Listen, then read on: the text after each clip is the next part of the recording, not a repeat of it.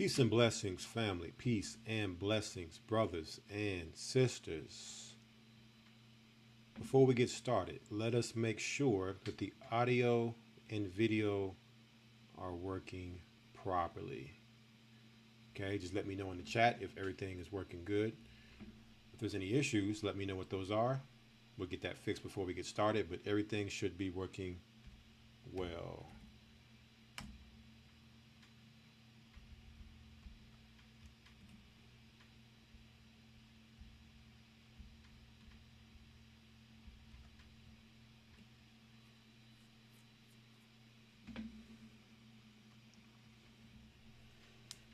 If you could in the chat, just let me know if the audio and video are good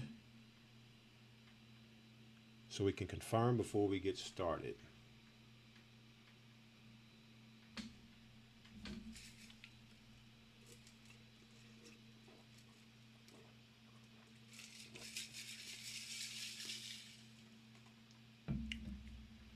All right, everybody says that, well, we're getting several coming in saying that things are clear. So we are going to get started.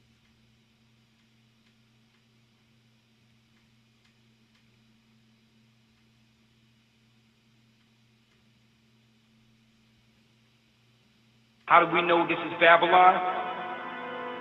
Psalms 137. I'm going to read it. This place was known for the slaves, slave ships, boats. The children of Israel were singing songs and being whipped and beaten in this particular land. So, let me read. By the rivers of Babylon, there we sat down, gave we wept, when we remembered Zion. Yeah. We hanged our harps upon the willows in the midst thereof. Willows are willow trees. Where do willow trees grow? Here in America, in the South. They didn't even grow in ancient Babylon. The willow tree's name in the Latin is the Babylonicus. We hanged our harps upon the willows in the midst thereof. So when we were whipped and beat, we used to go under the willow trees and cry during slavery. Third verse. For there they that carried us away, captives, required of us a song. So this is talking about by the rivers of Babylon now. They required of us a song. That's where you get your Negro spirituals at. Okay?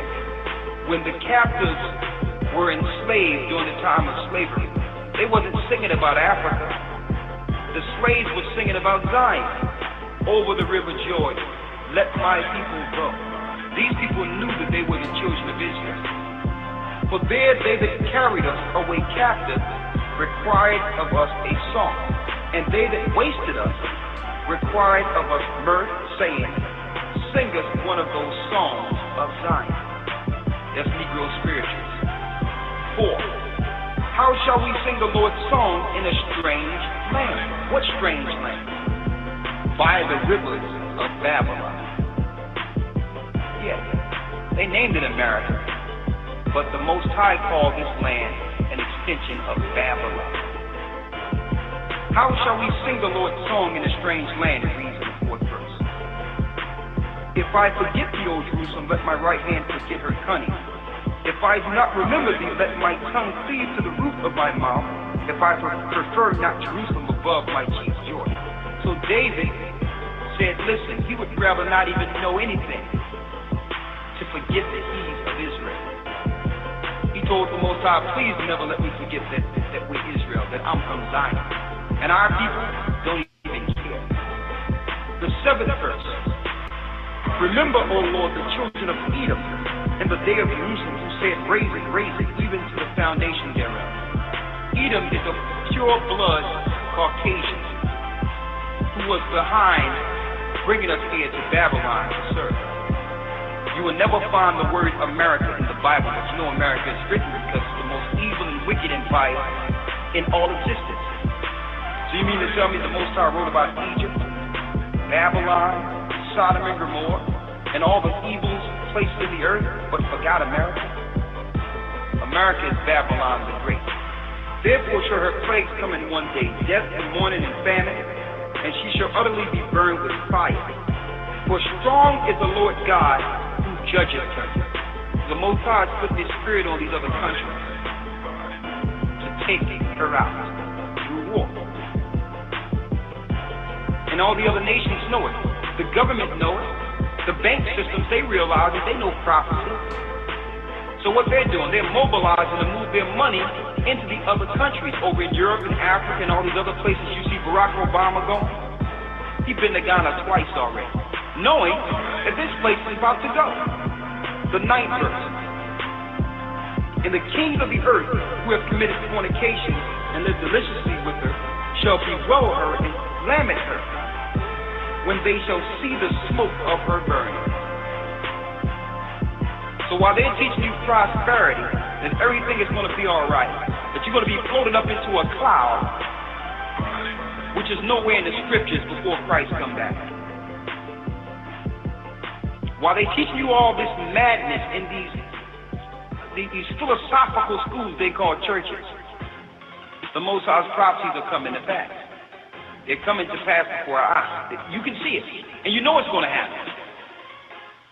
But Satan have what you would call a spell on the people through religion. So the Most High have awakened his elect in the last days to warn the people. Zechariah, the 2nd chapter in your Bible, the 5th verse.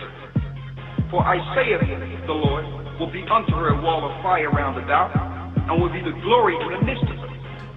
Ho, ho. Come forth and flee from the land of the north, saith the Lord. We didn't say this, the Lord said this. For I have spread you abroad as the four winds of the heaven, saith the Lord. Deliver thyself, O Zion, that dwellest with the daughter of Babylon. So is this ancient Babylon? No. This is the modern day daughter of ancient Babylon. And we're in the north. The Most High say we must flee her before the destruction comes. If we don't flee her, we'll get the plagues that are coming in Revelation 18, where it says she shall be utterly burned with fire, the 8th verse. Okay? There's more, but if you want to know more, you can always go to our website.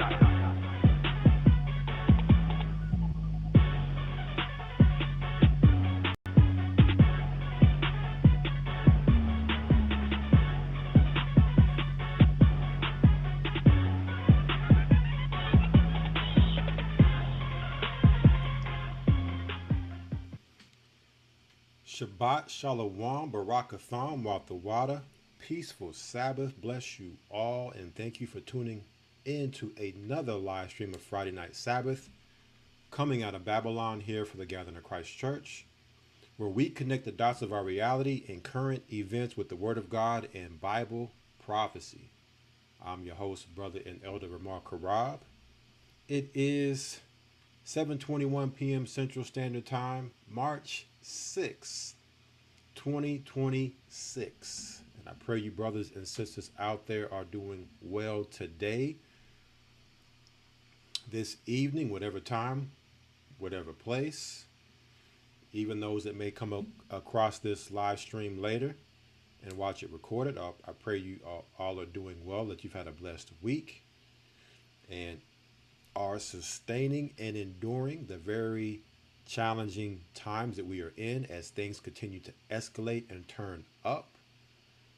And we have arrived to the point of time, one of the biggest points, I would say probably top 3 of what this church has been prophesying for over a decade and a half, almost 2 decades now, about the war that would start with Iran.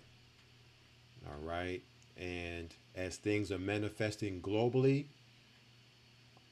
on a highly prophetic level, things are also manifesting locally on a highly prophetic level as things are happening in and around us in all kinds of ways.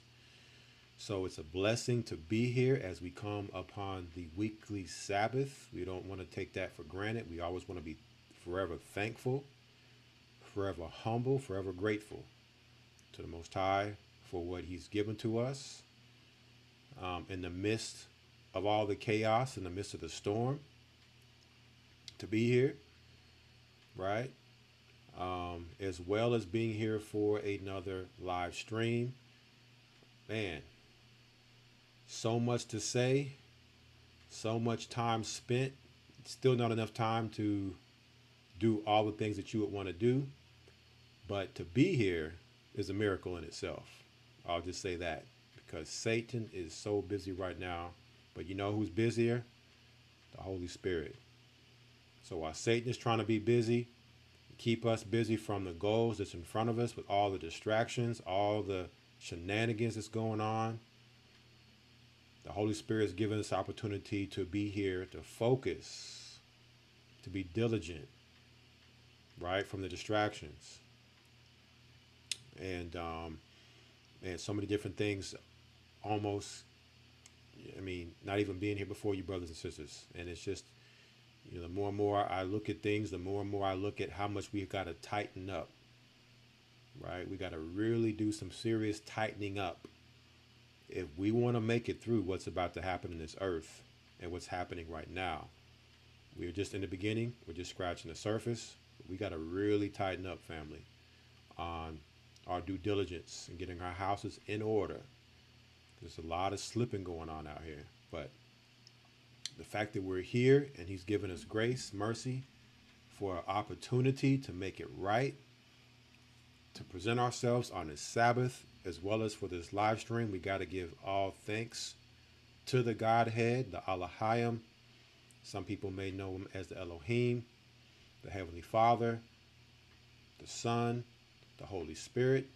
The Father's name in the Hebrew is Ahaya. His Son in the Hebrew is Yeshaya, and the Holy Spirit is Rawak in the Hebrew. Giving all praise, honor, glory for being here, having this opportunity, and the strength to make the most of it. All right. And man, oh man, I believe we have maybe one of the mother of all live streams that we've done on a Friday night presented before you, brothers and sisters, and still maybe not able to give the proper amount of attention to the research as well as the time allotted to bring it out because of so many things happening. We got Passover coming up. The New Year just started. Passover next week, preparing for that, right? But nonetheless, the Most High came through. The Holy Spirit has presented us a, profound, if I may say, just going through the research, a collection of material to go through, as well as what better topic than to talk about than what is going on right now in the world with now Iran, who the Bible calls the Medes, have now fully engaged in the war of all wars that leads us to the battle of Armageddon. Christ's return. So what do we have for our live stream title and content for tonight? 3 World Wars and the Great Narrative. 3 World Wars and the Great Narrative. Okay, so we're going to dive into that here momentarily. Before we do, let's go through some quick announcements. Make sure that you like this video. Make sure that you follow if you're not following. All right, that helps drive the algorithm so that those who are out there can happen across this video, maybe looking for this information. We also have,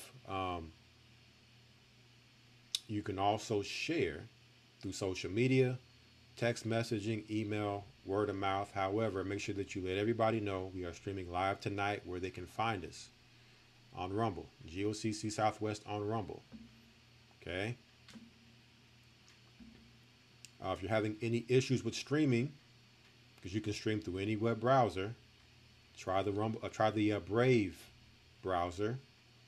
You also can try the Brave app, brave.com, where you can find the Brave browser. your device's app store where you can find the Brave app. You can also use the Rumble app if you prefer that. Under the apps, just search GOCC Southwest. You should see it streaming here. All of our backup content is stored on our Odyssey channel, odyssey.com. We are GOCC Southwest on odyssey.com. So if you don't find it here, you can find it on most of the time on our Odyssey channel. All the links for our channels are in the description boxes of our video. If you don't find it on here or Odyssey, you can always go to our main channel, GOCC Southwest on YouTube. Okay, make sure you subscribe there. That way, anytime we go live, any day of the week, you get the notification. You can also know where we're going to be. Sometimes we're not always here. Sometimes we're not always on Fridays. So you want to get the notification so that you don't miss anything. Right? So, GOCC Southwest on YouTube. Also, make sure you subscribe to GOCC Media on YouTube, because we also have our GOCC Fit, all things health, fitness, and nutrition related that we do on Friday nights and have done on Friday nights. Okay, you also have other content creators there. Tuesday night, Elder Ariah. Thursday nights, Deacon Hazak. Okay, and so make sure you're subscribed to these channels. That way you know what's going on, what the latest is. For those who are not aware, our church website, gatheringofchrist.org, gatheringofchrist.org. You can find all the things that you would like to know about the church. We now have our Hebrew calendars available for those who would like to purchase the calendar so that you can keep up with the time. Okay. So many other things on our website. Check it out so that you can find out any and everything that you want to know about the church. Also, the Hebrew and Bible Academy. You can find out more there, or you can simply go to historytimes.org.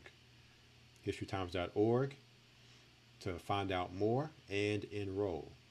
It is $150 for 3 months, 3-month course of scholarly biblical history, biblical studies, learning the ancient history, weekly real-time news, and in-depth biblical historical lessons that all come with PDFs and all the different files that go with the lesson for your reading.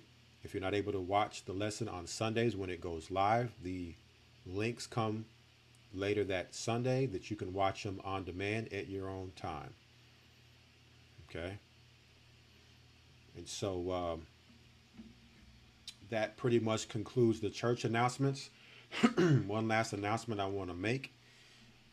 Root of David Fitness, the store, will be open from now until Monday night. So if you would like to get anything between now and then, now's the time to do it. Monday night, we will close the store. We will reopen the store on Thursday in Tulsa, Oklahoma. We will open up the store and have be there for Vendors Day. So if you want to wait till then to come by, if something that you want, we will be there, most high willing, at Vendors Day on Thursday. And I'll put the link in the description box there for those who would like the website, rootofdavid.fitness. Right, that is the website for the Root of David Fitness store. Okay, we got some new stuff coming. Have it at Vendors Day. All right, definitely looking forward to seeing you brothers and sisters there. What an exciting time to be alive. What an exciting Passover it's going to be. Oh my goodness, the energy is going to be out of this world. Us all coming together in the midst of everything that's happening right now, prophetically and in this world. It is going to be, right, it is going to be mind-blowing. Right, it is going to be mind-blowing to witness as every day things just begin to turn up and get more and more intense. And the Holy Spirit right now, let me tell you something about the Holy Spirit. We go into this lesson.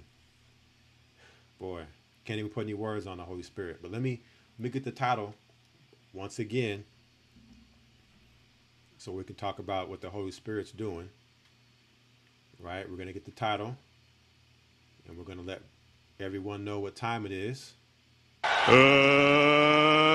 get ready to rumble! It is now time to rumble. What are we rumbling about tonight? Oh yeah, you had to be sleeping under a log to not know what time it is and what's going on right now. 3 world wars and the great narrative. 3 world wars and the great narrative. So of course, last Friday we streamed, and we were talking about Iran. Were they going to attack? Were they not going to attack? And no sooner than we concluded our live stream last Friday, it was not that Iran was going to attack. Was the West going to attack Iran? Iran wasn't finna attack anybody. Okay? Israel joined with America's assistance, did a strike on Iran Friday last week, going into Saturday morning from our last broadcast. Okay? And I've been saying it a long time now. I always watch Friday nights, Saturday mornings for these events to happen. Why? Because Christ told us, pray that your flight be not in the winter, neither on the Sabbath day. Okay? So you want to know when the enemy is going to attack and do these types of things, pay attention to Friday night, Saturday morning. Also, from a financial standpoint, the markets are closed for the weekend, and there is no panic or rush, and you have time for things to kind of die down to some degree before Monday and the markets open. Okay, so they can more so control, and that's really what we're talking about tonight is coming down to, is them being able to control the masses. All right, this is what this is all about, is control. Control while they eradicate. Control while they depopulate. All right? But they cannot afford to have a stampede. They must bring the sheep to the slaughterhouse in controlled fashion for the slaughter, and that's done in a large way through the psychological warfare. So our title for tonight, 3 World Wars and the Great Narrative, and what you can connect with this live stream tonight. Previous live streams we did, of course, last Friday we had Davos 2026, and how this is going to connect with our conversation of Davos 2026, picking up where we left off there. The week before, or the stream before that, COVID-19 is a military operation, this continued military operation of Rome. Okay, going back to 70 AD. And if you want to talk about Esau, going all the way back to the times of Alexander the Greek, you know, and you can even go back to Esau fighting Jacob in the womb, in Rebekah's womb.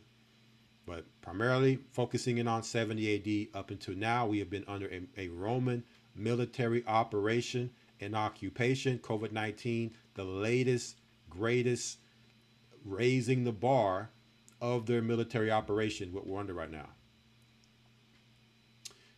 Also, the mystery of iniquity unveiled. We recently uploaded this live stream to our Rumble. We have it on Odyssey, but we put it here because it was part 1 of our Damon Wilson, Rest in Paradise, to our dearly beloved brother Damon Wilson, his book, all right, that he had dealing with the secret symbols of the New Age, esoteric symbols, and unveiling the mystery of iniquity spoken of in the book of Thessalonians. We're going to be talking about that tonight also. What else do we have?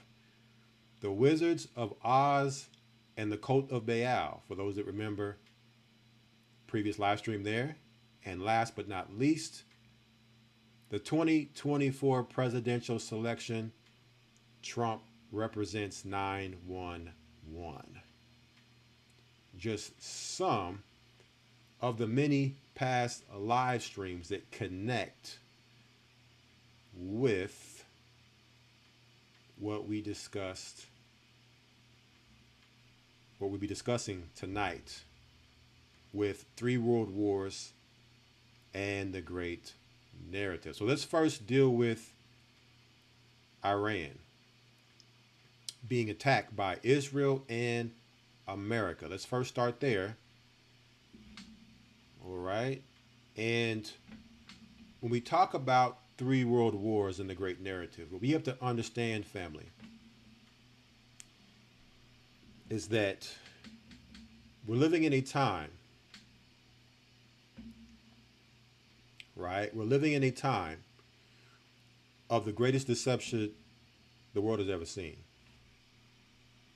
And if you're not careful, because you have a narrative that's happening on the Western side of media, you have a narrative that's happening on the, international side of media, political narratives, religious narratives. You even have alternative media narratives. All right. And one thing we have to understand, and what we're going to focus on tonight, is the narrative we should be focused on. Because if we're not in that narrative, we will be deceived. And that is the narrative of the Bible, first and foremost. From there, we have also, the same way the Bible has prophets and it has its prophecy, Satan said he would be like the Most High when he was Lucifer, when he had fell from heaven.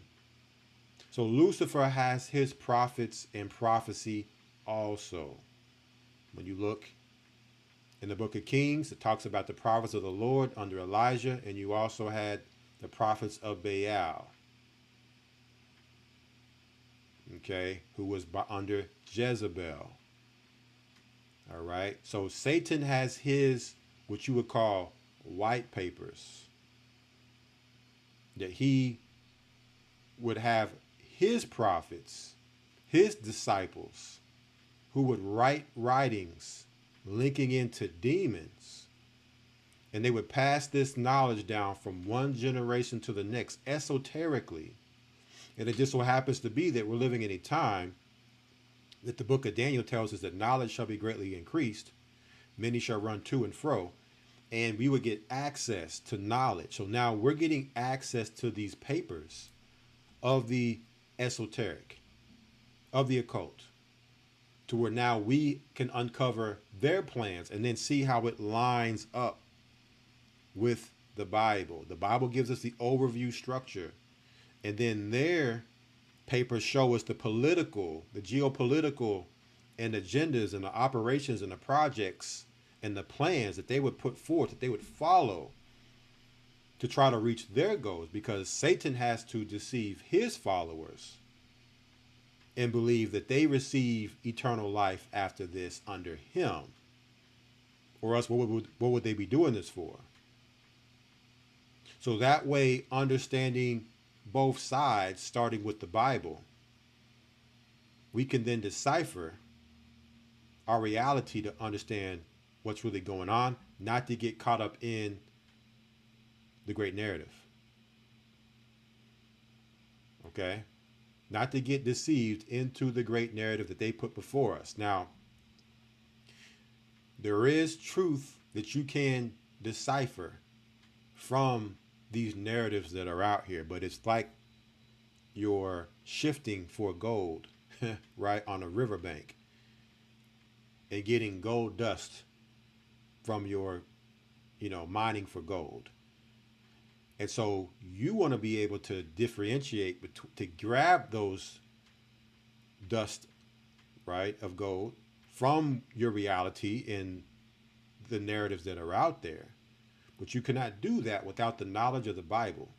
Because, see, the knowledge of the Bible and then studying the enemy and the plans that they've laid out, what they plan to do, now gives you knowledge so that you can now, when you're listening to the narratives that are out there, you can now use wisdom to differentiate between what is the lies and extrapolate the little bit of truth that you can find within that. The reason the book of Isaiah tells us that wisdom and knowledge shall be the strength and stability of our times, right? Wisdom and knowledge shall be the stability of our times and strength of our salvation. Okay. So it's the knowledge that we have now. Knowing is only half the battle, but now we must apply wisdom with the knowledge that we attain, right? The wisdom is the actual being able to differentiate between and execute and make sound decisions. In this case, concluding and understanding narratives.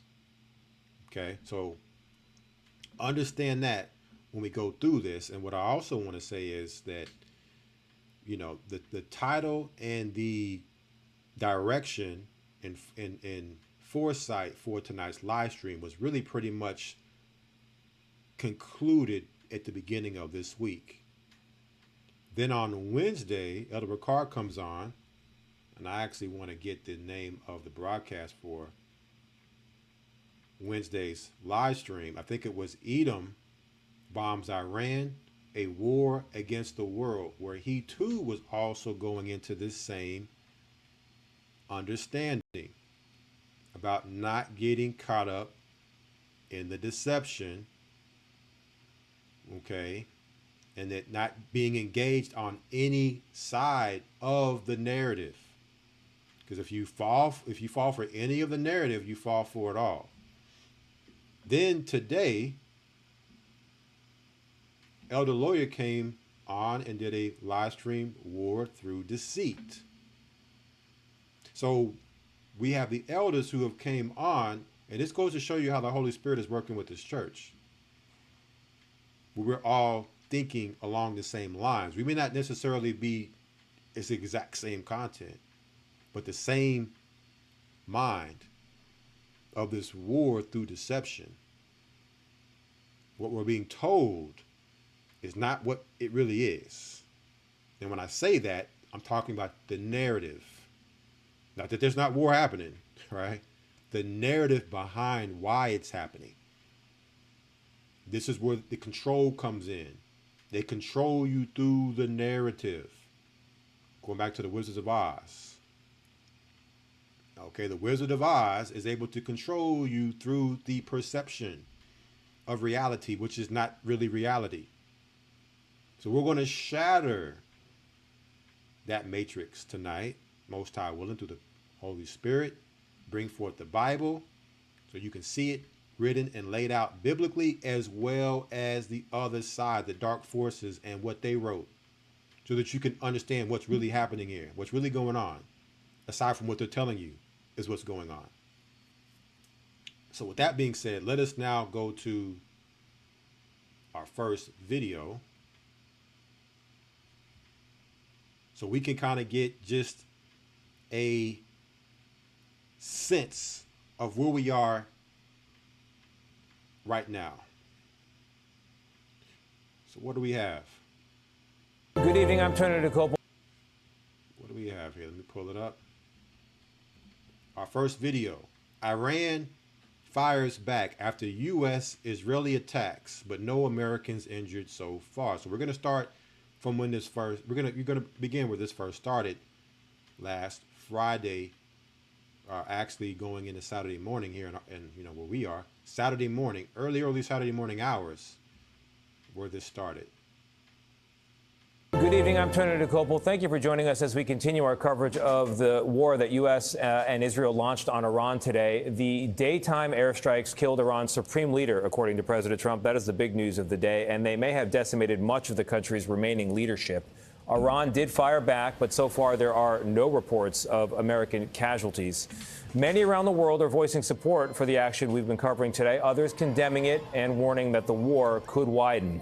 But in Tehran itself tonight, there are cheers in the streets, shouts of joy. You can hear them from apartment windows, echoing here and there. Members of the Iranian-American community celebrating as well at this hour.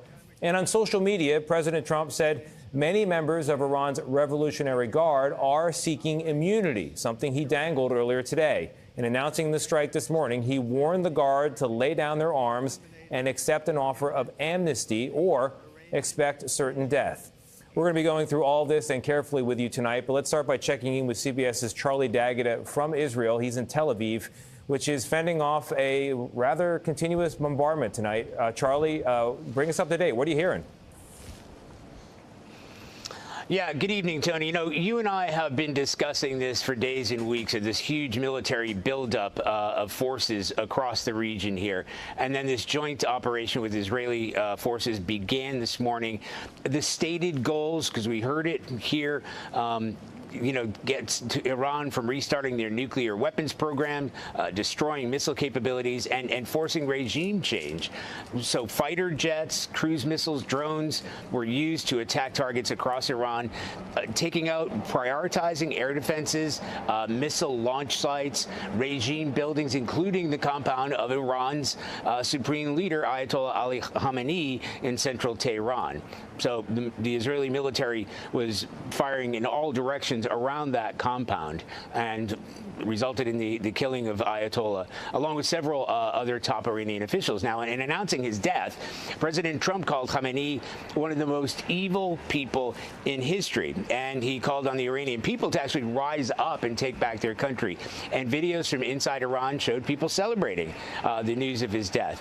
Meanwhile, Iran's retaliation was swift across the region. They launched hundreds of missiles and drones at U.S. bases and allies around the Middle East, from Qatar to Israel. So far, no U.S. troops have been injured, according to sources that we've spoken to tonight. There has been some damage to the headquarters of the U.S. Navy's Fifth Fleet in Bahrain. Several buildings in Bahrain and the UAE, United Arab Emirates, have been hit by drones. It's unclear how many people have been injured in those attacks. Now, here in Israel, you asked that question. The air raid sirens have been nearly nonstop throughout the day, sometimes followed by the sounds of explosion. Even in the past half hour or so, we saw that. Israeli air defenses intercepting incoming missiles.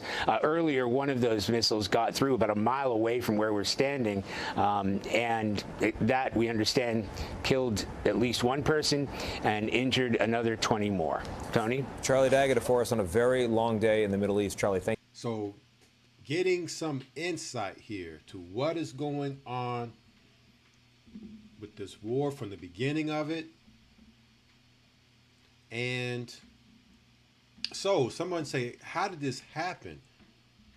I thought America was in negotiations with Iran. This doesn't make any sense, right? So here it is, armscontrol.org. Trump strikes Iran, and Trump didn't strike anybody, right? Trump's just the president. But, of course, he will get credit as president for the strike. It should say U.S. military and Israeli military strike Iran. It says the U.S. and Israel launched military strikes on Iran, killing Supreme Leader Ayatollah Ali Khamenei. So they have reported that the Supreme Leader of Iran had been killed, and prompting Iranian counterstrikes against Israel, U.S. military bases in the region, and Persian Gulf states. So immediately America started hitting U.S. bases and taking U.S. bases out. And somebody may ask themselves, well, wait a minute. How is Iran just taking these bases out? And all these bases have been there for 20 plus years surrounding Iran since the Gulf War in the early 2000s under George Bush Jr. So there's little to no resistance from American bases. As a matter of fact, America evacuated all of its bases prior to this attack. So what are these bases even there for if they're not going to look to neutralize and fight Iran, right? why would you put these bases there if you're not going to use them in this fight to fight from there and, deter Iran from Iran by surrounding Iran? Pretty much like these bases are sitting ducks and they just get destroyed, right? So that's the first thing that we, for me, comes to my mind, like, okay, these bases were just destroyed so easily with no fight. All around Iran, the Persian Gulf states, the Arab states, right? It says the strikes occurred 2 days after U.S. and Iranian negotiators met in Geneva for what Amani mediators described as productive negotiations on a nuclear deal. So what we were being told was, well, they're negotiating Iran's nuclear deal because they don't want Iran to have a nuclear bomb. This is the narrative. Remember, we're talking about the great narrative. This is what narratives we're being told. This is what they're negotiating. And these are peace talks. So this isn't the first time that this has happened where Israel, America are said to be negotiating with Iranian diplomats on a deal where there's a attack that happens in the midst of negotiation. So there's a lot of different things we can look at within this and what the Bible tells us. And if we don't understand the Bible, we'll buy into the narrative, right? So this is called True Promise 4, the name of Iran's military attack right now on U.S. and Israeli assets and military targets. Meaning this is the 4th time this has happened. When we were told peace by America and Israel, negotiations by America and Israel, and then an attack happens. Well, we talked about this last week when we talked about those who were given Nobel Peace Prizes, Donald Trump being one of those who have been giving a Nobel Peace Prize recently for him going into Venezuela. So what does the Bible tell us that would give us some wisdom here, knowledge and wisdom, to help us understand what to expect in situations such as these? 1 Thessalonians 5:1. But of the times and the seasons, brethren, you have no need that I write unto you. For yourselves know perfectly that the day of the Lord so cometh as a thief in the night. Remember, this happened in the early morning hours here in America as a thief in the night, almost 3 a.m. In Central Time, 3, almost going on 4 a.m. Eastern Time. So while you were sleeping, most people, the attack happened. Thief in the night, on the Sabbath day. Verse 3, for when they shall say peace and safety, peace and safety, then what? They say so peace and safety, then comfort cometh, right? When someone tells you peace and safety, isn't comfort supposed to come after that? And security, right? You being able to feel, comfortable in your state of being. Then sudden destruction cometh upon them as travail upon a woman with child, and they shall not escape. So a woman is pregnant, the baby's coming, right? Same with Iran.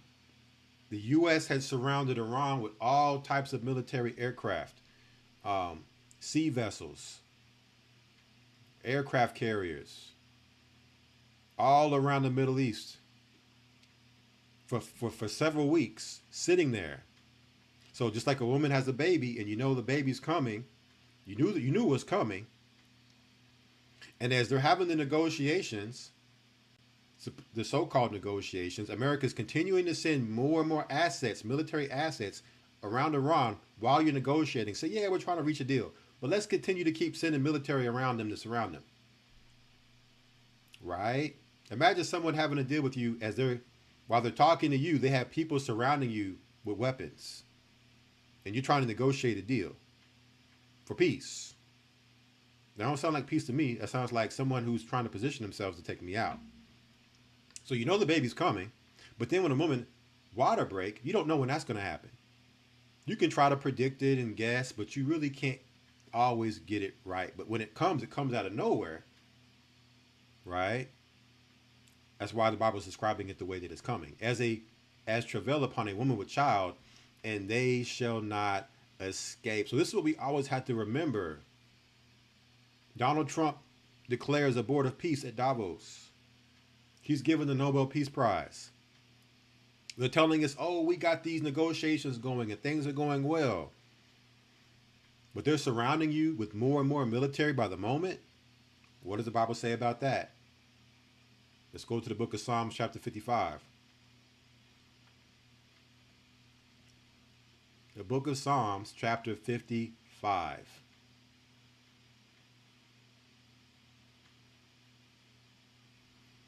Verse 21.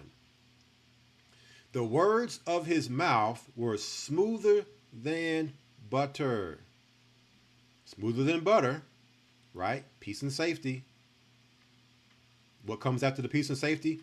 But war was in his heart. Whose heart? Esau's heart. When we talk about Israel, we talk about America, we're talking about Israel, we're talking about Esau, we're talking about Rome.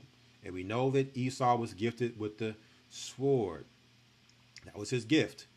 So what is in his heart? War. So when he talks about peace and safety, understand what that really means. It means war. Okay? Because that's all that's in his blood is war. So they come with the smooth talk, smoother than butter. But what's really in Esau's heart? War. And his words were softer than oil. Right? Softer than oil. That sounds pretty comfortable, right? Yeah, get you nice and comfortable. But while you're getting comfortable, what's going on? Yet were they drawn swords. So while they're having negotiations and peace talks, and Trump's declaring boards of peace and getting the Nobel Peace Prize, I guess the board of peace got bored of peace, because that's not what resulted here was peace. What resulted here was war, swords drawn, surround you with more and more military while you're in negotiations. And I wouldn't doubt if this is what happened in 70 AD. Rome was trying to negotiate some type of deal with our people in 70 AD while they were continuing to surround us with military until we were cut off. This is Rome. This is Esau. And when we talk about Esau, we're talking about the political and religious authoritarian structure of Esau. Okay? Those who are in power. Those who you don't see working behind the scenes, working in darkness. Those Edomites. Those Idumeans. Okay, so the Bible already warned us about this so that we can't be caught off guard when dealing with Esau. Go ask the Native American Indians. Every single last peace treaty broken with the Native American Indians. And what was supposed to be given to them, lands, states, but now living on reservations, which are pretty much plantations, black version of plantations or concentration camps. Okay? So this is what Esau does. So we see that there, right? What else do we got? So from there, you can imagine what comes next, because you just killed Iran's supreme leader, the Ayatollah Ali Khamenei. Okay, what would you do as a nation if your enemy, in this case Esau, assassinated, murdered, killed your supreme leader? Breaking. Thousands in Iran chant "Death to America," demanding revenge for Khamenei's killing. So after that happens, millions of Iranians take to the streets in the midst of bombs dropping to chant "Death to America."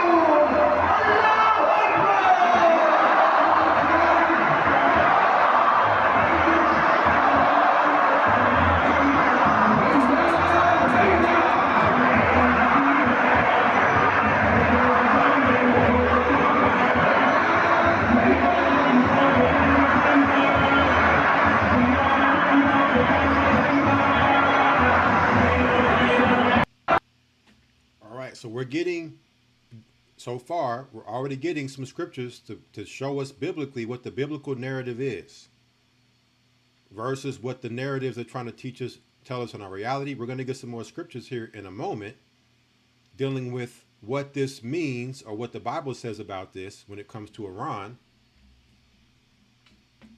Screaming death to America. It says massive crowds flooding Tehran streets, screaming Marg Bar America, death to America, and vowing payback after U.S.-Israel strikes reportedly took out Supreme Leader Khamenei. Trump's green light turned Khamenei into a martyr. So now he's a martyr, which is one of the greatest honors within their Islamic religion. Radicalizing millions more. All he did was fuel the fire and making Muslims hate us harder. So you ask yourself, okay, there was peace talks. You struck during war. You attacked with warfare during peace talks. You didn't protect any of your bases when Iran retaliated. You radicalized any Iranians that were against their government, which probably wasn't very many, but now they've been radicalized to join their government. So you've lost their support and now have them hating America, who once was looking for American support. Does this make any sense to any of you all? Why you would do this? In accordance to what the narrative and what they're telling us why they did this. Does it make any sense? Right? Doesn't make any sense. Unless you understand the biblical narrative and you understand Satan's called the great narrative. Now, it says here, as I always say, the radical Muslim problem, we created it. This is just another self-inflicted wound. So this is a created problem now. Poking the bear and wondering why it bites back, because Iran is the bear. It's the bear, spoken of in Daniel as the second beast, the bear. So you're poking the bear. What do bears do when you poke at the bear? Why would you poke the bear? Not only that, we talk about these military installations around Iran. They only have limited capacity to shoot missiles because they're not on their, America's not on its home turf. America's on warships. Warships do not have infinite military. This stuff has to be brought in from production afar on their bases around Iran and on the warships out at sea. You have to fuel your jets, your fighter jets have to be fueled. And they can only fly so far and they have to come back and get more fuel. So you're already fighting a war where you're disadvantaged in those regards, where Iran is sitting in its home turf with stockpiles and stockpiles of missiles surrounded by mountains, hiding in underground bunkers and military installations underground. Who in their right mind would think that they're going to be successful with this type of war, especially when no war or no change has ever happened in the way that America has been telling us that the change was going to happen? It's never happened in the way without a military ground invasion. Right? It doesn't happen without a military ground invasion. But they told us we're just going to do it through air. We're going to regime change Iran through air. We're going to kill their leadership and we'll change the regime that way. That's what America, media, and government has told us. Right? It doesn't make any sense. We're going to make sense out of it. Iran raises the red flag of revenge over Jamkaran Mosque after death of Ayatollah Khamenei. What is this about? The regime of the imams is trying to show defiance after the crushing blow of Khamenei's death. While many observers look for off-ramps for the U.S., Israel, and Iran to cease the war that's setting the whole Middle East on fire, signs on the ground suggest the hostilities may go on for a long time. Right? It may go on for a long time.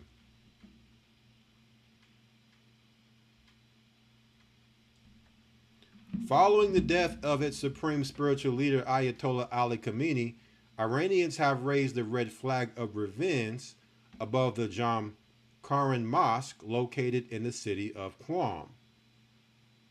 According to several media reports, a red banner which symbolizes justice and revenge in Shiite tradition was seen atop the Jamkaran Mosque.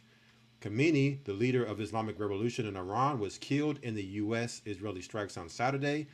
The Iranian state media confirmed the development after Trump announced it on social media. The flag signifies revenge and war. It has been raised during every military conflict with Israel. So there's more there, but we want to focus on this red flag being raised along with these millions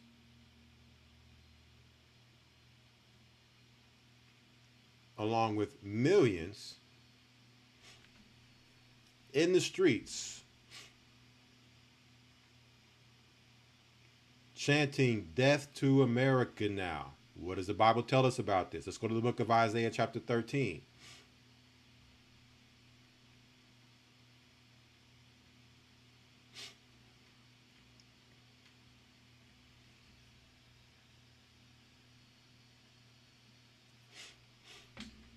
Isaiah 13:1 talks about the judgment of Babylon.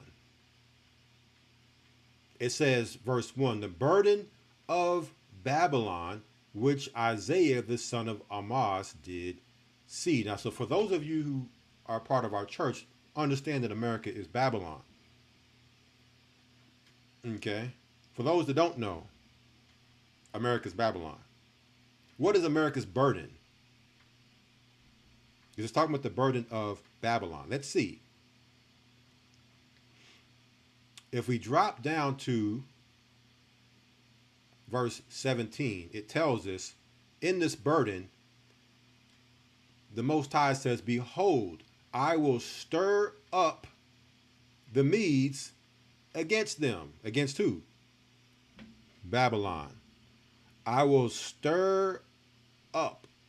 See if we can get some insight here to what that means, that stirring up. Tells us here in the Hebrew, through the idea of opening the eyes to wake up, lift up, raise up, stir up. Okay, to poke who? The bear. We're going to show you who that bear is. So it says the Medes. Who are the Medes? It says Madai, a country of Central Asia. Madai, Medes, Media. So let's see who these Medes are. Right? Let's see who are these Medes. Come over here and to do a quick search on Medes.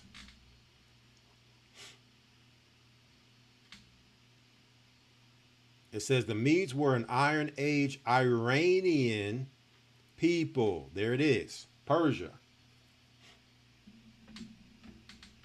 Were an Iron Age Iranian people who spoke the Median language and who inhabited an area known as Media between western and northern Iran. So these are the Iranians. The Most High said he would stir up Iran against them. Against who? Against Babylon. Does this look like Iran stirred up here, screaming death to America?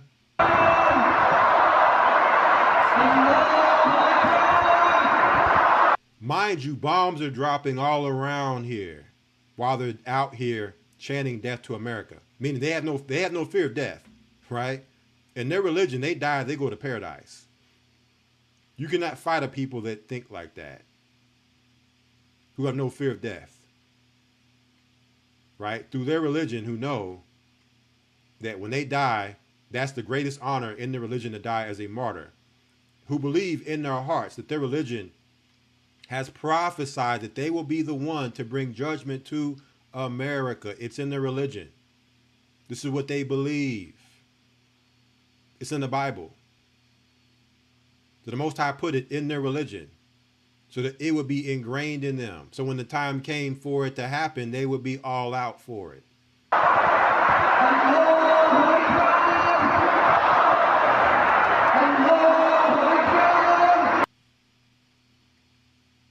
Along with a red flag of revenge atop their religious temple. War and revenge. And this is just the revenge of the supreme leader Ayatollah. There's a lot of revenge to go around. Starting there, but even throughout the years, different generals and other higher diplomats also too have said to have been assassinated by America. We'll get to that later. Little girls who were said to have been killed by America in the first strikes, who bombed school or bombing schools with little girls.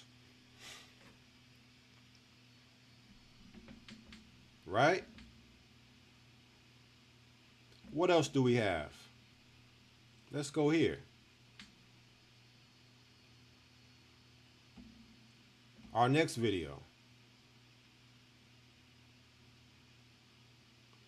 It says Iran is not interested in negotiating with Trump. Could you explain? So now America wants to negotiate, right? Now, mind you, this is the same America that just bombed Iran in the middle of negotiations, and they want to negotiate again. Oh, you mean America wants us to stop shooting missiles so that they can regroup, restock, reposition to strike us again when they're ready while we negotiate? Yeah, that America. Iran not interested in negotiating with Trump. To me, how do you think the Iranian military strategy is now playing out? It's working quite well. Iran is hammering the Israeli regime in retaliation for its atrocities and its unprovoked war, and it's hammering U.S. positions across the Persian Gulf region for its atrocities and the unprovoked war. And there's been no let-up in Iranian responses, and that is because Iranian missile and drone bases are all deep underground and inaccessible to the United States and the Israeli regime. And that's why they take revenge on ordinary Iranians. They've been bombing Tehran and other cities, destroying homes, destroying hospitals, destroying schools, slaughtering children. In one instance, they murdered 165 girls, young girls, at an elementary school. They've been buried today. So since they cannot defeat the Iranian military, they take their revenge on ordinary Iranians. It's clearly causing chaos in the Gulf states, particularly with the attacks on energy facilities. Is that part of the Iranian strategy to wage economic war as well? No, Iran has not taken any responsibility for the strikes on the energy facilities, for example, in Saudi Arabia. That could be something carried out by the Israeli regime. But the Iranians have told tankers that they are not allowed to leave the Strait of Hormuz. And when these Arab regimes in the Persian Gulf, when they give the United States military bases to use against Iran, then there are consequences. They cannot have their cake and eat it too. They cannot participate in aggression against Iran alongside this Epstein coalition and then sit back and say we're neutral. Right, but you're not denying the other attacks, are you, in other Gulf countries which do affect energy supplies, and the oil price has gone up significantly. So I mean, that does seem to be part of the Iranian military strategy, isn't it? I mean, to try and bring them into the war and regionalize it. No, Iran has been targeting U.S. assets in the Persian Gulf, and those assets could be anything that's linked to the United States. The United States is bombing hospitals. The United States is bombing schools. The United States is bombing Iranian national radio and television alongside the Israeli regime. So U.S. assets in the Persian Gulf, they too will be attacked. But assets that belong to the states in the Persian Gulf region, they have not been touched by the Iranians. However, if they host U.S. forces, because many of the soldiers have left their bases and been taken to hotels, the Iranians will target them. So at the end of the day, if they want this problem to end, they have to expel soldiers of the Epstein regime. Now, we understand that the Assembly of Experts is trying to appoint a new supreme leader. Could a new leader, do you think, negotiate with Trump and agree to his terms? No. Iran is not interested in negotiating with Trump. Iran is not interested in negotiating with Trump. We're going to get that in a moment. What's going on here? It's in the Bible. Not interested. Or the U.S. regime. Or the U.S. regime. Iran is going to punish the United States. Iran is going to punish the United States. Does it look like he's kidding you all in his face? Does it look like he's playing around? Does he look like he's telling jokes here? Or does he look dead serious?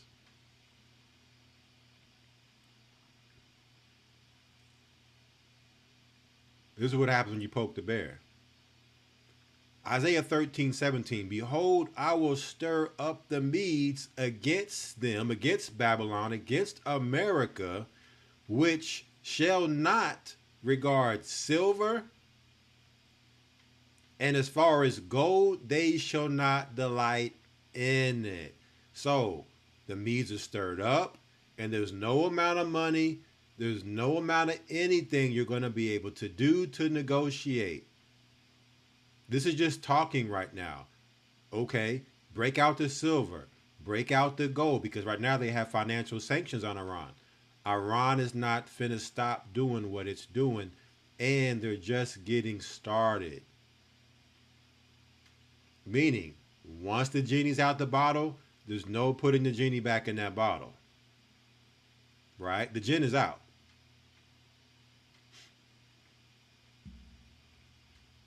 So you're dealing with a people in their religion that believe in their prophecy that their goal is to punish and to destroy Israel and America. And they are not afraid to die because they will go down as martyrs and will live in paradise after death. And we are in the process of doing it. This regime in Washington has tried to cross a bridge that's a bridge too far. And they're messing with the wrong country. We're not Venezuela, we're not Iraq, we're not Libya, we're not Afghanistan, and we're not Syria.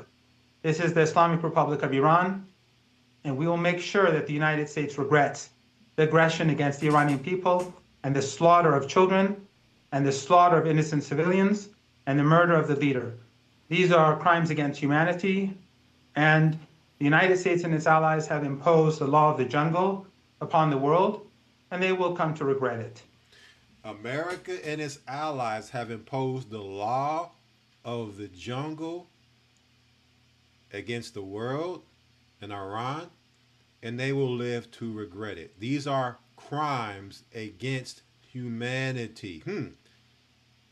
So perhaps, maybe America, thinking back through history, does America have any other crimes against humanity on its resume? I think America has a long list of crimes against humanity on its resume from its inception. from its inception throughout all the years up until now.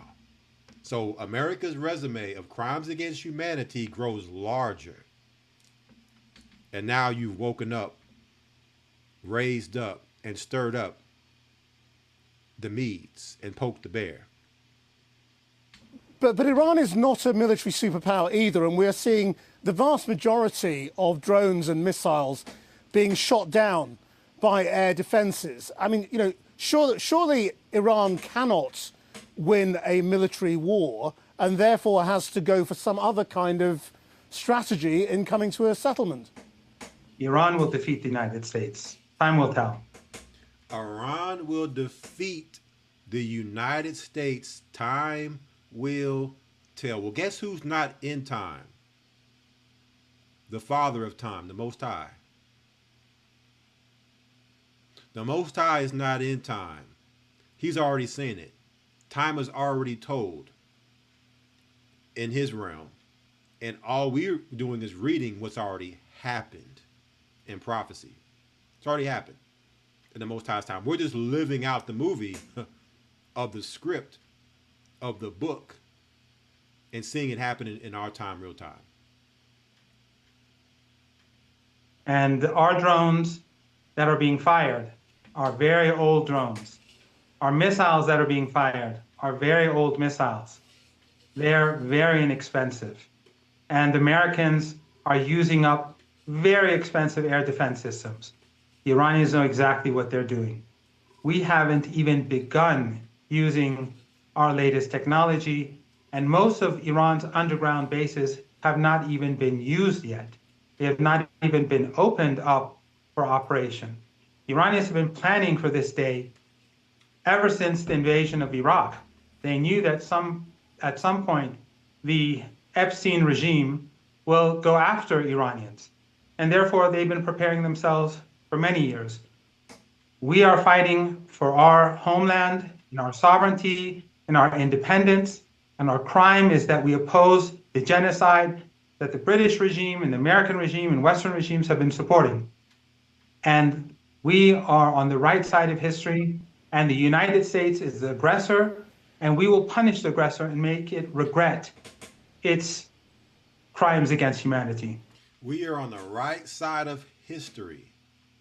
That history is in the Bible. It's called prophetic history. Because what we're reading is about to be history, right? They're on the right side of prophecy. And the aggressor, the United States of Babylon, said over and over and over again, will pay for its crimes against humanity. The Bible calls it a recompense. A recompense. Mainly because Babylon touched the apple of the Most High's eye, the children of Israel. The Gadites, known as the Native American Indians of the Americas, whose land was stolen and they were slaughtered, put on reservations. Tribe of Israel. The Judites, Benjamites, and Levites, who were brought over from Africa into the Americas to help build up Babylon into the empire that it is, tribes of Israel. So what we're seeing Iran carry out is the Most High's will and judgment on America for America's crimes against the apple of his eye. And then the other crimes of America come in behind that. But mainly touching the apple of his eye. He will use the Medes as his instrument of judgment on Babylon, the same way he did on ancient Babylon. The Medes took down Babylon. The Persians took down Babylon. The Persians and the Medes will take down modern day Babylon. What percentage of Iran's missile stocks remain? The vast majority. Because after last year's war, it was estimated that Iran had used up around 40% of its missiles. Are you saying that was replenished in the last few months? Those numbers were always fake. Those numbers are provided by the Israeli regime to the media in order to convince foolish Americans that war against Iran is simple. this war was supposed to end in a day or two. The 12-day war was supposed to bring Iran down like a house of cards. That failed, this failed, and now the United States will have to pay the price. And if the United States escalates, that will mean that the most sensitive region in the world, the Persian Gulf, where a quarter of the world's energy comes from, everything could be destroyed. And if that happens, it doesn't even matter if the Strait of Hormuz is open or closed, because there will be no oil or gas, and there will be no tankers. For Iran, this is a fight for survival. For the United States, this is a war of choice, a choice that has been imposed upon the American people by the Epstein class. We will expel the United States from our homeland, and we'll make sure that the United States never again thinks about aggression against our country. And we will not allow the Israeli regime to behave with impunity and to continue genocide against the Palestinian people. Isn't the truth, though, that a lot of Iranian people want to see this government toppled? We saw tens of thousands taking to the streets just weeks ago, and many thousands of people were killed by the security forces. So public opinion is divided on this. Don't believe your propaganda. That's silly. Well, I've already had an interview.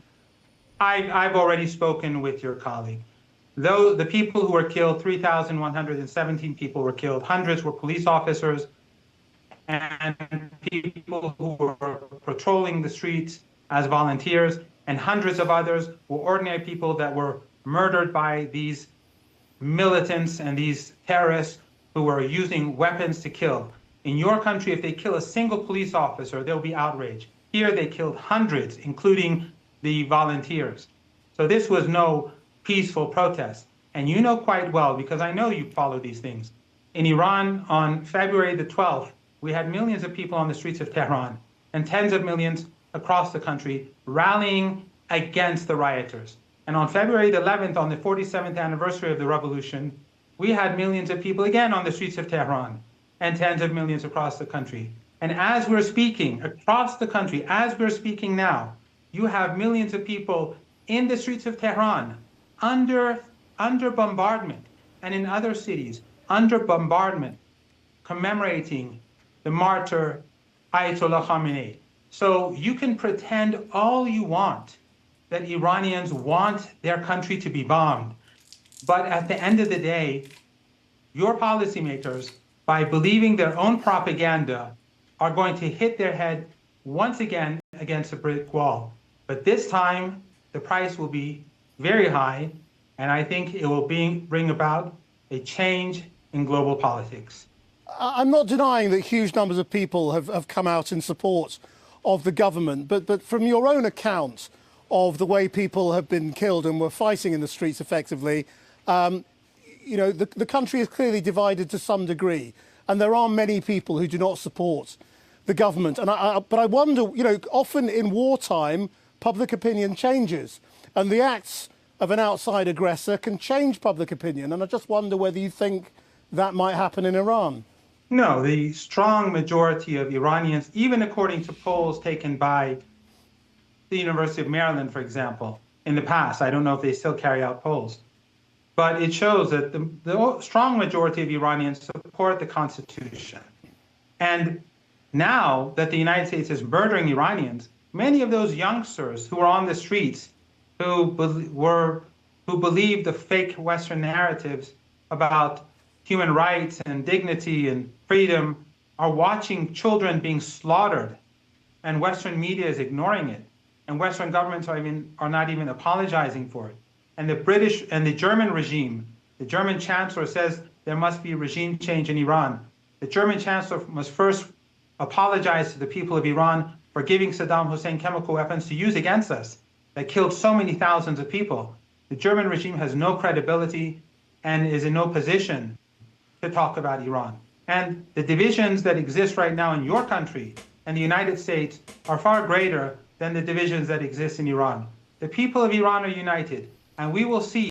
He said the divisions in your country, the divisions in the United States right now are far greater than the divisions that are in Iran right now. Because in Iran, they're united. radicalized under their beliefs. In America, we're divided, right? Divided by our beliefs, divided by the politics. That the United States will fail, and the United States will pay a heavy price. And ultimately, the emperor, people will see that the emperor has no clothes. The United States bullies country after country. It strangles Cuba. It takes the people of Venezuela hostage. It imposes Al-Qaeda rule on the people of Syria. Iran was a bridge too far. Iran will show the Americans that they're messing with the wrong country. What about the competence, though, of your security apparatus? I mean, after the killing of the Ayatollah with so many senior figures, we have now seen that, again, the clerics have met in the Assembly of Experts building in Qom, and that has also been bombed. I mean, does it not strike you as very odd that senior Iranian figures are still meeting in known places where they can be targeted? No, no one was in that building. Why do you believe this nonsense? And senior military figures, except for in the office of the leader, a number of people who were killed, no one else was killed. And Ayatollah Khamenei said that I'm going to remain in my house because many people who are struggling cannot leave their homes. And I will stay here till the end because of these people. And he stayed, and he was martyred. That's not something that your leader would ever do. But in any case, we are seeing the Iranian armed forces effectively pushing back against this sinister superpower of our time and against this genocidal Zionist regime that continues to slaughter people in Gaza, in Palestine, and in Lebanon. Simultaneously, they're waging a war, and Iran is pushing them back. At the same time, we see that the government, despite the maximum pressure sanctions, we see that people have food, that there are no queues. So that is pretty significant, I must say. And your government, which has no sanctions and has no war, the regime in London is not proving to be very efficient nor very popular.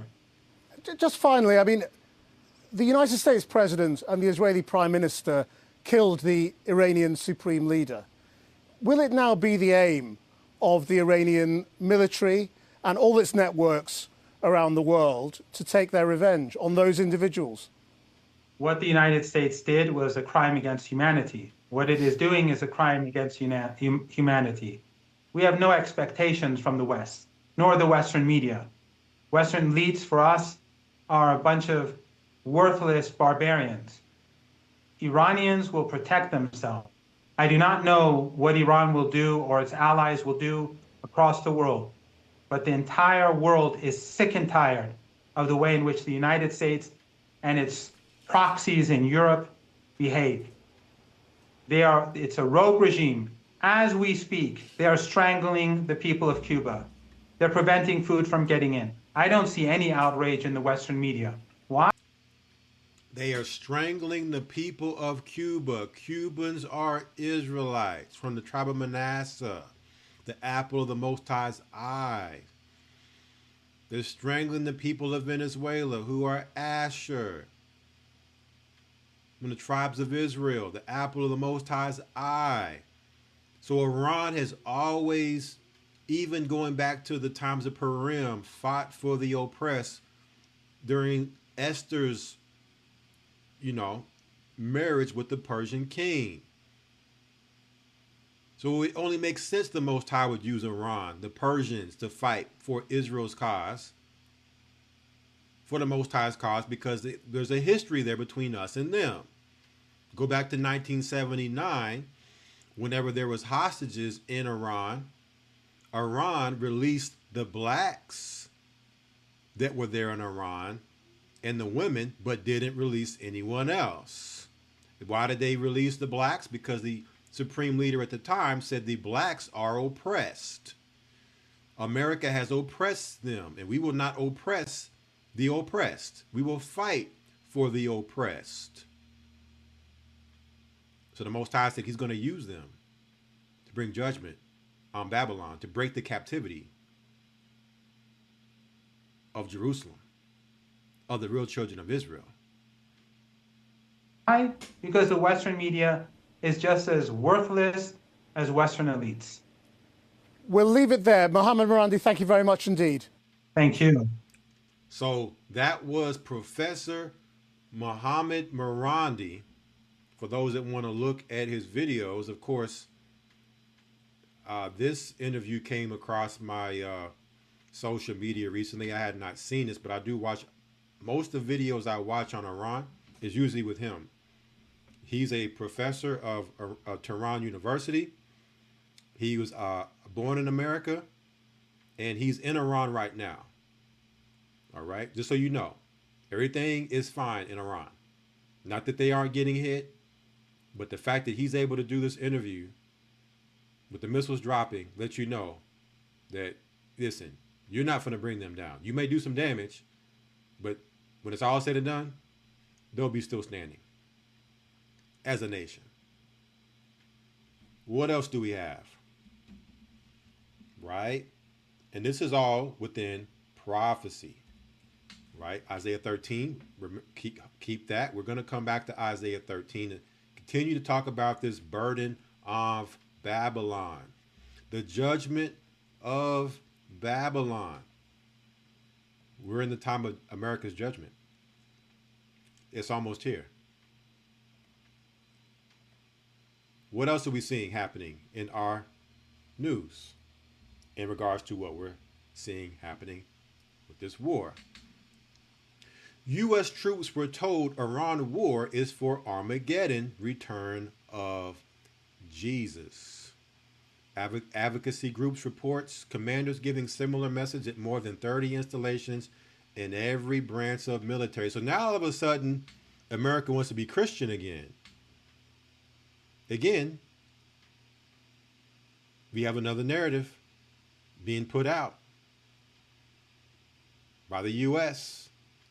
Now, when did the military become religious? In this case, Christian. Because last time I checked, is LGBTQ madness going on all throughout the military.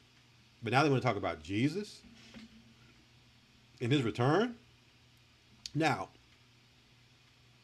in a roundabout way, what they're saying is true. But what they're doing is they're manipulating the fact of what is happening to use it to pump this in the minds of the troops, of the military personnel, that you going out and fighting is for Christ's return, and you're on the side of good here. You're on the right side of history and prophecy by fighting for the U.S. in all of this. We're going to go into prophecy probably another time to break this down. But they need this in the mind of the American military personnel to have control over them so that they can perform the way they need to perform with what's happening right now. It's all about controlling the minds of the masses. So they'll convince you that you're fighting for Christ against Iran in this war to bring him back. And that's so far from the truth. Right? This does lead to the Battle of Armageddon, but not the way they're telling it. And we're going to come back to that here in a moment. What else do we have? So this is why they must drill this home in people's minds. U.S. may be putting boots on the ground in Iran. Senator warns. Lawmakers voice concern after classified Iran briefing, with Democrats warning of long conflict, calling attacks on Iran illegal. They're calling attacks on Iran illegal and telling the people that boots on the ground may be coming. This is why they have to tell this lie that you are helping to usher in the return of Jesus, and you need to get out here and fight for your country so that this can happen. To get this in their mind, to get the patriotism up, because no one's going to want to fight in this war. No one wants to fight in this war, so they must use mind control to convince you. Don't you want to bring about the return of Jesus? Don't you want to fight in the Battle of Armageddon, be on the right side of history here that brings him back? You need to get out there and fight on the front lines in this war against Iran. We're going to break that down too.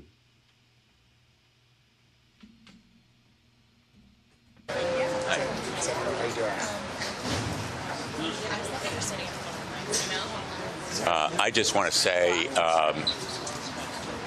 I am more fearful than ever after this briefing that we may be putting boots on the ground and that troops from the United States may be necessary to accomplish objectives that the administration seems to have. But I also am no more clear on what the priorities are going to be of the administration. Now remember, family, they sold the narrative, the great narrative and lie, that there would not be boots on the ground before this war started, that it was just going to be a air campaign to bring about regime change, and that it would not be a long conflict. Where have we heard this before? Remember, oh, we're only going to lock down for 1 week, and then it turned into 1 month, and then it turned into several months, and then it turned into a whole year. Remember when they said, oh, you just need to get 1 vaccine, and then 1 turned to 2, and then 2 turned to 3 and to 4, and then after that, now you need to take Paxlovid to fight against COVID. Remember when they said, oh, we just need to get 50% of people vaccinated for herd immunity. Then it went to 55%. Then it went to 60, all the way up to 75%. So if we don't learn from history, then we're doomed to repeat it. And he says, I'm not even clear what the real objectives are here. So he's dumbfounded at what's really going on with this war, because we're being told so many different things and the story continues to change. What's really going on here?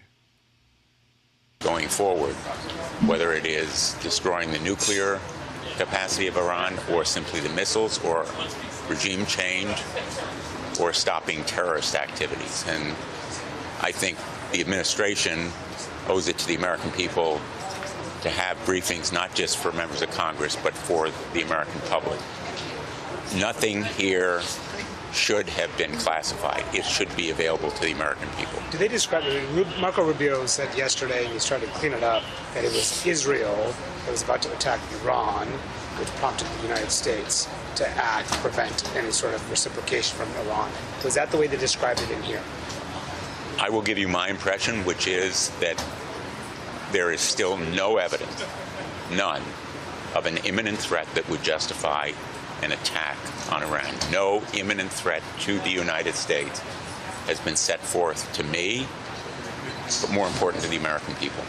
But was it Israel's? I'm not going to go into the substance. I can't go into the substance. Thank you. Support journalism you trust. Support PBS News. Okay. So, they have to convince Americans, don't you want to fight in this war to bring Christ back? Imagine you fighting in this war, hoping to bring back your Lord and Savior. Don't you want to be that person that does that? Right?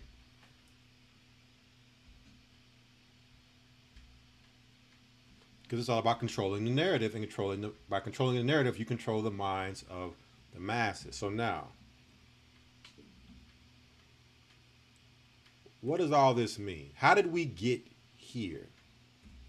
A person may ask. How did we get here? So let me see. Let me take a look at something here real quick. Yeah. How did we get here? So what we want to deal with is just like we dealt with in last week's broadcast, Davos 2026, the Great Reset, right? How did we get here? And we went through the history of Davos with Heinz Kissinger, more on him in a minute, Klaus Schwab, right? Two German Jews, right? We're going to do the same thing with our live stream tonight, 3 World Wars and the Great Narrative. How did we get to this point where we are now? Going back through history, and we're going to go through some of the same history timeline that we went through last year, right? World War II, Cold War under Heinz Kissinger. We're going to do a lot of that history, but we're also going to go further back. We're going to go further back before that time as well. Let's go to the book of Matthew chapter 24 to be able to identify and set the stage before moving forward through scripture. Matthew 24, verse 1. It says, and Jesus, Yeshua in the Hebrew, and Yeshua went out and departed from the temple, and his disciples came to him for to show him the buildings of the temple.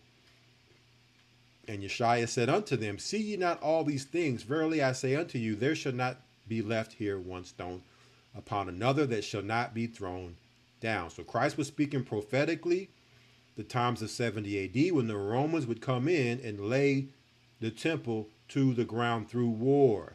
Esau, Romans coming through, laying it down through war. And we're going to prove these things that we're saying tonight with the information we're going to bring out. We talk about Esau and the Romans, them being the Romans. So we want to focus on a particular thing here within these first few verses here. So the disciples are like, okay, how is this going to happen? In verse 3, it says, and as he sat upon the Mount of Olives, the disciples came unto him privately, saying, tell us, when shall these things be, and what shall be the sign of thy coming and of the end of the world? Now we know the Esau is the end of the world. So we have to understand and factor Esau into this equation here when you talk about the end of the world within these signs. So check it out, verse 4. And Yeshua answered and said unto them, take heed that no man deceive you. So before we get to any of the wars, earthquakes, famines, pestilences, any of the other signs that we see, before we even get to those, we have to first understand the deception. And because it's the end of the world, and Esau is the end of the world, meaning he would be in rulership, we understand that the deception will be coming through Esau. He would be the one deceiving, kind of like saying peace talks, negotiations, and then attack. Right?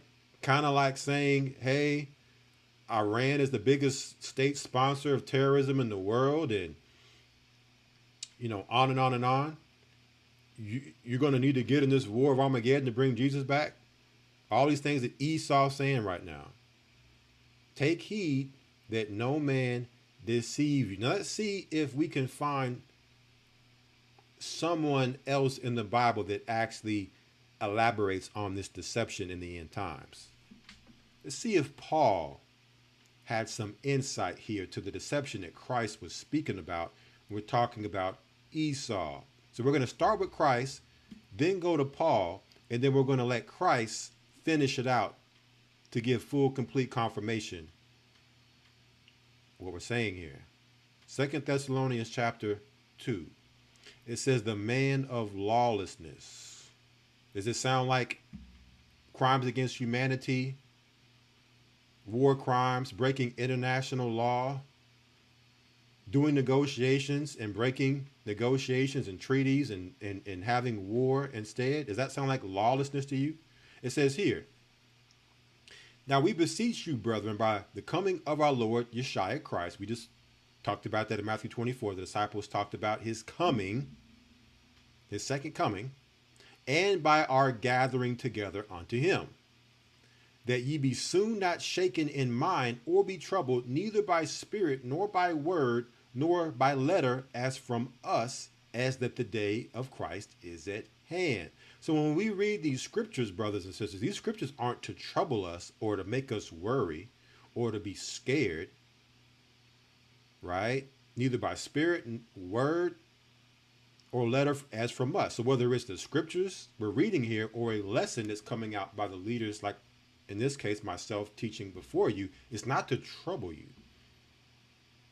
It's to give you understanding, right? So that you can have what you need to prepare and be where you need to be spiritually. And when we say the day of Christ is at hand and we show you these things, right, it's to get you prepared, not to trouble you. That's what Paul is saying. So don't be troubled by this. No, look at this. It's not depressing. Look at this as liberating, right? Look at this as empowering. We have power here in this understanding and through our Lord. That's what Paul is telling us. We got to tap into that power. Verse 3. Let no man deceive you by any means. So just like Christ told us in Matthew 24, verse 4, take heed that no man deceive you at his coming. Paul said at Christ's coming, let no man deceive you by any means. Any means. Right? And so Paul isn't talking about himself or the disciples or holy men who are in righteousness that are set up under Christ and the Most High to lead his people as shepherds. He's not talking about those men. He's talking about the men at the end who would be ruling at the end of the world. Those men. And any men that would follow under those men that could deceive you. For that day shall not come, except there come a falling away first, and that man of sin be revealed, the son of perdition. So there's somebody who is a man of sin, a lawlessness against God, right? Who only practices sin and looks to have others fall in under that practice. Whether it's through religion, whether it's through education, whether it's through culture, any way that this man of sin can get you to be in sin, he's going to push it, promote it, right? Have it to where it's ingrained within society to where you will fall under that sin. Because when you fall under that sin, you fall now under this control. You fall under his control. All right? And that's the deception. So he would push sin in a world full of temptation and pleasures to where it's easy accessible to sin so that you fall under this control, under his control through the deception.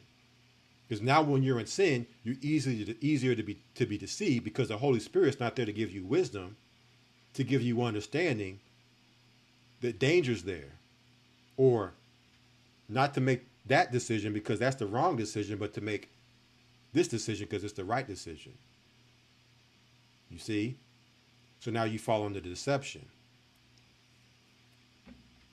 Talking about this man of sin, verse 4, who opposeth and exalteth himself above all that is called God, or that is worshipped, so that he as God sitteth in the temple of God, showing himself that he is God.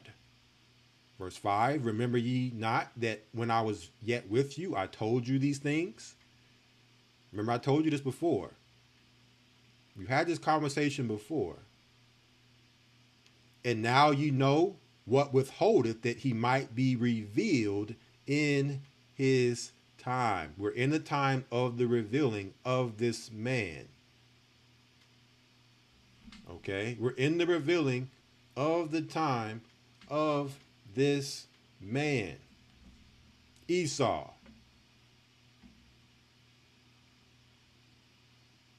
Okay? We're in the time of his revealing. He's being revealed for who he is.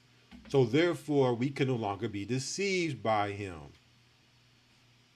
Right? With his cheap parlor tricks. all his wizardry. We see you, Esau, behind the curtain. You can no longer deceive us. Right?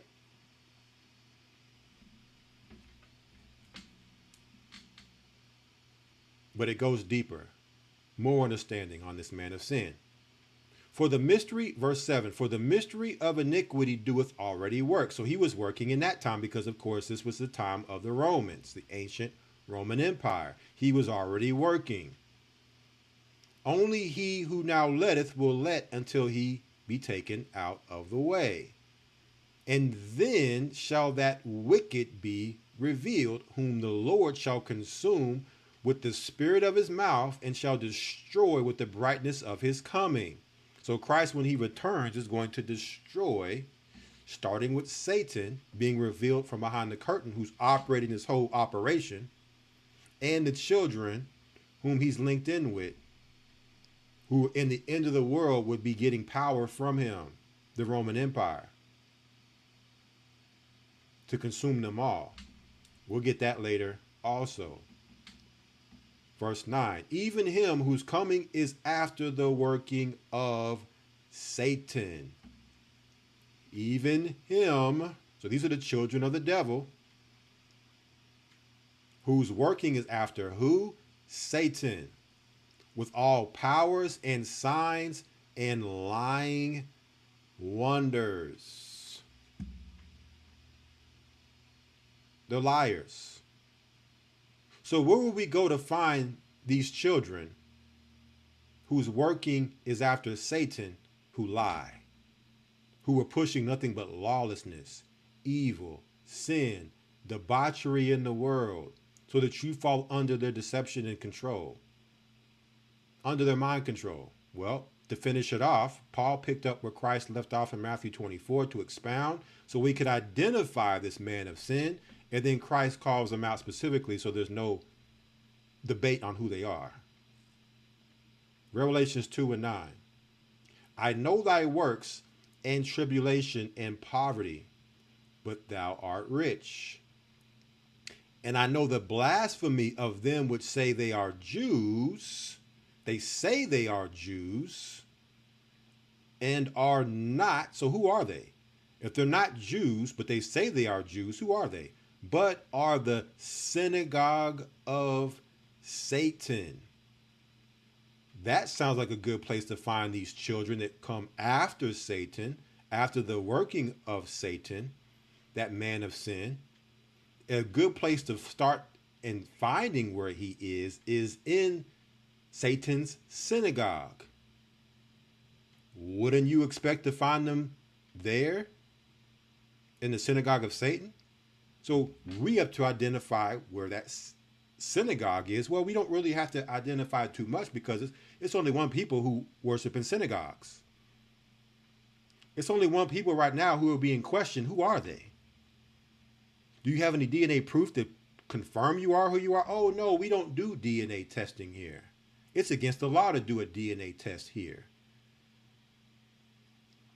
Whose identity is being questioned is Eastern European, saying they are Jews, and then you look into their religion and see what they worship, Judaism, which is not a biblical, anything biblically related as far as what we should do, because people will say, oh, it's Judaism, that's Christ's religion. No, it's not. Judaism is not mentioned in the Bible. So Judaism has nothing to do with the Bible. But when you do the research on Judaism, what you will find out is that Judaism goes back to ancient Babylon and the Babylon mystery religion. Just so happens to be within Judaism, there's a book called the Babylonian Talmud. So Judaism is Babylonian.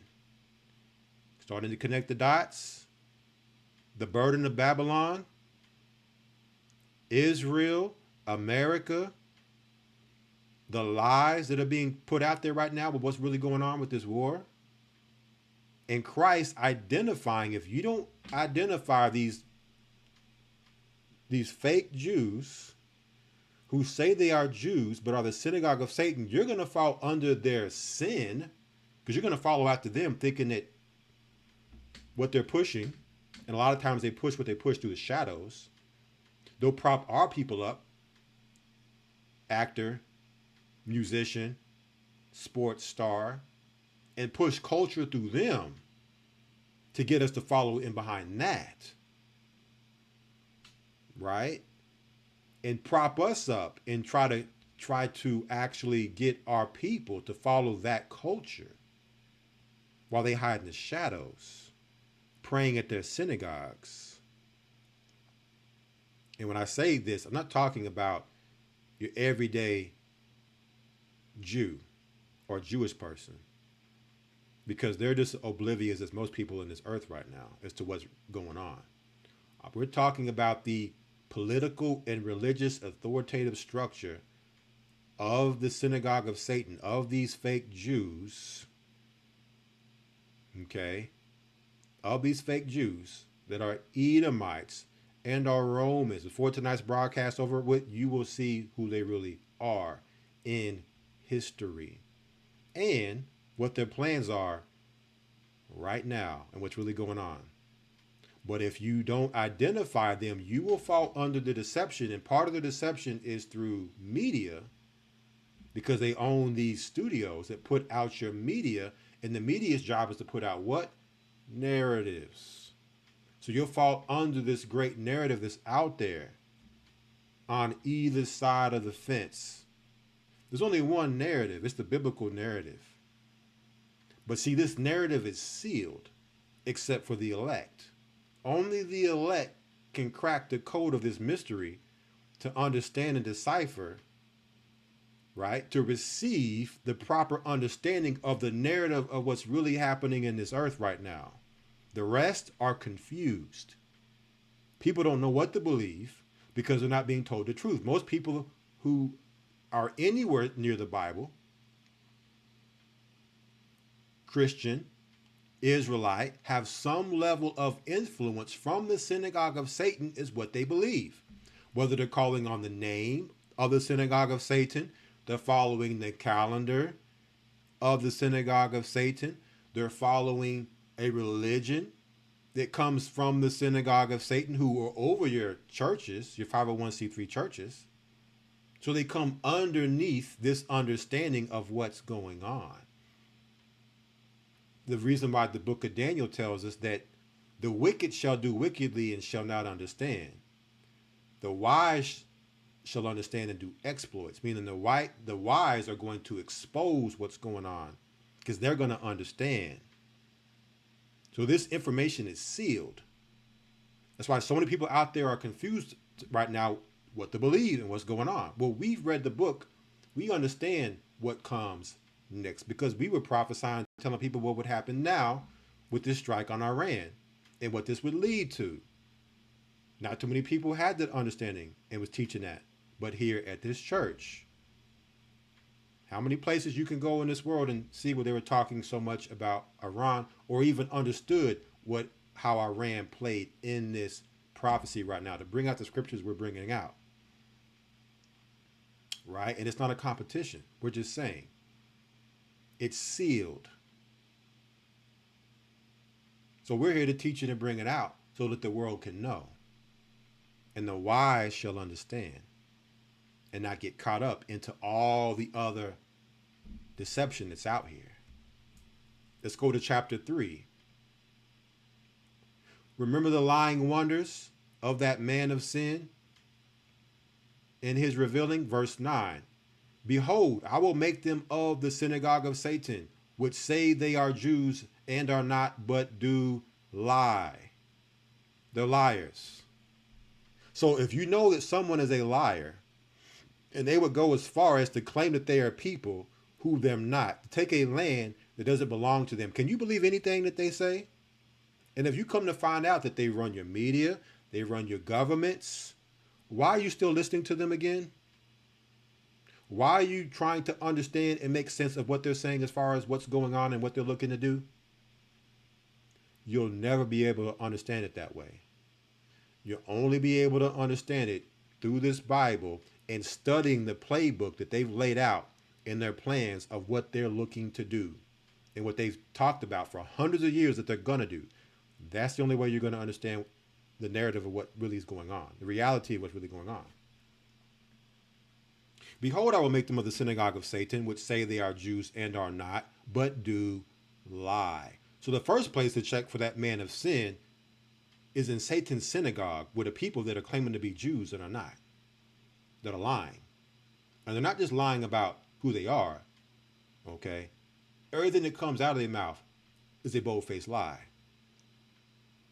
okay? They slip some truth in here and there because they have to tell the truth subliminally, but it's coded, right? The elect can decipher the code when they speak, the dark sentences that they speak in, right? So now, Christ said, take heed that no man deceive you. Paul went into further detail of the deception. It'd be the end of the world, which Esau is the end. He identified as the man of sin, whose working is after the working of Satan. So then we go over to Satan's synagogue, and we see a people calling themselves Jews, Esau, specifically Amalek, right? So we're going to have that conversation tonight so we can make sense of all of this through scripture and understanding Amalek's plans, Esau's plans, so that you can understand the reality of what's really happening right now in a understanding of the complete scope and narrative of our reality. So remember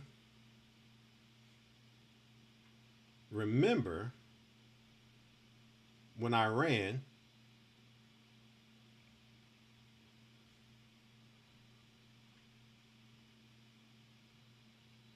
we get it. We showed this before. So let's start here. This was right before the war broke out, when Iran burned a Baal effigy with Epstein and Trump photos during celebrations to commemorate the 1979 revolution. And the Jewish state of Israel got upset when Iran did this. Like, how dare you burn up our God? Because the Babylonians, right? They have inherited the Babylonian spirit and religion.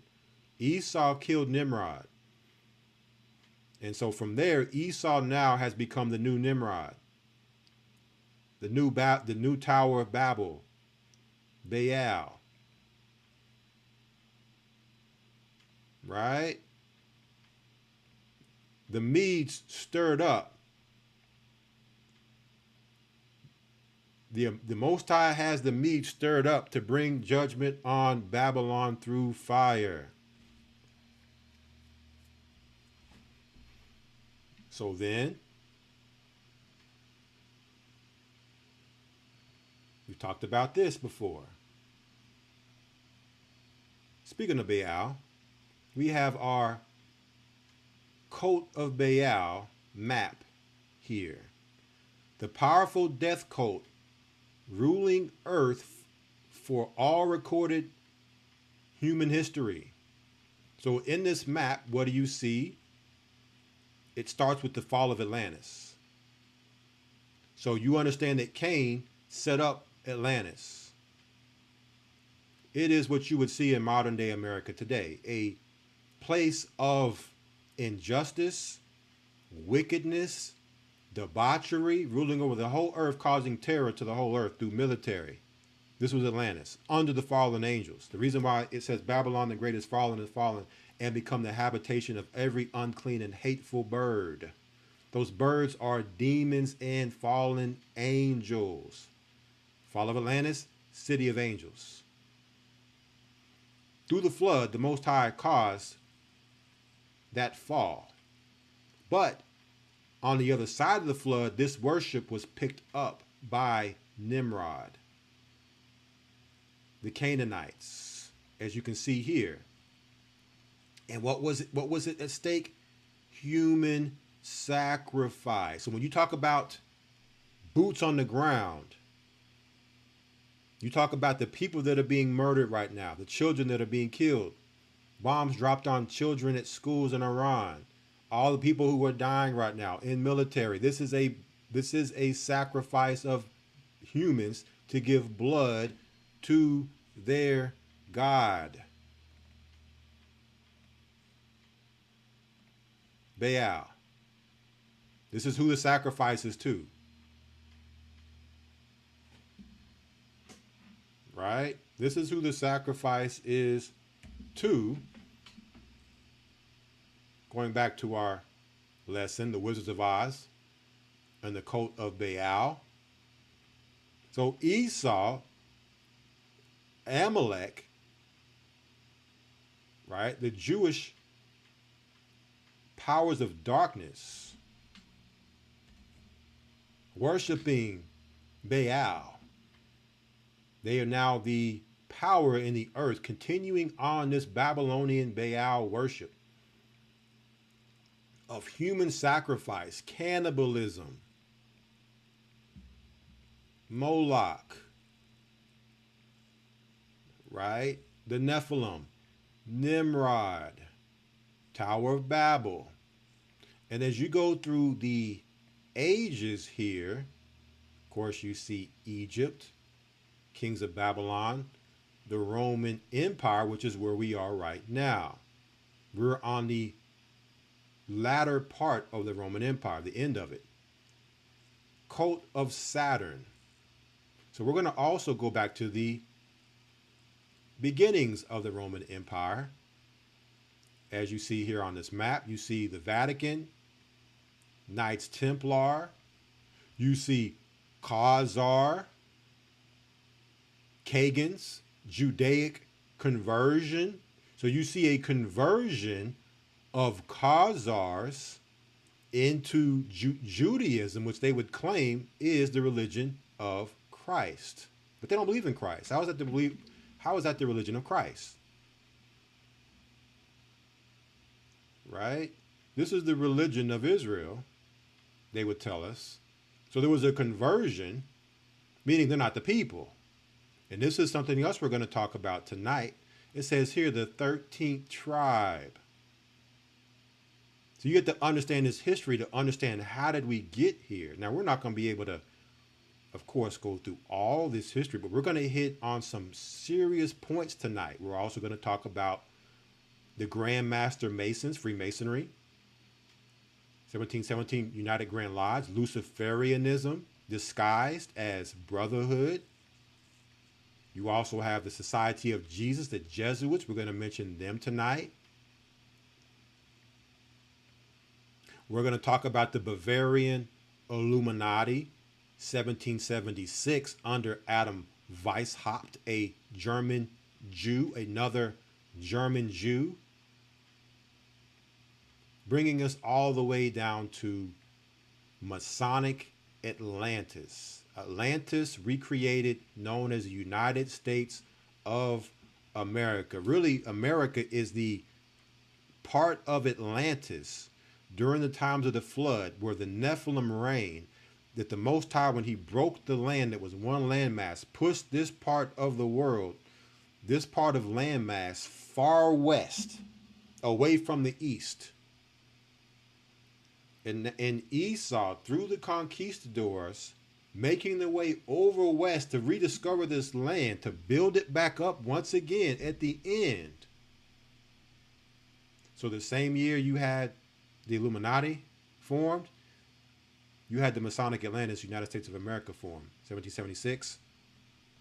Novus Ordo Seclorum, also known as the New World Order, translated from the Latin. Okay, so this is a good overview. So now when we go into it, right, we can get the bits and pieces to fill in the gaps. We can get the bits and pieces to fill in these gaps. So now let's do it. And this comes back off the heels of our Davos 2026 conversation, so that we can build off that into what we have discussed so far tonight and what we will discuss going forward. So we talked about COVID-19, the Great Reset. And when you come down, it talks about, since it made its entry on the world stage, COVID-19 has dramatically torn up the existing script. So we're going to talk about that script tonight. The Bible gives us the script, the main script that we should be focused on. But we're also going to take a look at the script of the occult and their writings and their history to connect everything together. The existing script of how to govern countries, live with others, and take part in the global economy. So they're looking to take this thing global. How do they get there? How did we get here? It came with many, many centuries of execution to get to the place where we are now. They've been working tirelessly to get to where we are now.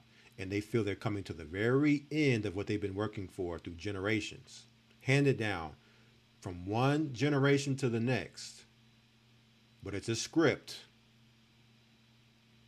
And if you don't understand the script, you're going to fall for the lies. You're going to fall for what they call the great narrative, which is the sequel, straight out of a movie, the sequel to the Great Reset. So the script has already been written. We're just living the movie. Now, if you haven't read the script, you're not going to understand the movie until the end. And by that time, it'll be too late. So we're going to expose this great narrative that they put out to make you believe one thing so that you can understand what's really happening, what's really going on. The great narrative for a better future, right? The great narrative for a better future. And interestingly enough, in the midst of the bombing of Iran, there was a celebration by President Trump, 3 American heroes with the Medal of Honor, cementing their legacies of sacrifice in the Hall of Heroes. So you notice this Medal of Honor through war is a 5-pointed star. The same 5-pointed star that you see here on the forehead of Baal. Well, that's a 6-pointed star. The 5-pointed star is here, in between its legs. We're going to talk about the 6-pointed star tonight, too. You got the 6-pointed star and the 5-pointed star. So notice, you got Trump. Notice how Esau would make his Medal of Honor of war, where you're going out and fighting and killing people in the name of their wars. You're going to get for your honor, you're going to get a medal with the face of Satan on it, right? To let you know you did a good job in the blood sacrifice Baal religion of their military. Now check this out. Check this out. Afghanistan, another lie. Now check this out. It says Master Sergeant Edmonds saved the lives of 200 Jewish prisoners in a Nazi POW camp with 4 simple words: "We are all Jews." We are all Jews. My question is, who is we? So when we talked about Jewish and Nazi, Christ said, he would make them of the synagogue of Satan who say they are Jews and are not, but do lie. Let's start here in looking at these particular people who do worship in synagogues, who are claiming to be Jews. Let's start here to see if this is what Christ, Paul, what the Bible speaks about, who we should be looking to as that man of sin. Who is Roman? Who is Esau? Bringing forth all this war, destruction, and chaos in the earth. All this sin, promotion in the earth. Let's start here. But we are all Jews is a very interesting quote.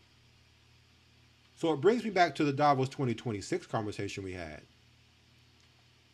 with a man named Henry Alfred Kissinger, whose name is Heinz, born name. And that's another thing that the Jewish are very known and prominent to do, is to change their names to American name, to try to hide their Jewishness. But they can't hide. Do crypto Jew names.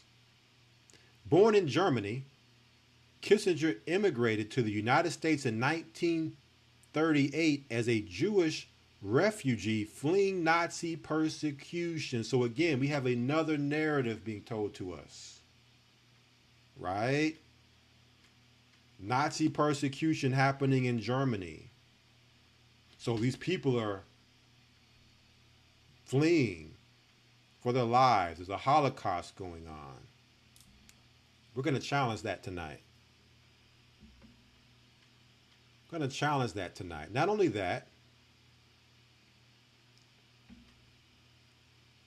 very controversial in being said to have committed war crimes. So not only America right now with Iran being called out for war crimes, Kissinger was also considered a war criminal. Jew, German Jew who received the Nobel Peace Prize.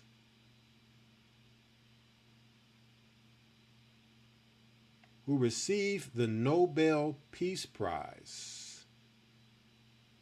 who was born in Bavaria, Germany. We brought this out last week, home of the Illuminati. So remember Bavaria and all this too. So not just a Jew, but also a Bavarian Jew. Then we came over to his apprentice, who he took under his wing, Klaus Martin Schwab, another German Jew, German mechanical engineer, founder of the World Economic Forum.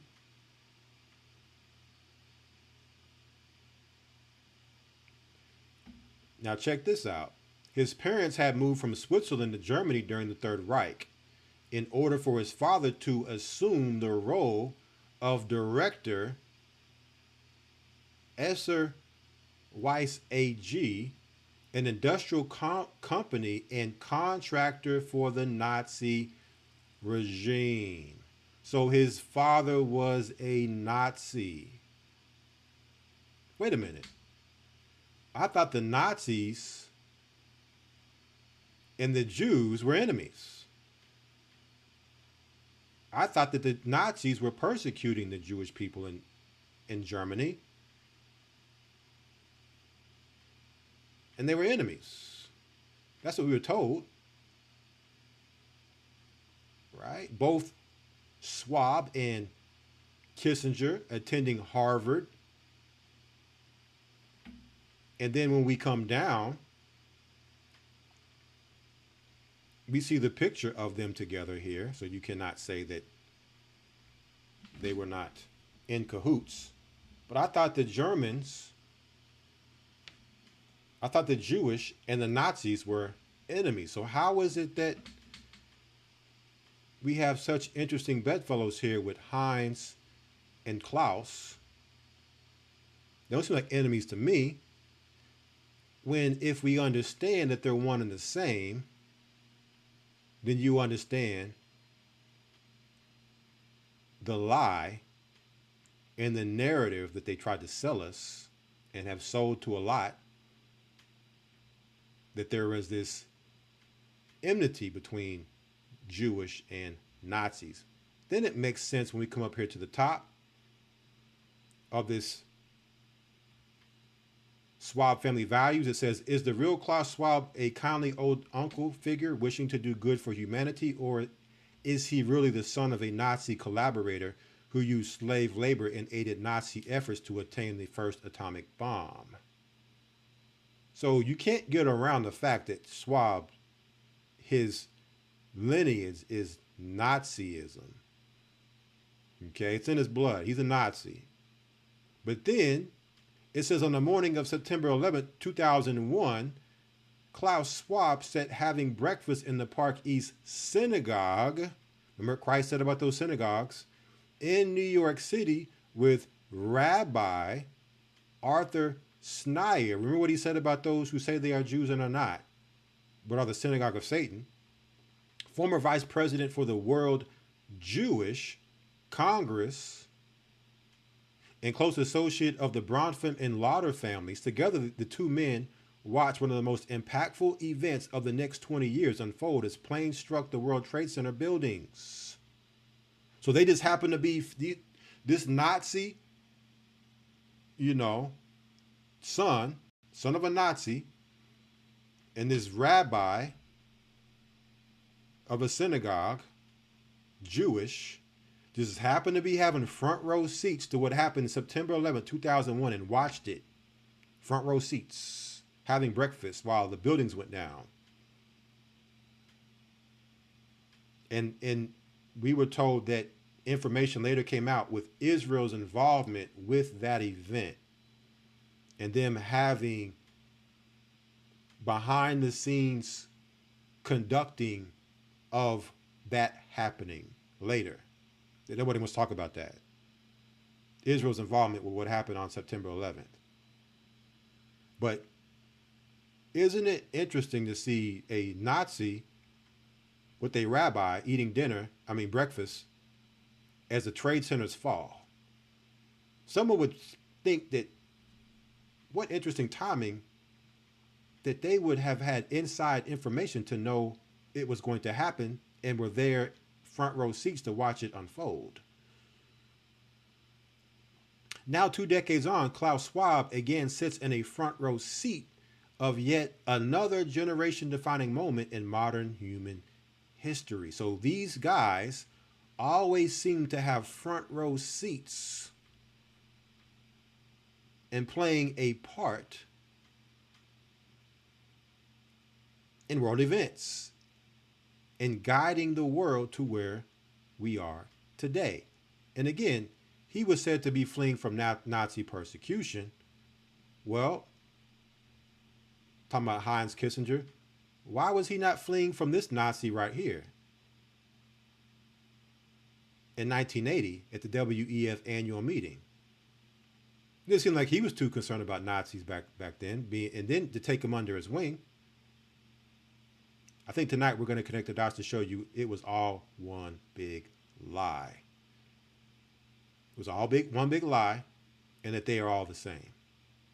It's all part of the great narrative. It was all cooked up to control and get to where we are now. So, what does that take us to next? The Times of India releases an article right before Iran gets hit by America and Israel. Did a 19th century Freemason really predict World War III between Islam and Zionism? In August 1871, according to a story that refuses to fade, a senior American Freemason sat down and mapped out the next century of human conflict. Albert Pike, a Confederate general turned Masonic philosopher, is said to have written to the Italian revolutionary Giuseppe Mazzini predicting 3 world wars. The letter believers say was once displayed in the British Museum, then it vanished. Really? Now check it out.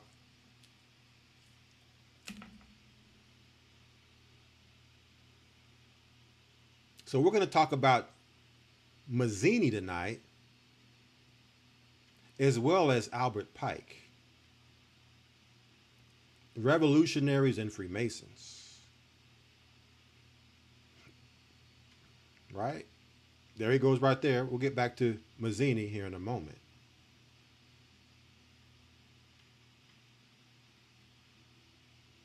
And there goes Albert Pike. Now, the reason why this is very important to understand, because if you don't understand it, news publications like this can throw you off by reading it, because they're going to put their spin in all this. It says here, some fringe accounts go further, alleging that Mazzini led the Illuminati's global revolutionary program and worked alongside Pike to advance a Luciferian agenda.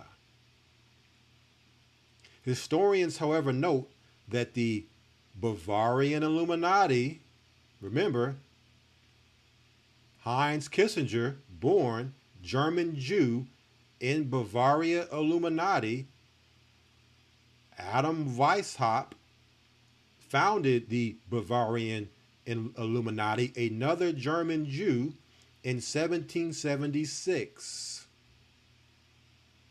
Now, they would make you believe that this Bavarian Illuminati had effectively ceased to operate by the late 18th century. There is no credible archival evidence placing Mazzini at its helm in the 1830s, nor demonstrating organizational continuity into Pike's era. So they would make you think that the Illuminati vanished, and it is not a thing at this point in history. In the 1800s, late 1700s. We've already showed information to prove otherwise in past streams, but we're going to also show some more tonight. And then check this out. The prophecy itself. Satan has his own prophets and his own prophecy. He will be like the Most High. So the same way he has to convince his prophets and his children that follow him of what's happening, as if he's the Most High and he predicted it through prophecy. Right? He must have his side too, to have his disciples bring about what they believe is that prophecy. Okay? And so Times of India would come in here and bring forth some distortion and to mix some things around to throw you off the trail of what's really happening with a letter such as the one that we are going to go into tonight. But I wanted to start here because why is the Times of India writing about this the day before? Let's see, the 28th was what? Let me see if this was the day before or the day of.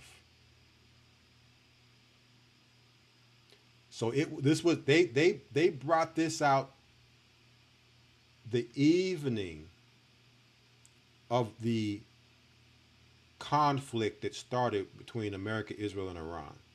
This comes out to try to do damage control so that anybody sniffing around this letter to get the truth about what's going on right now will be thrown off the trail. So a diversion, misdirection, smoke and mirrors to cause smoke to throw you off the path. We're not thrown off the path. We have the letter. We're going to talk about it.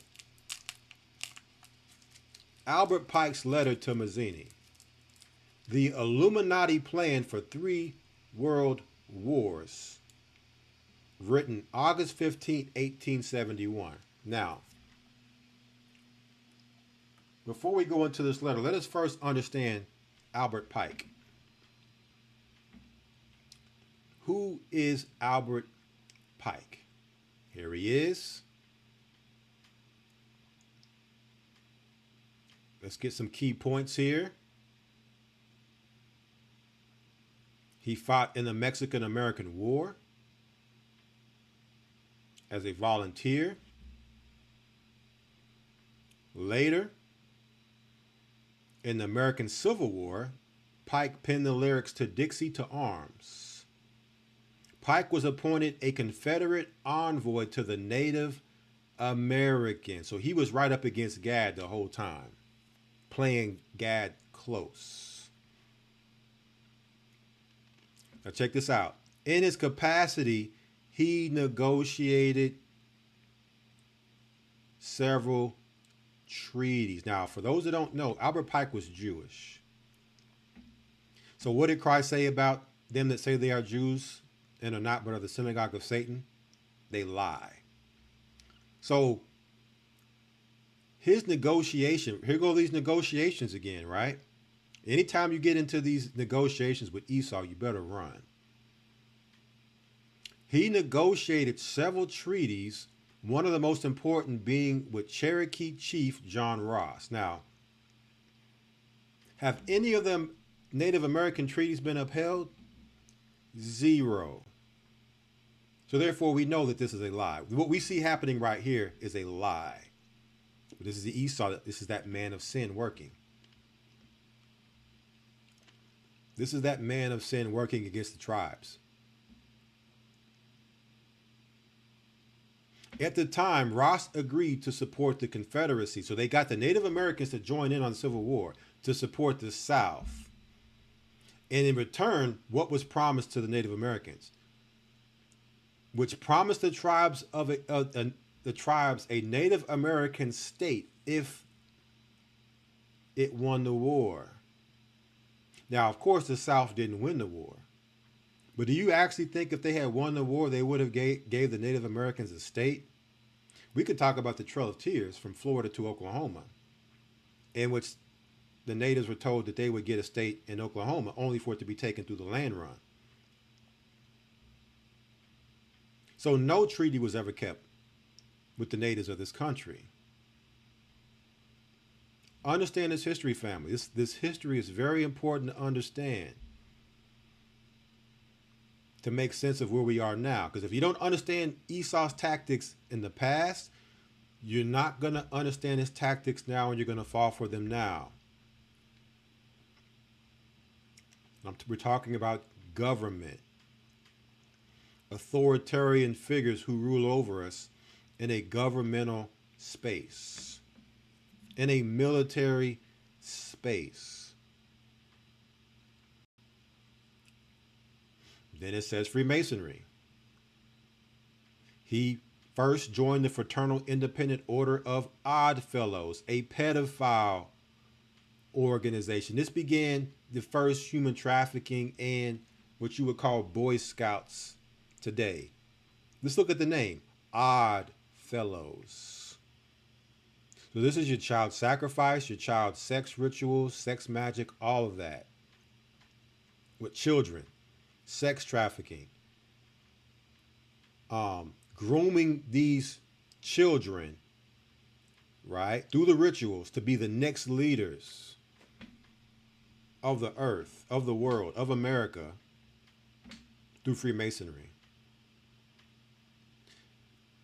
He next joined the Masonic Lodge, became an active member. In 1859, he was elected Sovereign Grand Commander of the Scottish Rite Southern Jurisdiction.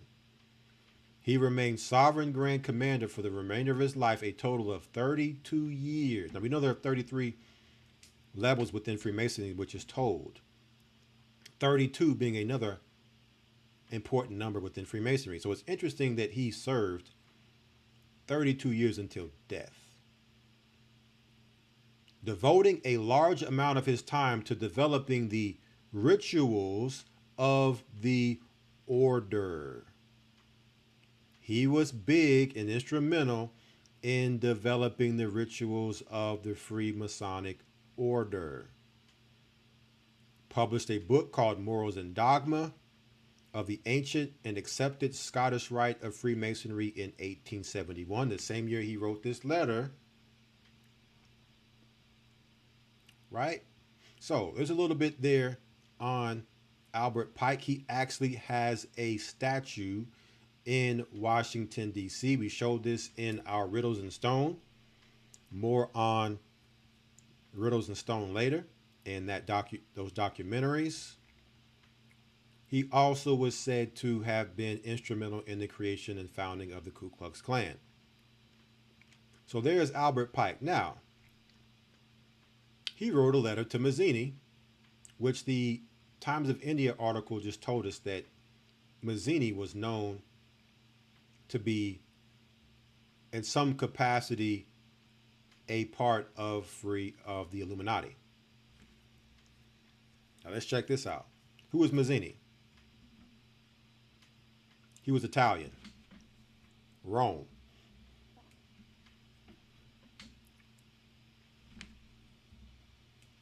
He was Italian.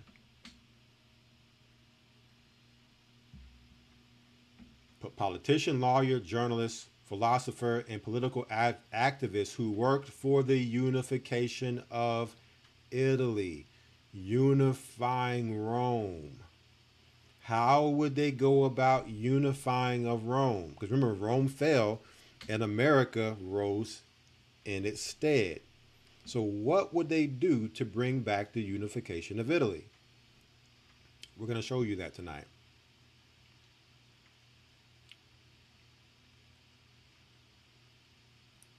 He is widely known as the prophet of Italian nationalism. So here it is.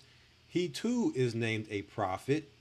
And you had Albert Pike, who wrote this letter to him, which would then deem them as prophets.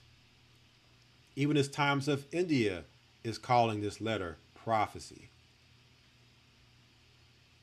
Right?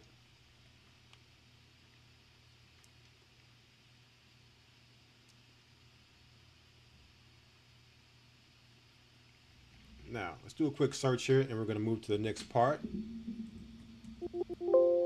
Okay, that's not in there. So let's move to, matter of fact, there's one key thing in here I want to take out of Wikipedia before we move on.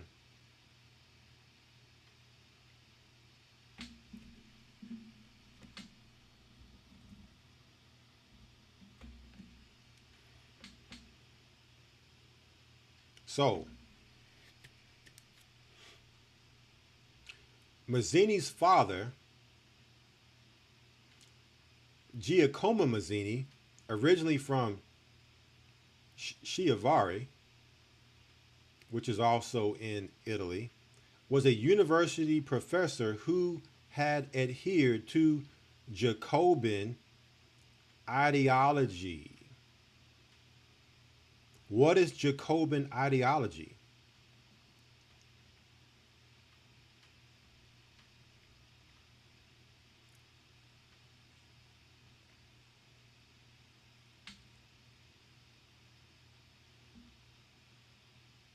What is Jacobin ideology?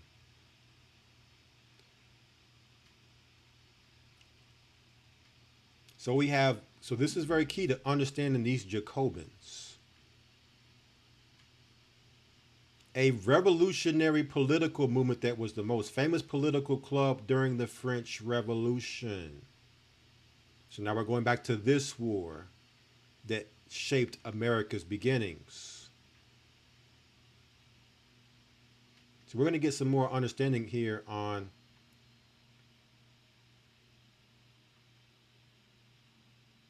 Jacobinism.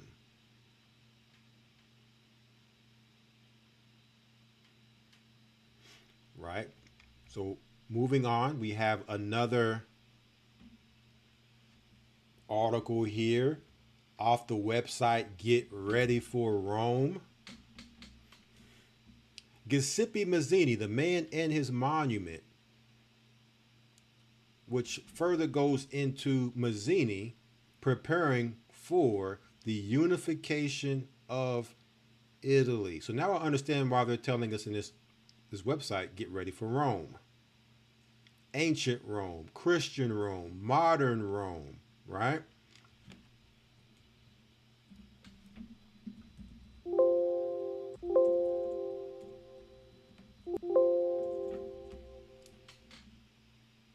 Get ready for Rome. So his whole life was about bringing Rome back. Because Rome was a failed republic, right? The failed Roman Republic of 1849. He was the head of this failed republic, right? Rome had a deadly wound according to the Bible. And then this deadly wound was healed through America. But Rome wants its power back. So let's go now over to when you did some research on Jacobinism. Remember, in this article by the Times of India, they said, well, the Illuminati, Adam Weishaupt, there's no proof that it existed past the late 1800s. The late 1700s, early 1800s. Well, Albert Pike's speaking about it in 1871, almost 100 years after its creation. So there is proof, right? So don't let these people say this without you doing the research to see that it's spoken of in the 1800s. And then in the 1900s, Manly P. Hall, the most famous Freemason of the 20th century, who's said to be the father of American Freemasonry in the 20th century, also wrote, he had a lecture called something along the lines where it had Illuminati in the lecture. Okay. So here is this as well. Memoirs illustrating the history of Jacobinism. Now check this out. This was written by Abbe Augustin Baril, a French Jesuit priest. There goes the Jesuit order, Society of Jesus. Check out when it was written. It was written and published in French in 1797, 1798. Now remember this Times of India article says that the Illuminati ceased to operate by the late 18th century. Late 1800s, it wasn't in existence. Well, this Memoirs illustrating the history of Jacobinism was published at the same time. Let's see if the Times of India has done the research. In the book, Baril claims that the French Revolution, Jacobinism, was the result of a deliberate conspiracy or plot to overthrow the throne, alter an aristocratic society in Europe. The plot was allegedly hatched by a coalition of philosophies, Freemasons, and the Order of the Illuminati. Wait a minute, Times of India. I thought you said the late 1700s, the Illuminati, there's no record of it existing. Well, what is this French Jesuit priest doing, writing about it in the late 1700s then?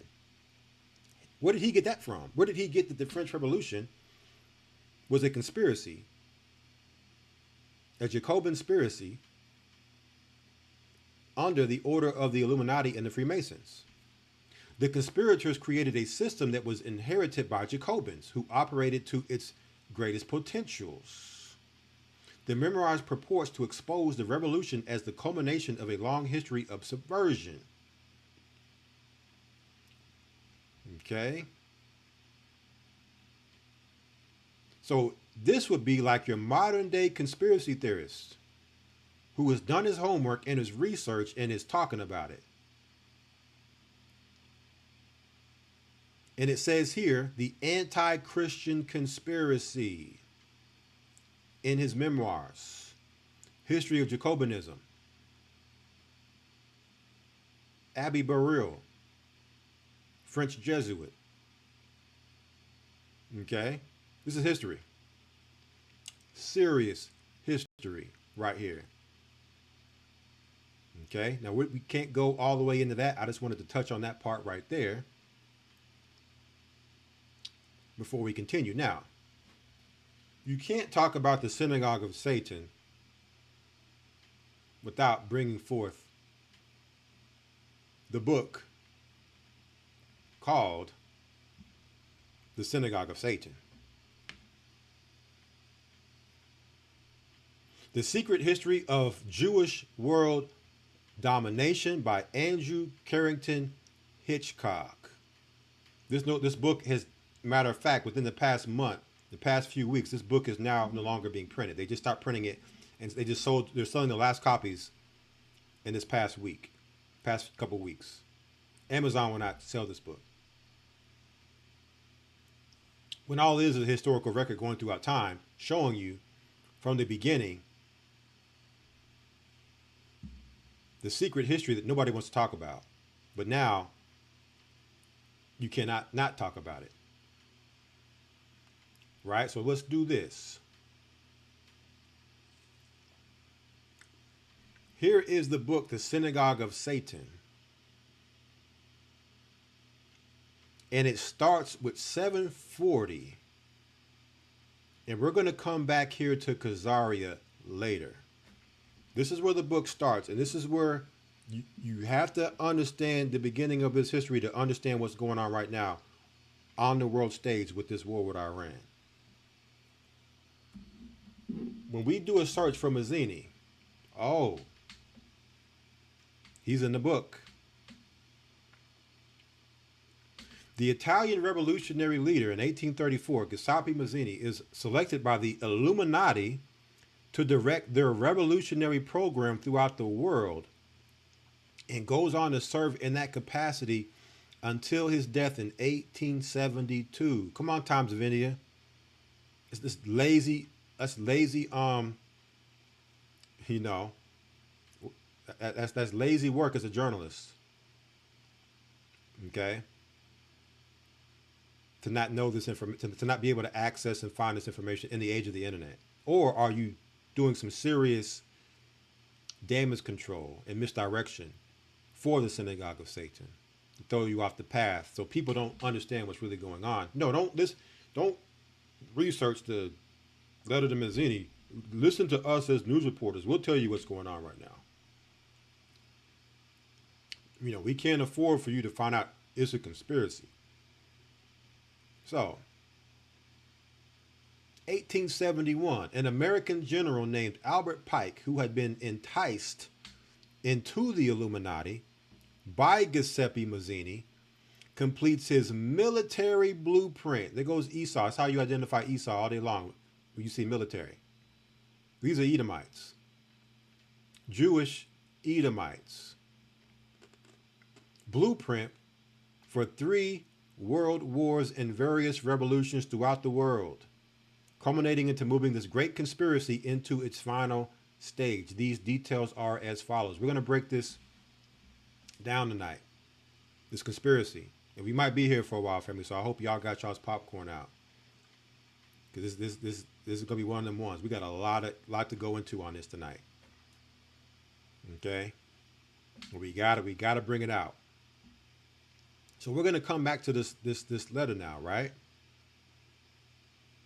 A lot to go into here within all this. Let's come back to this Illuminati real quick. Remember, Heinz, not Duncan Hines, not Heinz 57, but Heinz Kissinger, Jewish, German Jew, his apprentice, Klaus Schwab, a Nazi German Jew. And then we see the Illuminati coming out of Germany, called the Bavarian Illuminati, not just coming out of anywhere in Germany, but coming out of Bavaria, same place that Heinz is born in.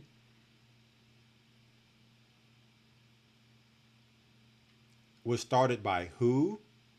Who started this Illuminati? Let's get to it. They don't want to let this out the bag.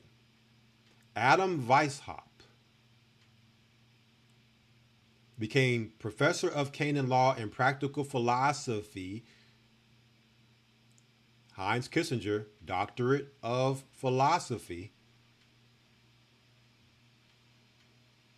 In 1773, he was the only non-clerical professor at an institution ran by Jesuits. See how these things keep popping up? It just keeps popping up.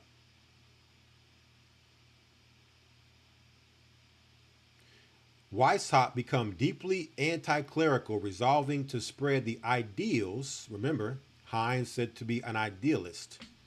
Heinz Kissinger, of the Enlightenment through some sort of secret society of like-minded individuals.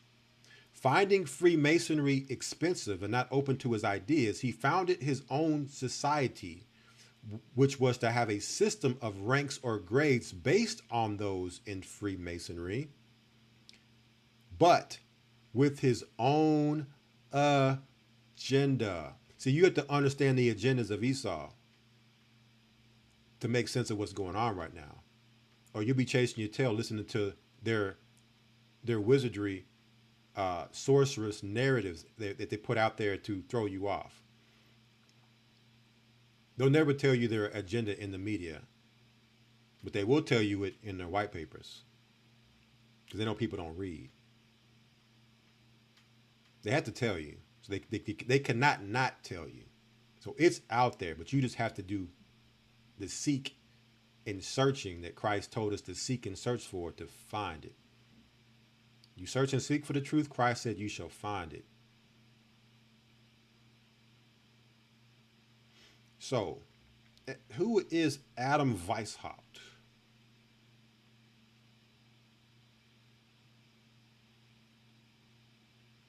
He was Jewish. I know they're trying to hide it within this article here. He was Jewish. Right? Trying to hide who he is. But we're going to find him. Right? Let's find this man of sin who's hiding. In 1770, this is the Book of Synagogue of Satan. Mayor Amschel Rothschild, remember the Rothschilds? They're on the stand tonight too. One of the biggest on the stand. Mayor Amschel Rothschild draws up plans for the creation of the Illuminati. So that's who drew the plans up, Rothschild. And entrust Ashkenazi Jews. So there go your Nazis. That's where Nazi comes from. They're Ashkenazi Jews. So don't let them fool you with this whole Nazi Jewish thing. Adam Weishaupt, a crypto Jew, meaning he's trying to hide. Right? The man of sin cannot hide. A Jew who pretends he's not Jewish. A crypto Jew is a Jew who pretends he's not Jewish, who is outwardly Roman Catholic. They're the Romans. So what they do is they try to hide themselves. So what they try to do is run the Roman Catholicism and try to say, oh, I'm Catholic. That's a telltale sign you're Jewish. It's also a telltale sign you're Roman. You're the Romans. You're not Jews. You're Roman. You're just trying to hide your Jewishness, right? Your lineage and your ancestry, right? Your conversion into Judaism at best, but usually it's atheism that they really are mixed up with. They'll tell you they're atheists. They don't believe in anything, but they tell you. Outwardly Roman Catholic with its organization and development. The Illuminati is to be based upon the teachings of the Talmud. Say it again. The Illuminati is to be based upon the teachings of the Talmud because it's Babylonian. It is Babylonian. Okay, the cult of Baal. The Talmud,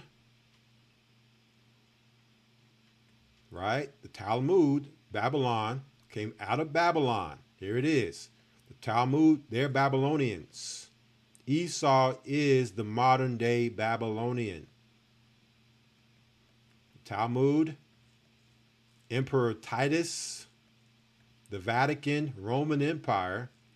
And when you come down, there was a conversion in Khazar. We'll get to that at the end of this. It's coming up quick. A Judaic conversion. Okay, through the Babylonian Talmud.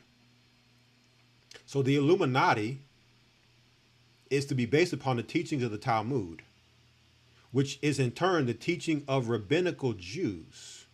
It is to be called the Illuminati, which is a Luciferian term, which means keepers of the light.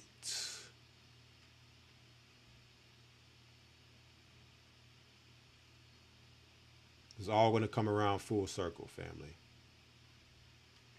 Now, we can't go through all of this. This is 1776 in this book.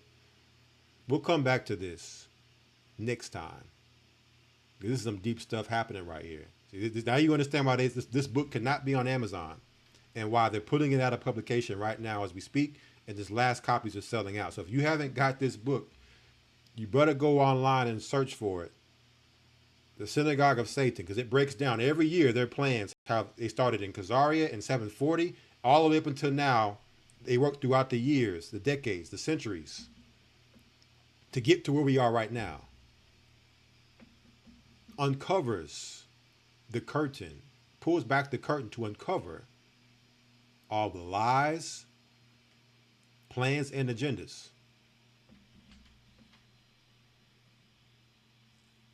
So we cooking right now. Y'all with me? We are cooking. We are cooking Esau's behind. Who in particular of Esau? The Mount of Esau, Amalek. Right? Synagogue of Satan. Working in Satan's synagogue. And they work feverishly in his synagogue. And using synagogue as a light term. Right? Because, of course, you have the religious aspect of the synagogue, but then you just using it in general speaking, his workshop, Satan's workshop. They just call it a synagogue. Okay, and we see what goes on in them tunnels below the synagogues. When you take them tunnels down into the sewers where the rats are, and it's blood on mattresses down there. What's really going on there? The cult of Baal is going on down there. And the synagogue is a cover to who these people really are. Okay, so now let's come back to this letter. Now that we've given you all a tour, Albert Pike, Mazzini, Illuminati, we've given you a tour in history before we even get to the letter.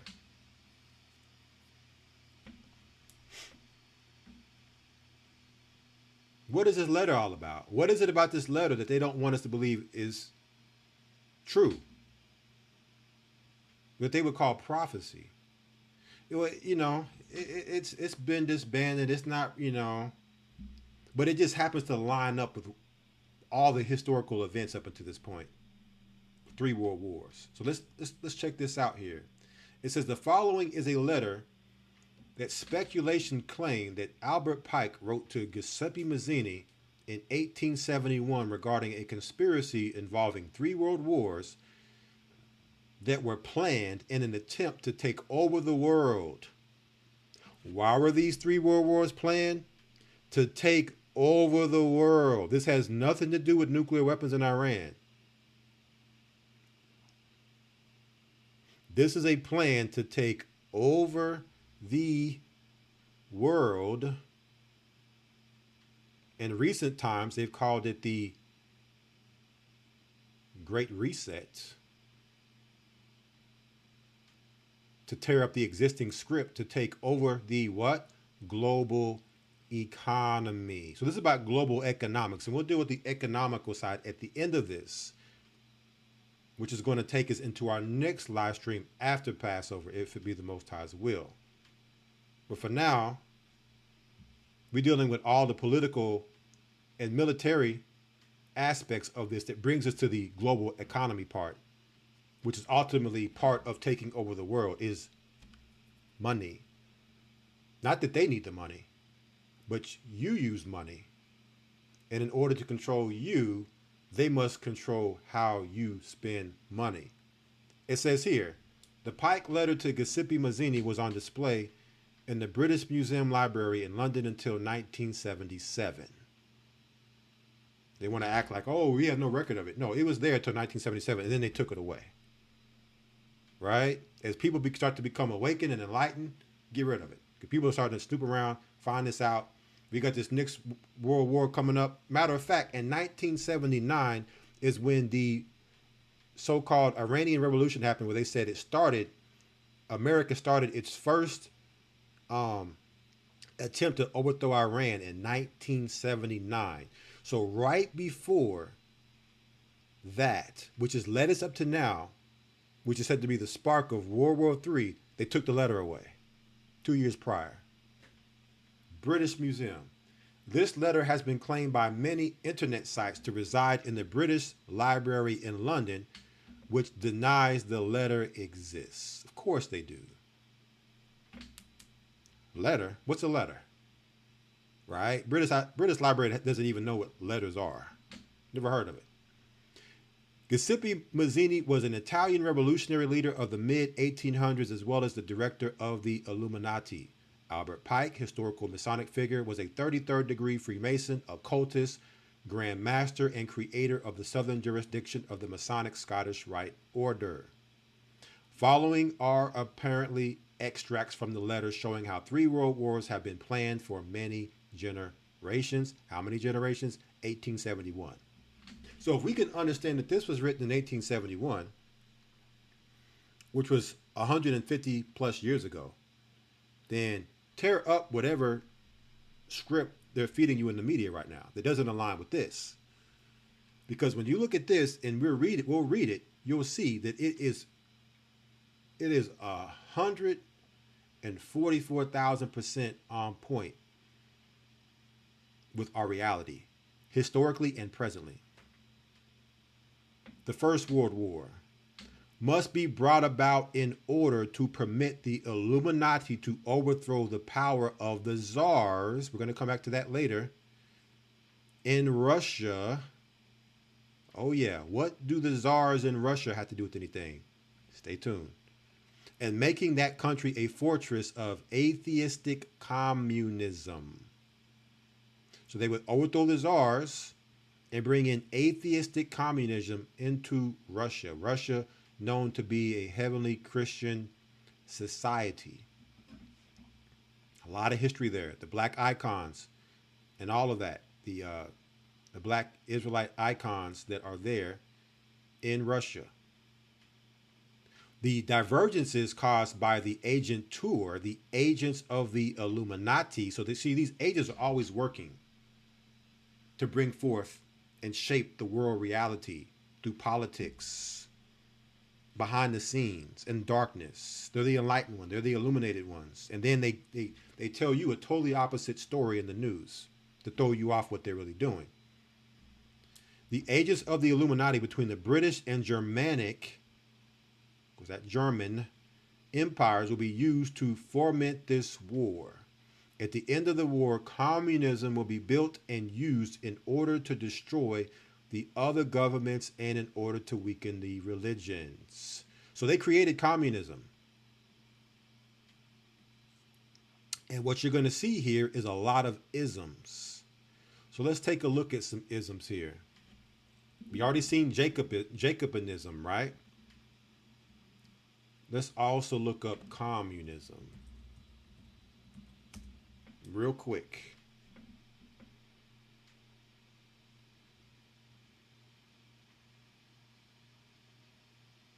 Let's see if we can get some founders. There are many variants of communism, such as anarchist communism, Marxist schools of thoughts, including Leninism. Let's take a look at some of these people that's names are being mentioned here so we can trace the roots and origins of communism. So we're talking about Marxism and Leninism. So let's first start with Karl Marx, because if you go down the rabbit hole and follow down the rabbit hole,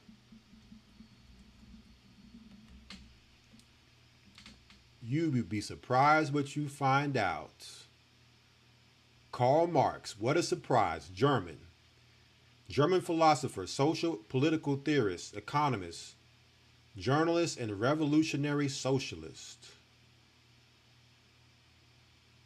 Say it ain't so. Another German. Let me just take a wild guess.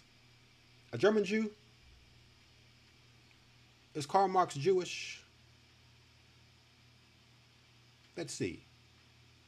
Let's see if Wikipedia here spills the beans. Oh.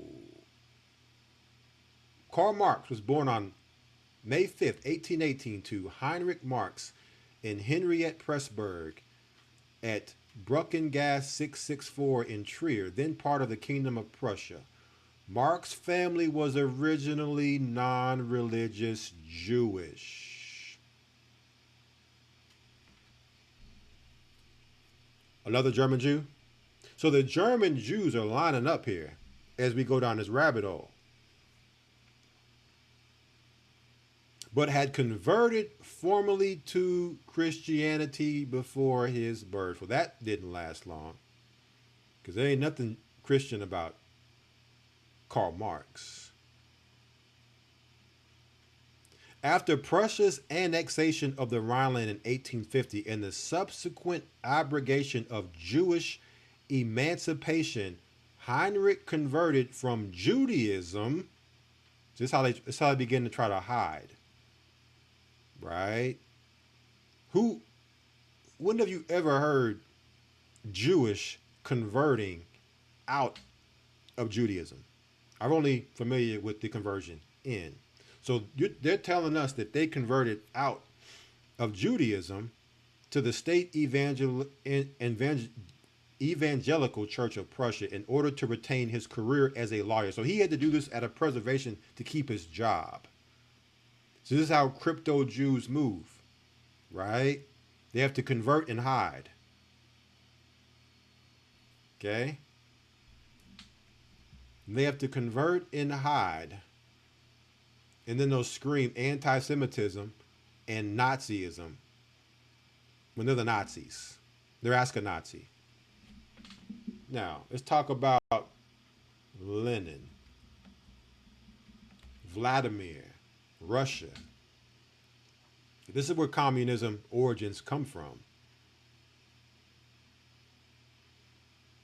Okay, so while Albert Pike is writing about what's to come, these men, because notice he was born in 1870, the year before this letter was written. These men are the ones that are being groomed to bring forth this agenda. In this case, First World War, communism. And these men just happen to all coincidentally be Jewish. Right? Ideologically a Marxist, his developments to the ideology are called Leninism. So again, he's similar to Heinz, Kissinger, Charles Klaus Schwab, and Karl Marx is his Henry Kissinger apprentice. He's the apprentice of Marx, and puts his spin on it in this Leninism. But it's all pretty much comes down to the same thing at the end of the day. So now, let's see if he is called out as being Jewish. Because that's something else you're going to come to find out when you talk about Russia. Okay? Not to get ahead too far ahead of where we're going. But,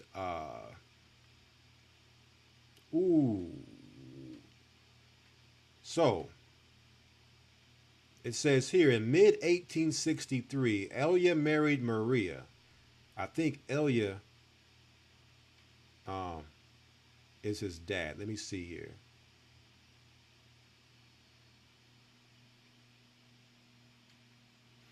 Let me find it. His father is Ilya Elyonav.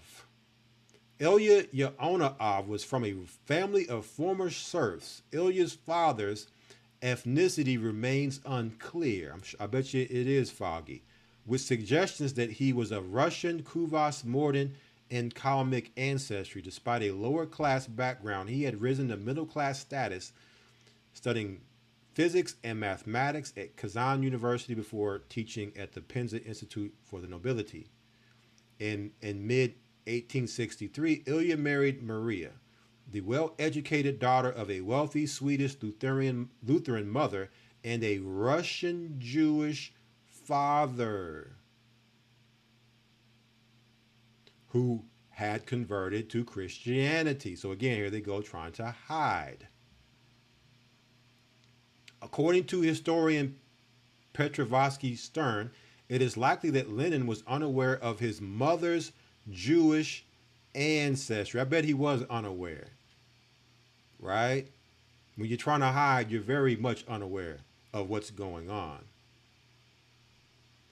So, what was communism born out of? The synagogue of Satan, Jewishness.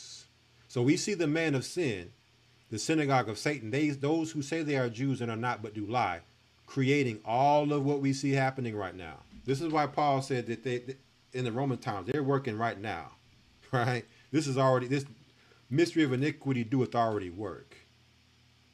They don't stop working, but they were working then in Paul's time. And as we can see in our recent history, their works. So what happens in the Second World War with this synagogue of Satan plan? It must be fomented by taking advantage of the differences between the fascists and the political Zionists. This war must be brought about so that Nazism is destroyed and that the political Zionism be strong enough to institute a sovereign state of Israel in Palestine.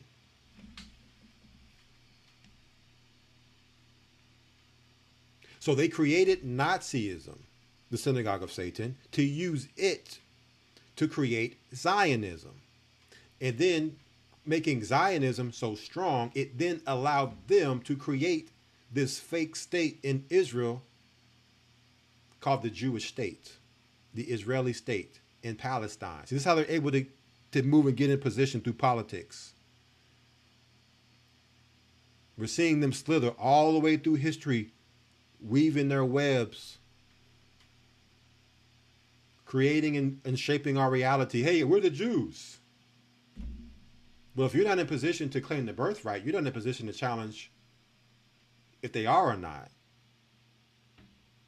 And if you don't know who you are, then you sure don't know who they are and if they are who they say they are. See, so they're able to do this under our noses because our leaders led us astray and we don't know who we are. We don't know that that's us. And we're not in power to do anything about it anyway. So this is during the 30s, 40s. The First World War happened in the 1910s, 20s. All this stuff is, years in advance working to get us to these particular windows of time, these wars. The military part is just the manifestation of the last part of the plan to bring it to the next phase, right? The next evolution part of history and where we need to be. So we're going to go into how this Jewish state was created in Palestine. It says, during the Second World War, international communism must become strong enough in order to balance Christendom. See that? So this begins them now to face Christianity, which they gave, their religion, but just the idea of Christ is a problem for them. So we're trying to control them through pagan Christianity and worshiping of our Babylonian gods. But we don't want them to have anything to do with Christ at all, because they may find out the truth of Christ if left unattended. So we'll bring communism in the First World War to help balance out it in the Second World War.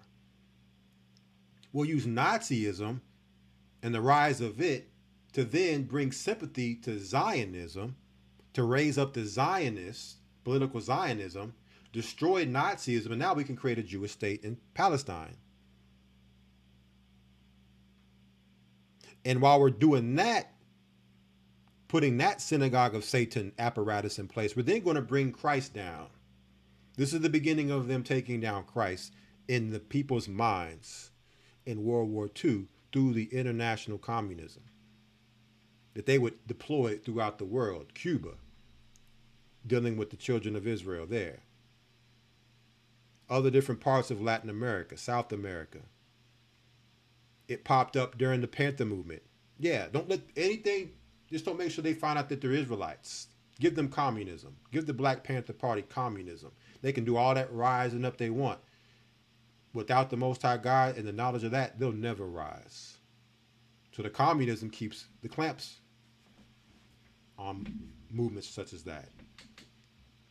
So they would use that to balance out Christendom, which would then be restrained and held in check until the time when we would need it for the final social cataclysm.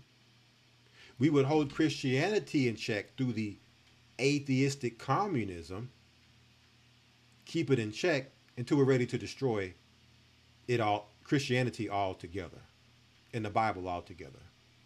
Now let's see how this Jewish state came into fruition. So we talked about the Synagogue of Satan book, and we talked about the Rothschilds. Here we have off of history.com, Balfour Declaration letter written. Right? On November 2nd, 1917, Foreign Secretary Arthur James Balfour, this is all happening during the World War timeline we just read, leading into World War II. Secretary Arthur James Balfour writes an important letter to Britain's most illustrious Jewish citizen, Baron Lionel Walter Rothschild. Remember, the Britain Library is where the Mazzini letter was and said to disappear from Albert Pike.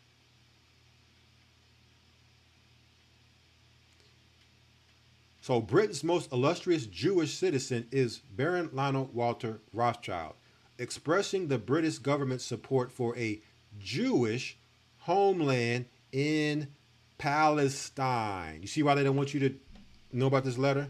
They took it out the British Museum, and they're trying to cause misdirection here, smoke and mirrors here in this Times of India article.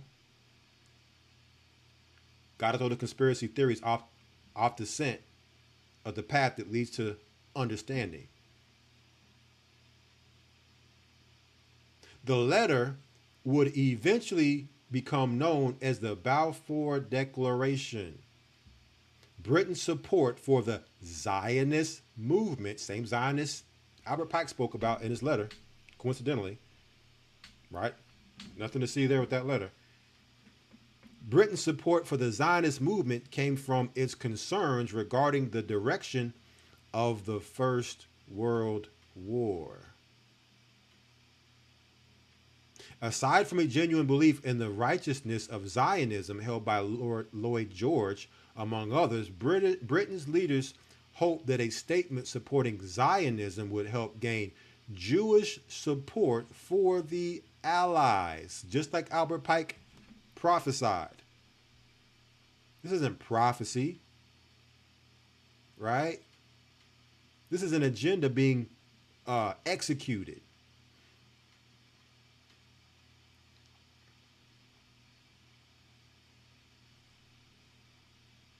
On fire right now is this land that we see here before you. It's on fire right now by Iran. We're going to get to that next. They needed to create this using World War II.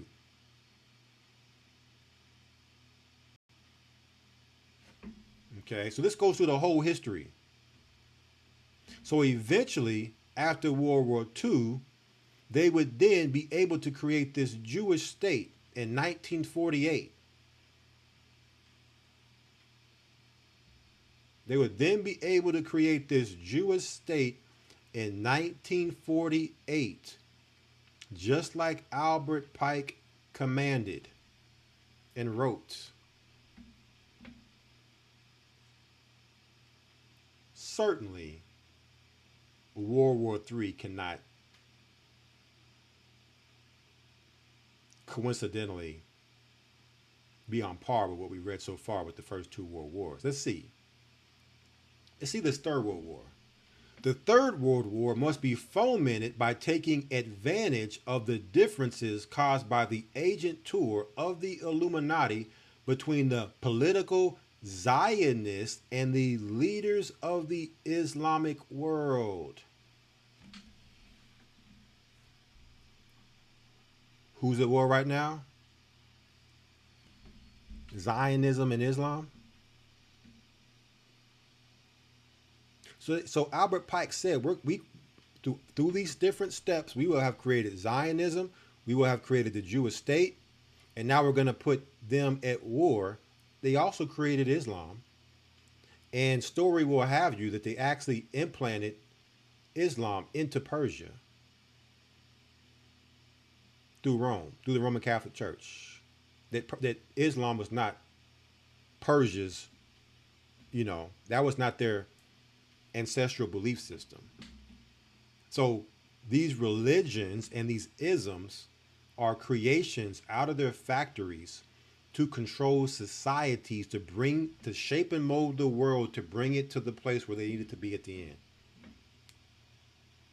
And as they're going along the way, they're destroying them one at a time to get you to the next stepping stone. After communism's done and did its part, destroy it. Let's see what happens next. The war must be conducted in such a way that Islam, the Muslim Arabic world, and political Zionism, the state of Israel, mutually destroy each other. That's what's happening right now in Israel and Iran and all of Arabia, the Persian Gulf, the Middle East. It's all being destroyed. Not so much the actual land or the cities, even though that's a big part of it, the ideologies behind them. Islam must be destroyed. So you see that them attacking during Ramadan. What other way to infuriate and rise up the spirit of the Medes and stir them up than to do this attack on their supreme leader in the midst of Ramadan, the most holy time of worship? You want to incinerate people, Muslim people? Attack them during Ramadan. Have bombs dropping on their cities during Ramadan. And not just in Iran are they dropping bombs. Bombs are dropping in United Emirates, Dubai, Saudi Arabia, Qatar, all around the Arabic world. In their Ramadan, bombs are dropping in their countries, in their cities, in their neighborhoods. Right? So they're going to mutually destroy one another, according to Albert Pike's letter, and political Zionism. So they must destroy the Jewish state too. But that's okay. They have a plan. They have plans on what comes next. So they're not worried about. Israel was just a means to an end. Them creating that. It's going to propel them to a higher goal here. Okay? So they're going to mutually destroy each other. Now, check this out. What happens next? Here's the fallout from this war that's going to affect the whole world. Meanwhile, the other nations, once more divided. So what they're doing is causing division throughout the whole world, especially here in America. Divided on this issue. So what comes next? Civil war. That's what comes next. We're going to deal with that at the end of this too, to show you how the Civil War comes next. Because while World War is happening, they have to keep people busy. In other parts of the world, they're going to do that by division and civil war. Meanwhile, the other nations, once more divided on this issue, will be constrained to fight to the point of complete physical, moral, spiritual, and economical exhaustion. There goes that economical again, economy. That comes at the end of this tonight, what we're going to discuss. Going into our next live stream, the economy, how they plan this all out to where it collapses the economy. Going back into what the elders are bringing out Wednesday night. That's what this is all about. It's got nothing to do with nuclear bombs or anything else happening in Iran. They're doing this to bring forth what comes next. And you see this and you know it and you read it in the Bible, you cannot be deceived by their great narrative in the media. You cannot be deceived by people around you who are confused and don't know what to think. They don't understand the Bible and what the Bible says about the Medes and how they play a part in these end times. They're confused. We're not confused. We've read the script. We're just watching a movie now. So understand this point of complete physical, moral, spiritual, and economic exhaustion. When you get exhausted, you no longer have endurance. So this is a war of attrition. And this is the reason why Christ said, he that endureth to the end, the same shall be saved. If you don't have the endurance and you get exhausted, you're not going to reach the finish line in this. On all these different levels we're reading here. Because what happens when you become exhausted? You become easy to roll over. So now here they come in to roll you over now, because you're looking for a solution through the exhaustion. So they're about to wear out this world with this war and all these different levels. Now check it out. We shall unleash the nihilist and the atheist, and we shall provoke a formidable social cataclysm, which in all its horror will show clearly to the nations the effect of absolute atheism, origin of savagery, and of the most bloody turmoil. Christ called it the greatest tribulation the world has ever seen. This is what they're about to unleash on the world through this war. They exhaust you, and then they're bringing in the nihilists and the atheists to come roll you over. Only those who were unaware, those who are prepared, right? We have a opportunity to push through this, but it won't come without spiritual intervention. Some serious spiritual intervention. So the Bible goes in and with the prophets and talks a lot about what has just been said here that's going to happen. It's all broken down through the prophets.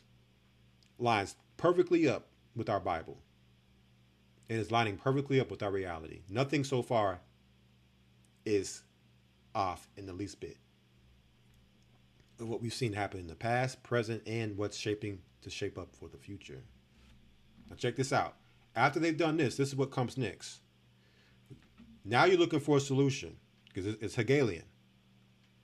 Order out of chaos. Problem, reaction, solution. Then everywhere the citizens obliged to defend themselves against the world minority of revolutionaries will exterminate those destroyers of civilization, and the multitude disillusioned with Christianity. See, they gave you Christianity, waiting on the rapture, waiting on a white Jesus, Remember, they said this war is the fight for Jesus and Armageddon. That's what they're pumping it through all the military halls right now. Right? Then when you see people dying and, hey, ain't no Jesus in this, you become disillusioned with Christianity. Now you become a non-believer of it. See, that's the whole thing. They must break you from Christ. Christ said what about Esau? Take heed that no man deceive you. See, he gave you the fake Christianity. So when the lies of that doesn't happen, you don't believe it no more. You don't believe in none of it no more. Throw the Bible away. And now they got you where they want you. Disillusion with Christianity, whose deistic spirits will from that moment be without compass or direction. See, they know that without Christ, you don't have compass or direction. Christ is our compass and our direction. So they must break any thought or idea of Christ in your mind, even if it's within the fake pagan Christianity. We're going to make you totally not even think about Christ through exhaustion. He that endure to the end, the same shall be saved. So now without compass or direction, what comes next? Now you're looking for a solution. Anxious for an ideal. Remember, these are idealists we're dealing with. So they're idealists. Trust me, they have the idea of what you need. They thought about it a long time ago what to give you at this point. But without knowing where to render its adoration, will receive the true light through the universal manifestation of the pure doctrine of Lucifer, brought finally out in the public view. No more hiding, Christians. You've been worshiping Lucifer this whole time of pagan Christianity. Here he goes. Oh, I've been worshiping him this whole time. Might as well keep worshiping because he's the answer. That Christ thing just ain't working. Universal manifestation. They're going to bring the whole world under Lucifer in one mind. This is their New World Order Great Reset played out. This is how they get there. Through these wars. Through the political, military parts of this process. Because they've destroyed every other belief system. They've destroyed Islam now. The Muslims will be wore out. Zionism, right? Anybody underneath that religion is going to be worn out. And the Christians are going to be worn out. So now you're prime receiving for the next solution, which is the pure doctrine of Lucifer. This manifestation will result from the general reactionary movement which will follow the destruction of Christianity and atheism, both conquered and exterminated at the same time. The destruction of Christianity, and they've done it slowly but surely, demoralizing society with the debauchery and the evil and the immorality, and now the war, and now you're exhausted, you didn't endure, and now you're ready to receive Lucifer. And he's the one who was at work behind the scenes orchestrating all of this. All of what's happening. It's him. He's the one with the strings on those who allow him to string them and string them along. But Christ said, if it were possible, even the very elect would be deceived, if it were possible. We see the very elect. We have the Bible, and we have the wisdom and knowledge that shall be the stability of our times and the strength of our salvation. Right? To be able to get this understanding so that we can understand even in our current modern geopolitical state of affairs, geopolitical narratives that are going out, to understand it's a lie. And this is what really is going on. You see that? So this is all the synagogue of Satan. Now you understand why the scripture says that man of sin must be revealed. And when you go into Second Thessalonians chapter 2, it talks about that man of sin bringing them into strong delusion through sin, through the pleasures in unrighteousness. So what would the synagogue of Satan do? They would put out all the pleasures of unrighteousness out for you to have access to it, so that you could not resist it. The pleasures of sin. You eat that fruit, you're not going to stop wanting to eat of that fruit. And now once you've done that, Satan got you. And it's through that sin you now become under this strong delusion. It says the strong delusion that they should believe a lie. Let's see it. This is what Paul was saying would happen at the end. What we just read that Albert Pike said they were going to do. Let's come back to 2 Thessalonians chapter 2.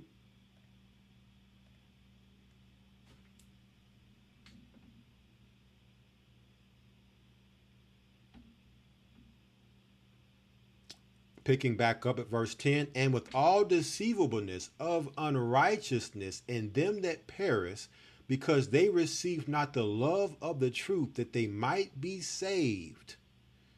The love of the truth is to put down the pleasures of sin, because with unrighteousness comes deceivableness. You're deceived through sin. And the wages of sin is what? Death. You perish. Because they receive not the love of the truth, because why did they receive the love of the truth? Because they love sin. The love of darkness. Sure, a lot of our people won't deny who we are as being Israelites. But you know the problem for them is going to be, and the problem for them that is, they don't want to put down sin. They don't want to change their lifestyle. They want to continue to do and live how they live in. Christ came into the world as light, but men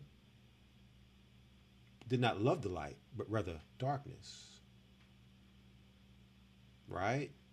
So Satan knows this. Once that genie's out the bottle, you're not putting that genie back in. That genie is a jinn, which is sin.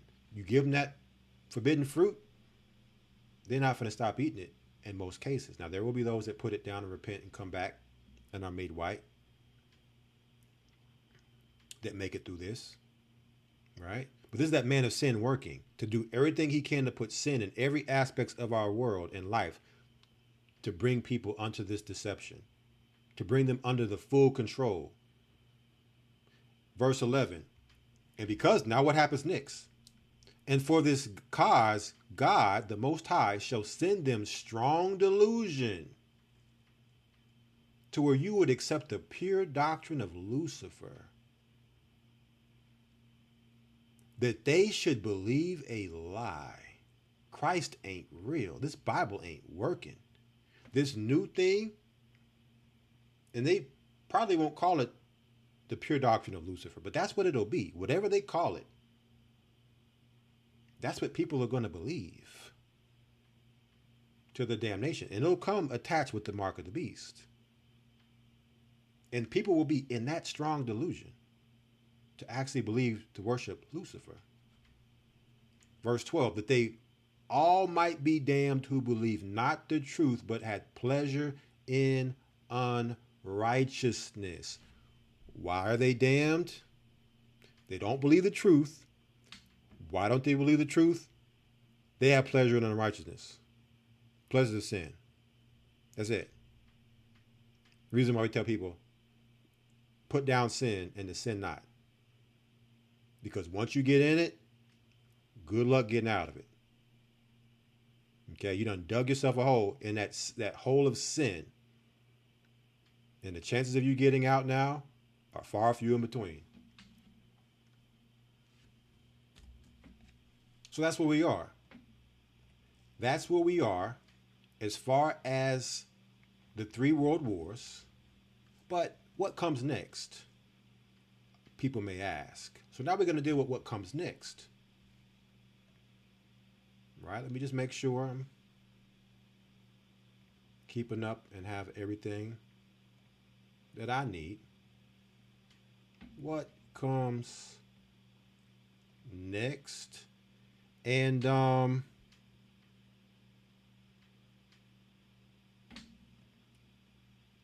this is how they're able to talk about the great narrative. I want to show this video real quick. Okay. This is how they're able to get us to this place where we are right now.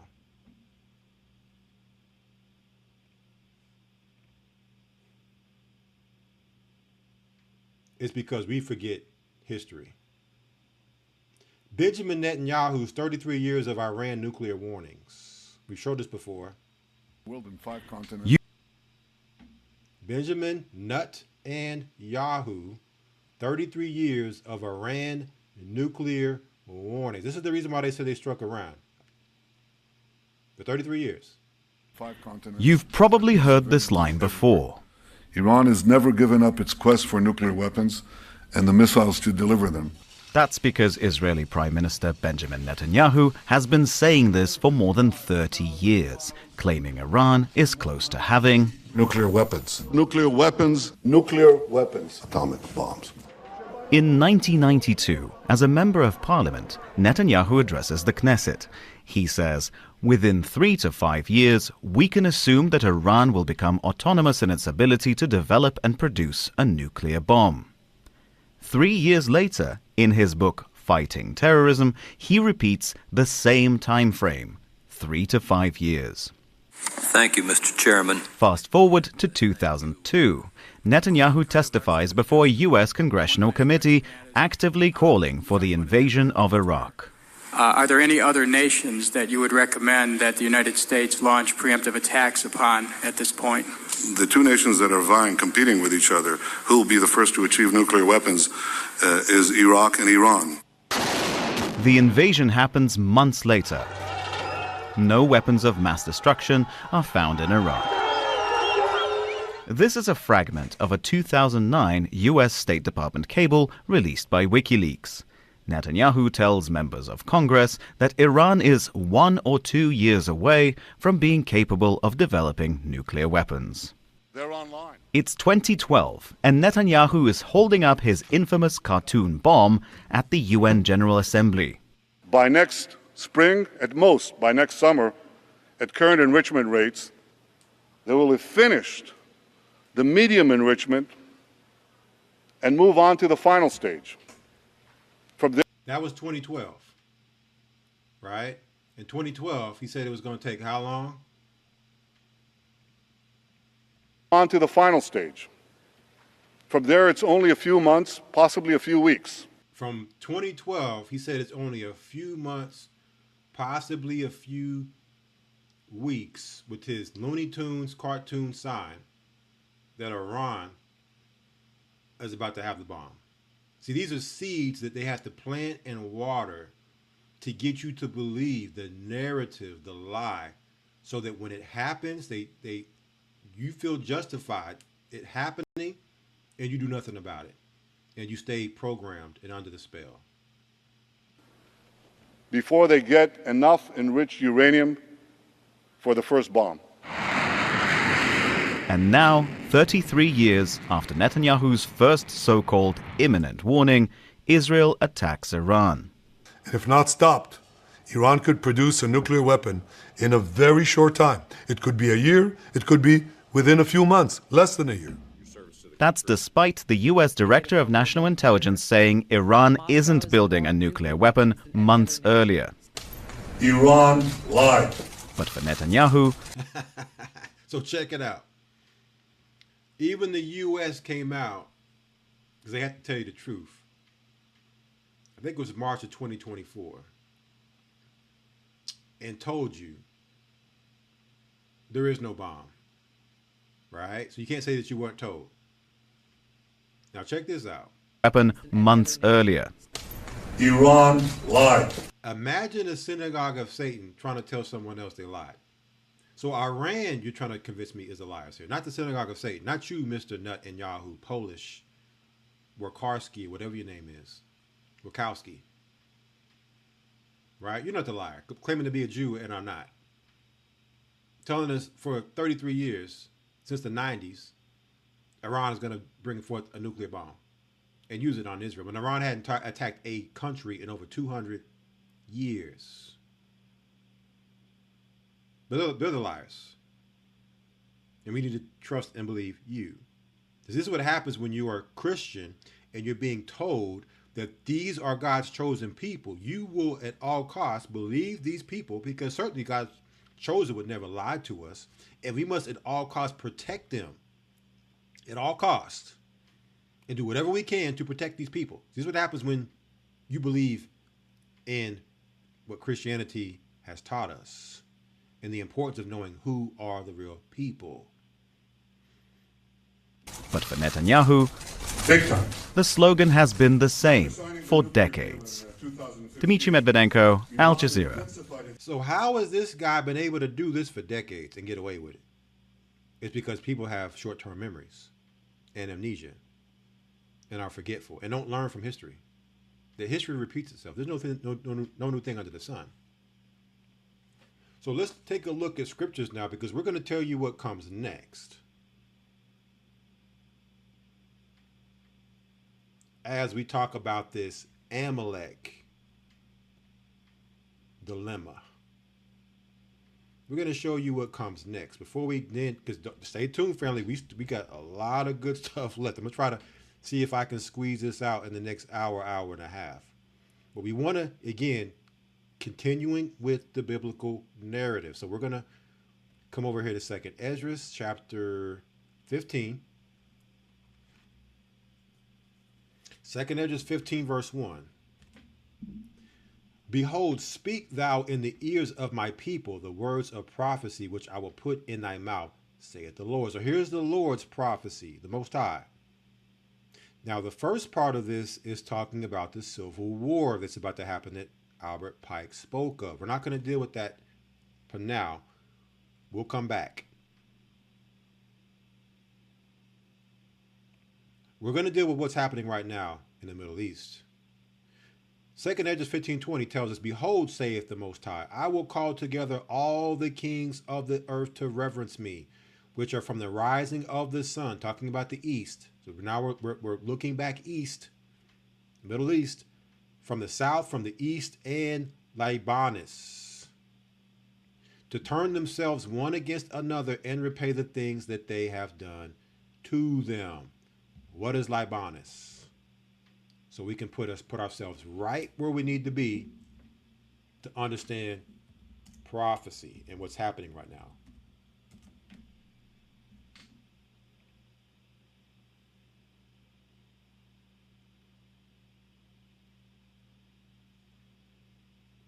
And we find it. Let's go to Bible Hub. What does Bible Hub tell us Libanus is? Libanus, more commonly known as Lebanon. What's going on in Lebanon right now?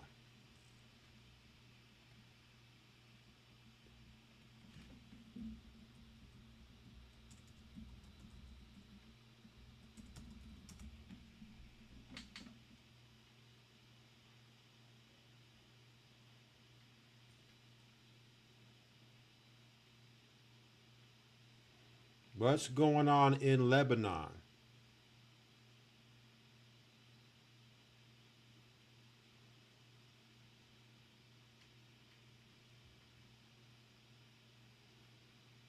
The Iran war spreads to Lebanon. Libanus. March 5th, 2026. As the region spasms, the clash between Israel and Hezbollah is gathering force. So now Hezbollah in Lebanon is now launching at Israel. So this is putting us right geographically where we need to be to understand what we're reading in 2nd Esdras. 15. Verse 21. Like as they do yet this day unto my chosen. Remember, we said that this war is happening because they touched the apple of the Most High's eye. The real children of Israel, they touched us. They hit the natives of the Americas as the conquistadors came over and raped and pillaged and killed them, subdued them, took over their lands. They brought over the southern tribes, Judah, Benjamin, and Levi, as slaves to build this construct up, this new Babylon up. They have touched Most High's chosen. That's what this war is about. This is his vengeance for us. That's how we have to look at this war. He is releasing us from their captivity. So will I do also in recompense in their bosom. Thus saith who? Thus saith the Lord God. That's how we have to look at this war. They want to call it a holy war. Okay, it's a holy war if you're looking at it from this angle. It is a holy war. My right hand shall not spare who? The sinner. So what would the man of sin do? What would Satan do? Look to pull you into sin. At the same time this is happening, what do you see happening with people? Diving deeper into sin. You're even seeing people who were once amongst us in the truth fall into sin and now attack us, now attack the church and accuse and do all this stuff right now. So it's all happening right now. So the Most High is also exposing the rebels right now. Because guess what? According to Ezekiel chapter 20, the rebels will be in the wilderness. And the Most High is showing us who they are right now. Imagine you believe when you're serving the Most High, but you're a rebel. Because you make it all the way to the wilderness and think, oh, the Most High must be with me. I must be on the right side of this thing. Not knowing you're a rebel. Because remember, strong delusion. Because of sin. The Most High preserve you for the wilderness and get you there for you to think that you made it because you're righteous, only for you to be judged and purged as a rebel. These things have to happen. That's why we have to stay focused on Christ. If we don't know these scriptures, these commandments, these principles we're reading right now, if we fall outside of them into the distraction and become with the sinners, his right hand shall not spare us. Don't get distracted right now, friend. There's a lot of distractions out here. Stay focused. Remain diligent. We don't got time for distractions. Okay? Because if people want resolution, Christ gave the way how you resolve. He also said, vengeance is his. So if someone's done wrong to you, the Most High will take vengeance. It's not upon us to take vengeance. So you're easily able to identify the Antichrist spirit if you simply just apply scripture to reality. When we get outside of scripture and we start dealing with emotion, now we become part of those who get caught up, right, in all the distraction that's out here. Because we're applying emotion and not scripture. My right hand shall not spare the sinners, and my sword shall not cease over them that shed innocent blood upon the earth. So right now, there's a whole lot of innocent blood on this earth. A lot of babies dying right now. A lot of children dying right now. A lot of Israelites dying right now. Maybe looking like other nations, but they're Israel. The fire is gone forth from his wrath and hath consumed the foundations of the earth, and the sinners like the straw that is kindled. So a lot of this happening in the earth, these bombs that are hitting, yeah, there's some innocent blood dying, but ultimately this is judgment upon sinners. The Most High will have you in a place with a group of people, all sinners. Boom, bomb drops, gone. That's what's happening right now. People are being taken out of this realm instantly. Verse 24, woe to them that sin and keep not my commandments, saith the Lord.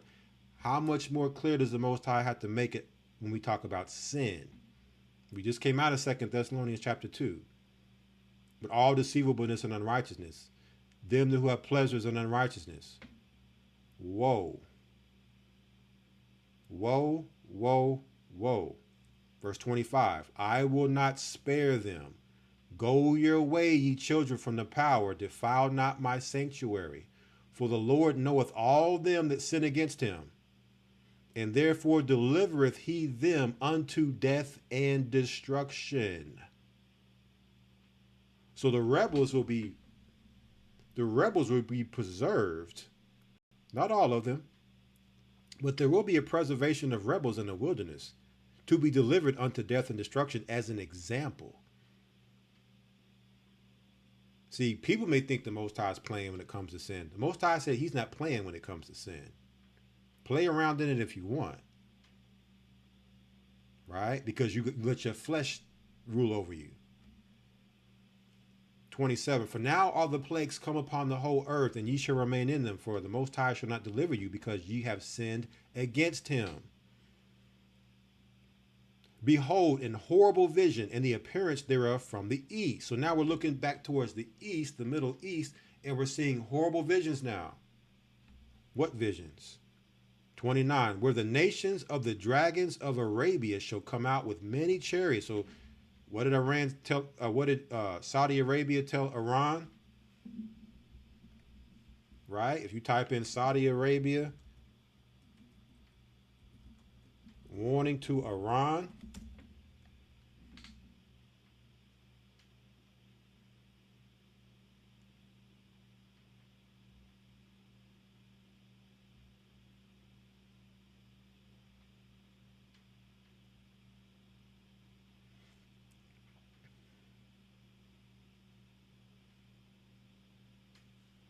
It says, Saudi Arabia says reserves right of response after Iran attacks Riyadh. So now Saudi Arabia is saying they finna get in this war since Iran is hitting their country. Even though Iran is hitting American assets, American military installations, they're saying they're about to hop in this war. Well, Second Esdras tells us that they're going to enter this war with a multitude of chariots. And the multitude of them shall be carried away as wind upon earth, that all they which hear them may fear and tremble. Also the Carmanians, raging in wrath, shall go forth as the wild boars of the wood. Who are the Carmanians? Let's look it up.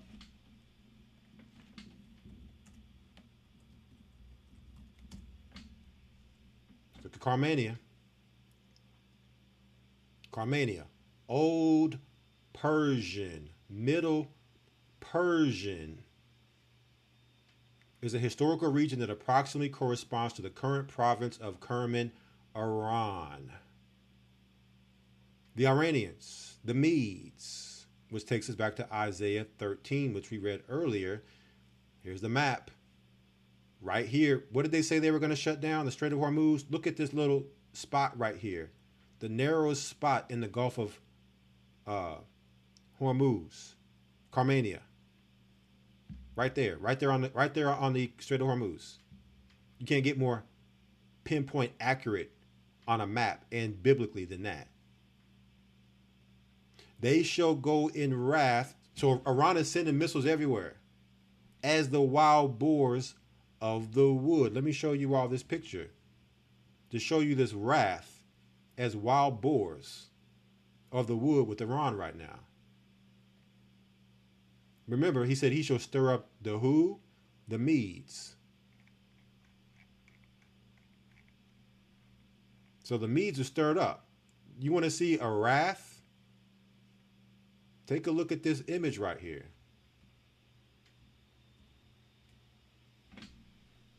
They shall go forth as with wrath as wild boars from the wood. So look at Iran. It's hit over 15 nations with missiles right now. Would that constitute with wrath as a wild boar from the wood? A wild boar coming out the woods. You done poke the bear. And they shoot missiles everywhere at everybody. Anybody that's in the range of their missile shots that are allied with America, you catching blows. Stirred up meads. And with great power shall they come and join battle with them, and shall waste a portion of the land of the Assyrians. So they're hitting all up in Syria, right? All up in the land that is known as Israel. And then shall the dragons have the upper hand, remembering their nature, and if they shall turn themselves, conspiring together in great power to persecute them. Then these shall be trouble-bled and keep silence through their power, and shall flee. And from the land of the Assyrians shall the enemy besiege them and consume some of them, and in their host shall be fear and dread and strife among their kings. Behold, clouds from the east and from the north unto the south, and they are very horrible to look upon, full of wrath and storm. Right? Imagine the storm and the clouds coming from these shots that are happening right now. We showed some images earlier. They shall smite one upon another, and they shall smite down a great multitude of stars upon the earth, even their own star, and blood shall be from the sword unto the belly. So let's take a look at these stars that Ezra's is seeing here. Let's take a look at some of these stars. Iran uses hypersonic missiles on Israeli city refinery. In this attack by Iranian forces on the city of Haifa in Israel, Fatah-1 missiles equipped with hypersonic maneuvering warheads were used. These warheads are extremely fast and maneuverable in their terminal phase. Look like stars to you all? If you were to look at this in Ezra's time, would you think these are stars? You know nothing about missiles. Look like shooting stars, falling stars. Making interception nearly impossible. In the video, we can see the and they shall smite one another, meaning they're shooting missiles up that look like stars, and missiles coming down that look like stars hitting one another. Speed difference between conventional ballistic missile and the hypersonic ones, with the latter producing a noticeable shockwave effect on impact. A refinery and other critical infrastructure were targeted within the... See that? So they're trying to shoot interceptor missiles up to knock these missiles out that are coming in to hit Israel and Iran and other places that they're hitting. Stars smiting stars. I mean, the Most High in this word is out of sight. Out of sight. So what comes next? What does this mean? So let us shift to our last part of this broadcast. It says here the Amalek dilemma, Ukraine, Israel, and Purim. And now we're going to start to shift towards what is going on in Ukraine. They tell us it's a war with Russia and Ukraine. Well, we've been talking about these Russians. We're about to talk about Ukraine. Going back to this Synagogue of Satan book that starts in 740 in Khazaria. So we're going next. So we can see what's really going on. So the Jerusalem Post is connecting Amalek with Ukraine in a way that they would make it seem like they're the Jews and Ukraine has always killed and attacked them. So they must be Amalek. That's what they're saying. Many people of Jewry have been killed by the hands of Ukrainians. So they're Amalek, right? But there's a key thing in here that we're looking to connect, right? Amalek with Ukraine. How many of you all have seen or heard about this? Zelensky says wants Ukraine to become a big Israel. Ukrainian President Vladimir Zelensky says the main issue for Ukraine after Russia's invasion ends will be security. We're about to break down what's really going on here in Ukraine. Another narrative that's put out there, great narrative that will make us believe one thing when it's something else. Now check this out. Zelensky, who is Jewish, what in the world? They don't want me to get that. Zelensky, Ukrainian president, happens to be Jewish, has on several occasions stressed the importance of maintaining close ties with Israel, which he held as a model for Ukraine. Here goes some more dots to connect for you brothers and sisters out there. I thought Ukraine was Amalek. Why would Israel want to keep close ties with Ukraine? Why would a Jewish man be over Ukraine if Ukraine is Amalek? And well, if you're the Jews, not that Ukraine isn't Amalek, but you're supposed to be the Jews, why would you be dealing with Ukraine on this level? Well, if you type in Nut and Yahoo and Zelensky,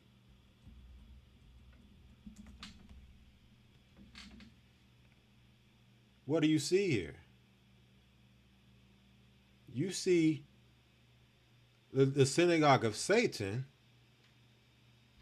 the Israelis cozied up pretty tight with Amalek.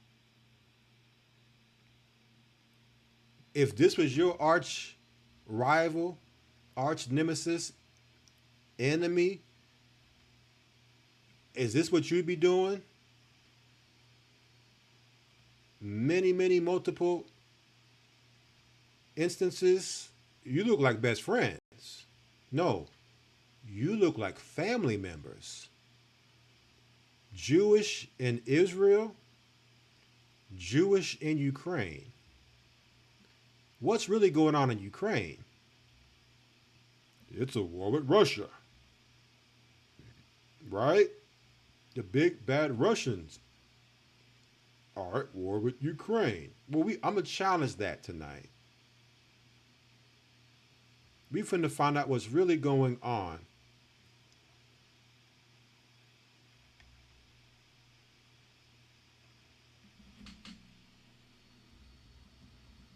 in Ukraine. Now, I don't know if y'all remember, but I said this was right around the lockdown, 2020, 2021, when I was just sitting thinking one day about something about this Ukraine thing, because this is the Great Reset talks about all this war in Ukraine. I'm like, why are they talking about the war in Ukraine and predicting that and talking about that so much? So I said, let me take a look at a map. Something here is tingling on my senses about Ukraine and Khazaria. So I said, let me take a look at the maps here. So when I look at Ukraine on the map, you have Ukraine on the Black Sea. Here's Russia. And then when you type in Khazaria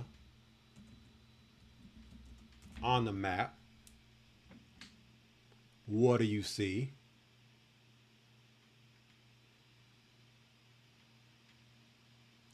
You see Khazaria also on the Black Sea.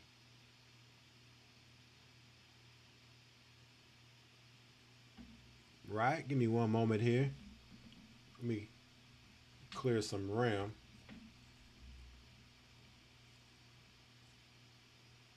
Got a lot of things open here.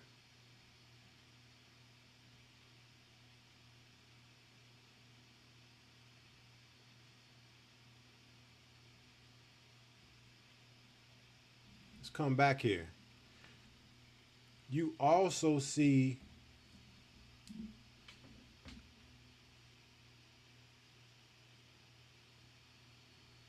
Khazaria on the Black Sea.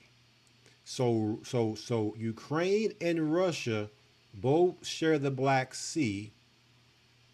The home of the Khazarian Empire is the area right at the border of Russia and Ukraine. It's all encompassed. Really, Ukraine at one point was Russia.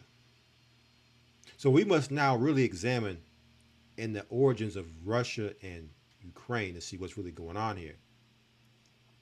So we open up the book, The Synagogue of Satan, and let's take a look at Khazaria. It says in 740 AD, in a land locked between the Black Sea and the Caspian Sea, known as Khazaria, a land which today is predominantly occupied by Georgia, but also reaches into Russia, Poland, Lithuania, Hungary, and Romania, the modern Jewish race is born. Okay, this is where the conversion took place that we saw earlier on our Kota Baal map. Okay, it went from Babylon all the way to Khazaria. There was a conversion of Judaism, the Babylonian religion, and where they would call themselves now Jews. A modern Jewish race that incidentally is not Jewish. Well, they're Jewish, they're just not Israelites. Because to be ish is to be kinda, but not really. What gives them the kinda? They keep Sabbath, they say, or they portray. They say that, they keep the dietary law, kosher, Passover, these type of things. But they're Eastern European, and they're not born of Israelite stock or bloodline. So that's what makes them Jewish or Jewish. They wish they were Jew. So the Jewish race is born that incidentally is not Israelites. This is who Christ was speaking about. Them who say they are Jews and are not. How can this be, you ask? Well, at that time, the Khazarian people felt a vulnerable people as they had Muslims one side of them and Christians the other side of them, and thus constantly feared attack from either side. Furthermore, the Khazarian people were of neither faith and instead practiced idol worship. They were Babylonians, which made them ripe for invasion by a people who wished to convert them to an established faith. The Khazarian king, King Bulan, decided in order to protect themselves against attack, the Khazarian people must convert to one of these faiths. But which one? If they converted to the Muslim faith, they would risk attack by the Christians. And if they converted to the Christian faith, they would risk attack by the Muslims. He had an idea. There was another race that he was aware were able to deal with both the Muslims and Christians, either side of them, predominantly in matters of trade. A race which also dealt with Khazarians in the same manner. That race was the Jews. King Bulan decided if he instructed his people to convert to Judaism, he could keep both the Muslims and the Christians happy, as they were both already willing to trade with the Jews. So this is what he did. King Bulan was right. He would live to see his country unconquered, his people convert to Judaism enthusiastically and adopt the principles of the most holy Jewish book, the Talmud, Babylonian. There are many things the king would not live to see, however. He would not live to see his Asiatic race of converts to Judaism one day represent 90% of all the Jews on the planet and call themselves Ashkenazi Jews. They're the Nazis. When in fact they were not Jews, but simply an Asiatic race of people who converted to the Jewish religion, which there is no Jewish religion as far as we're concerned for our culture. Okay? You can't convert into being an Israelite. You either are or you're not. Wool is still continuing to speak the Khazarian language of Yiddish. So they took the Hebrew language of ancient and merged it together with their own language and founded the modern Hebrew you see today, which is really actually Yiddish. Totally different to the language of Hebrew. Check this out. He would not live to see his people turn to the descendants of a man far more powerful than him, who would be born over just 1,000 years later, where, you guessed it, family, one of the prime places we've been talking about past couple of weeks, Germany. A man named Bauer, who would spawn the Rothschild dynasty. He would not live to see this dynasty usurp the wealth of the world through deception and intrigue, which would then finance the vast riches they accumulate as they usurp the wealth of the world by gaining control of the world's money supply. He would not live to see his people demand a homeland for themselves in Palestine as their birthright and ensure every prime minister there from its inception in 1948 is an Ashkenazi Jew, even though the true homeland of the Ashkenazi Jews, Khazaria, is his kingdom some 800 miles away. And he would not live to see his Bible fulfilled prophecy as the synagogue of Satan.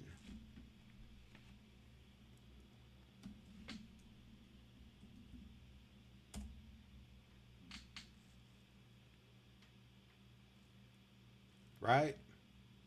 The synagogue of Satan.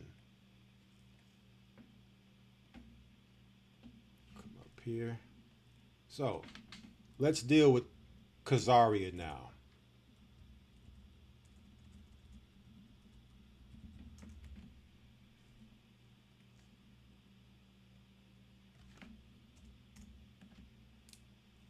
Right? Let's deal with Khazaria now.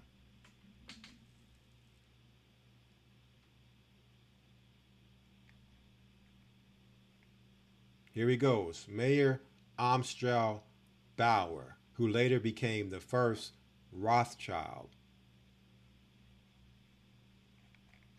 Right? We're going to come back.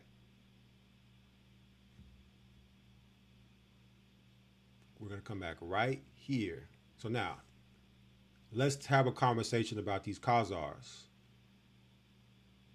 Here is some information on Wikipedia.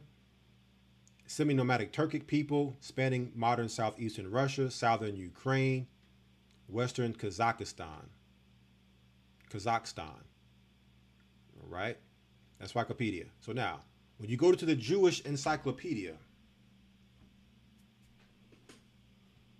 for Khazar,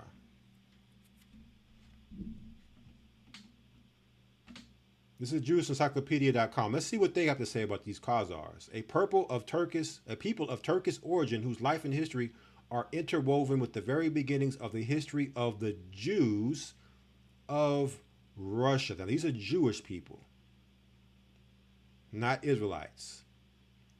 Okay? So we understand that in Russia, because it's right there, it's Jewish. Esau. Okay.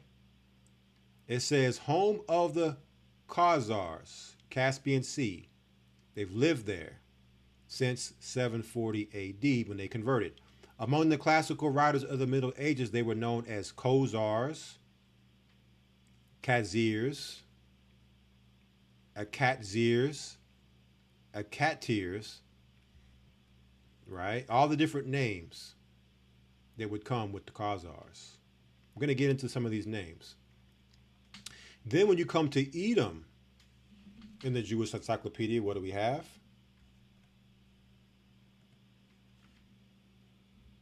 Right? What do we have here?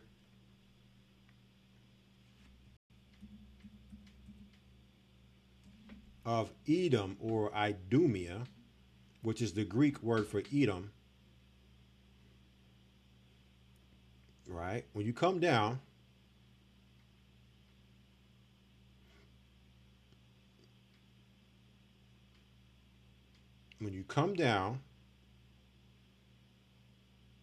all this is important.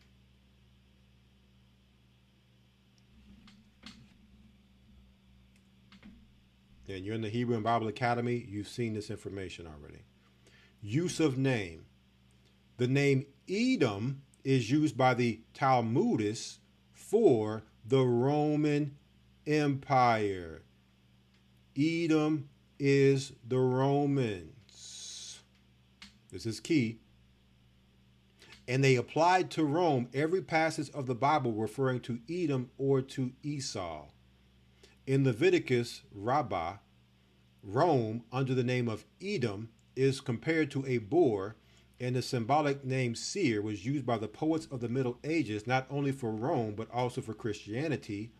On this account, the word Edom was often expunged by the censor in another name. In place of Edom, the word Hazir, swine, was occasionally used, perhaps as a mere term to reproach. In Midrash Tanhuma Bereshit, Hadrian is called the king of Edom.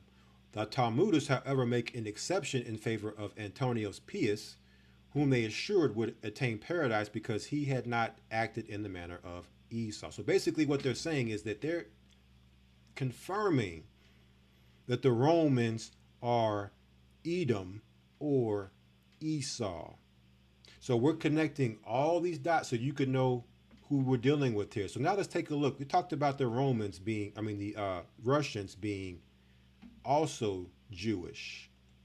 And we see this word Khazar and the different variants of this word Khazar. So now let's look at this word Tsar. It can be spelled Tsar or Czar. Check this out. Bulgarian, Russian is a title historically used by some Slavic monarchs. The term is referred from the Latin word Caesar. Caesar, Romans, Russian. The Russians are Edom, Esau, Caesar, Khazar. Okay, Caesar and Khazar are the same word, just in a different pronunciation, which was intended to mean emperor in the European medieval sense of the term, a ruler with the same rank as a Roman emperor. Goes that eagle, right? Now exalt thyself as the eagle. Now you know who Russians are. There's the czars, right? The czars of Russia are Khazar or Caesars, the Romans. This is all going to tie together here going through this. Now, let's look at this word Kaiser. Kaiser. Kaiser. Kaiser, the ruler of Germany from 1871 to 1918, because we can't talk about Germany in all this. We got too many German Jews all over the place. Adam Weishaupt, Heinz Kissinger, Klaus Schwab, I mean, on and on and on and on, right? Karl Marx. We also saw Lenin, who was Russian, who was Jewish. See, this is the place really they don't want you tapping into. Okay, they don't really want you digging now around in this part of the world with these questions, because you're going to stumble upon something that you're not supposed to be knowing about. Check this out. Middle English, this is the history of the word Kaiser. From Old Norse, Khazari, akin to Old High German Kizur, emperor, both from a prehistoric Germanic word borrowed from Latin Caesar, cognomen of the Emperor Augustus. These are the Caesars. The Kaisers of Germany Kaiser are Caesars. The Tsars of Russia are Caesars.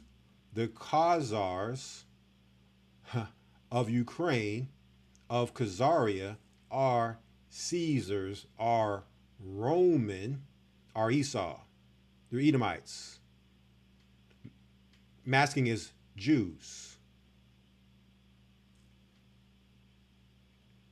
So I don't know how many of you all are familiar with this character. Igor Burkitt and his plan. How many of you all are familiar with this man and his plan, or even know who this man is? Born in 1964 Ukraine. Check this out. is a Ukrainian political and public figure best known for being the author of the idea and executive director of Heavenly Jerusalem. What is Heavenly Jerusalem? The Heavenly Jerusalem Project. In Ukraine, the creation of a new Israel in part of Ukraine. So now it makes sense when we see Zelensky, who is Jewish, over Ukraine, who's an actor. He's got an IMDb profile. He's been in many movies. He's an actor. He's not anything than a face. Zelensky says wants Ukraine to become a big Israel. So they have a Heavenly Jerusalem project, New Israel in Ukraine. Oh yeah, we connected some dots. It's starting to make sense now, family.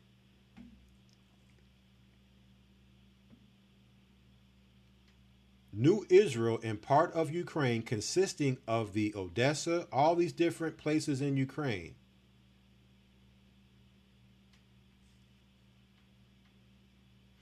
Right? Let's see if within his profile we see Jewish.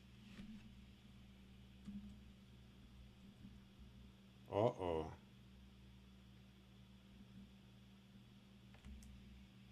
It's a statement.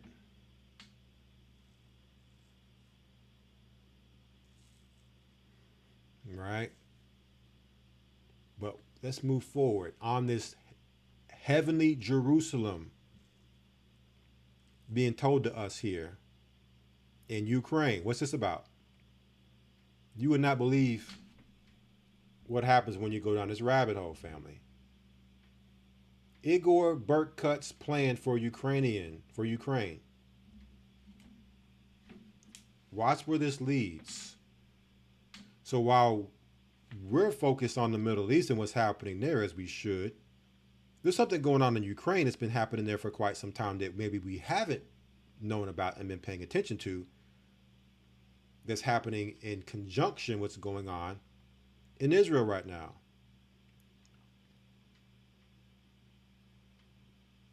Heavenly Jerusalem, a new city to be built in Khazarian Ashkenazis after ethnic cleansing of murdering all Ukrainians, just as was done in Palestine. Wait a minute, I thought Ukrainians were Amalek. They are Amalek.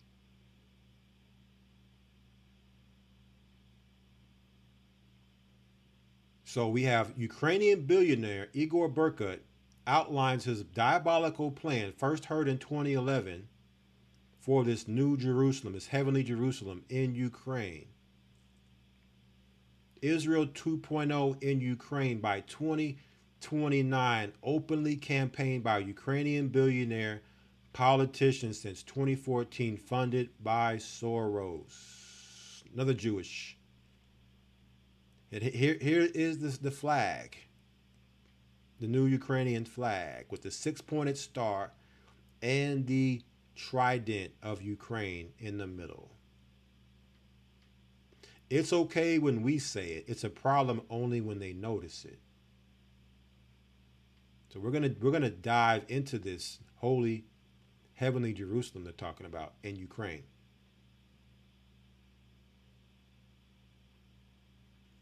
Heavenly Jerusalem, also New Jerusalem, Israel 2.0, New Israel is a project whose goal is to form a Jewish state within Ukraine on the territories of its 5 southern regions.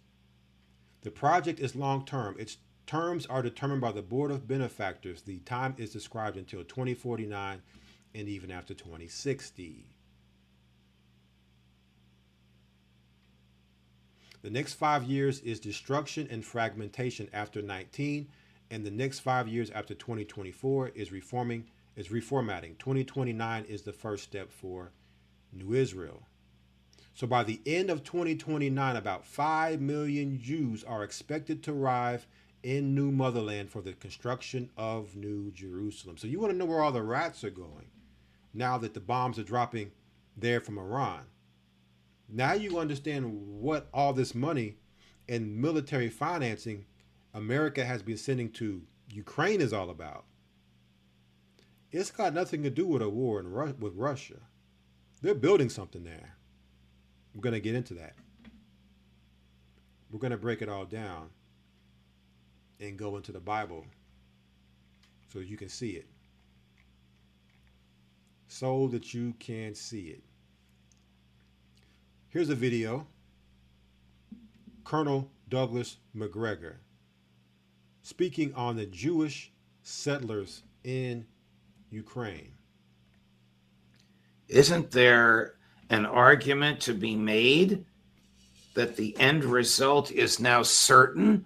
Why should another fill in the blank? You can tell me better than I can give you. Thousands Ukrainian young men die before the inevitable happens. I think that's ongoing, although, we've seen that 13,000 Ukrainian men between the ages of 18 and 25 just a little over a week ago were suddenly released and allowed to cross the border from Ukraine into Poland, which was a rather strange development. But now we're also seeing settlements in southern Ukraine emerge, places where the population has been either denuded or is very, very thin. And we're seeing large numbers of Jews establish themselves in new communities. In fact, we have something on the internet that talks about the appearance of police around a community in southern Ukraine wearing American-like police uniforms who are stopping anyone from going into the area who is not Jewish. And the people that wanted to go in there were Americans, but obviously they were Christians. They were halted, turned around, and sent away. We've always been hearing about this desire to create another greater Israel in parts of Ukraine, where at one point you had large numbers of Jews before the Second World War that were concentrated in places like Ukraine and part of Poland and southern Belarusia. This is very odd. Is this part of the larger plan that's bankrolled by people like Larry Fink and others to create this? Is this an extension of Israel as it is today? I have no idea. But needless to say, I thought it was very odd to find a police force that looked like they were the New Jersey State Police and insisting that if you weren't a Jew, you couldn't go into the area. I thought that was very odd. I don't know what's going on, but clearly the numbers of Ukrainian men are at an all-time low. He don't know what's going on, but we about to uncover what's going on in Ukraine. Because again, we've been sold another great narrative of this war with Russia and Ukraine when they're all Edomites. And Edomites are not fighting Edomites here. Something else is happening that would make us believe that, so that we can't come up in there in a war zone to see what's really going on. So we're going to get that. But before we get that, let's see some of these so-called Jews going into Ukraine. I got a video here. So this is where the funneling has been happening and is about to continue to happen in the midst of this war. Thousands of Jewish pilgrims arrive in Ukraine despite war. This was 1 year ago. So there's supposed to be a war in Ukraine, remember? But yet these people are all flocking into a place that's supposed to be a war with Russia, remember? That's what we were told. So why would you go to a war zone and flee for refuge in a war zone unless there's not really a war zone? And notice all the Hebrew you see ingrained within this Ukrainian part, where you see nothing but Khazars, Ashkenazis.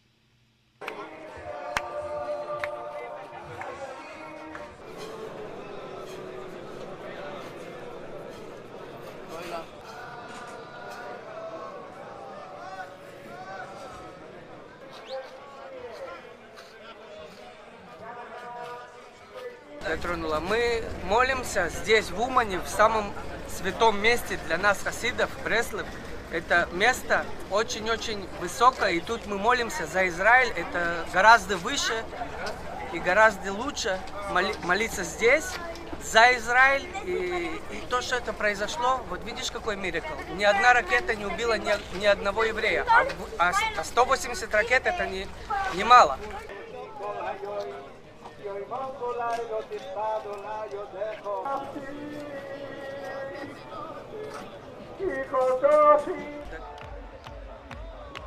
Which is the birthplace of the Orthodox Hasidic movement. Right? There is no denying where these people come from. This is where they were birthed, Khazaria. Okay? But I thought they were Amalek. I thought Ukraine is Amalek. It is Amalek. You're looking at Amalek. Okay? They just want you to believe that for whatever reason, Ukraine is trying to slaughter all of them, as is everybody else is trying to slaughter all of them. Okay? Why would the people be so paranoid about being slaughtered unless they're the perpetrators?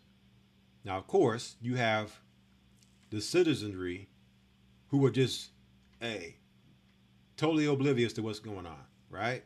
They're just absorbing the privileges of being Jewish. But it's those overseers, the overlords, who are operating, right, that we really are focusing in on in all this, that have created these things under our nose while giving us an alternative reality of what's really happening.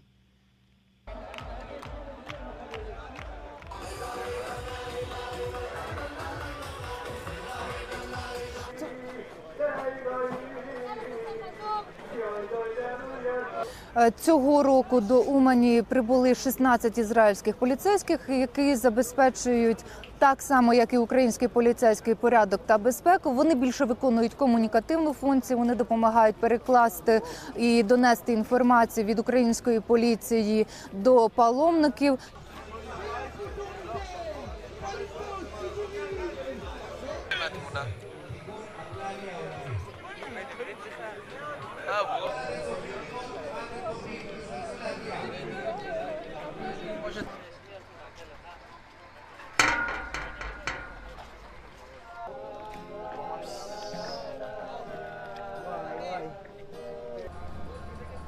So there you have it. Now, coming back to this Heavenly Jerusalem project,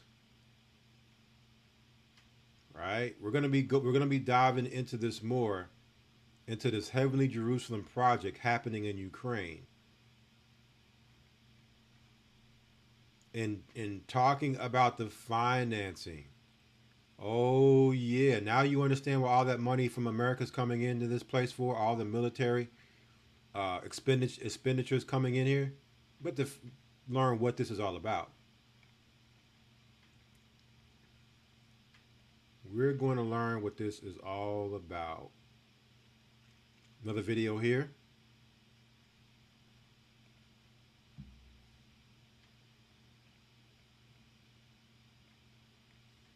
Now that the Christians have been slaughtered and there's a bunch of vacant homes and open land, the Jews, of course, have come pouring into Ukraine. As members of this audience should probably know by now, I know you know, that's their actual ancestral homeland. Ukraine in Khazaria. See, the narrative in the media is Russia is at war against Ukraine. We get out a map. You can use Hungary as a reference point. See that area there that's modern day Ukraine? See that name right there? And these Jews aren't Semites at all. They're Khazars.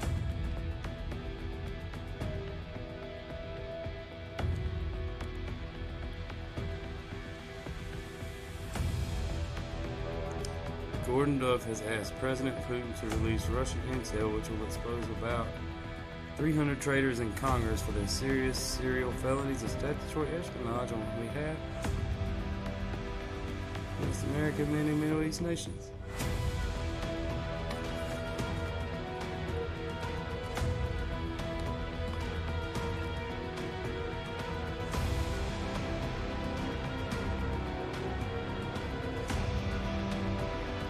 Right there says it all.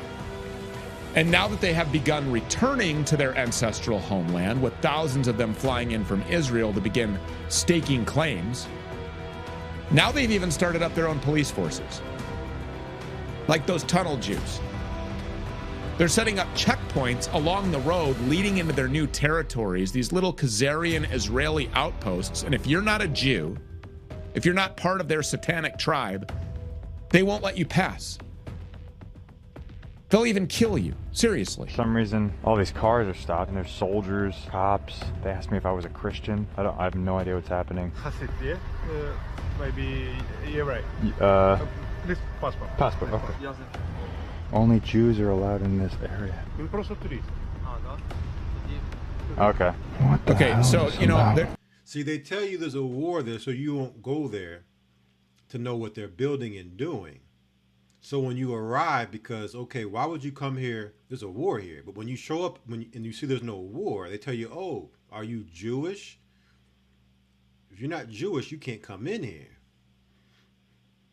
There's something in that video that everybody needs to take note of and watch very carefully. Because those Jews in Ukraine, they're wearing some interesting uniforms. They look like sheriff's deputies from some town in North Dakota or Mississippi or New York. Some old classic American town. And obviously the reason for that, the reason why they do that is because America is giving them all of this shit.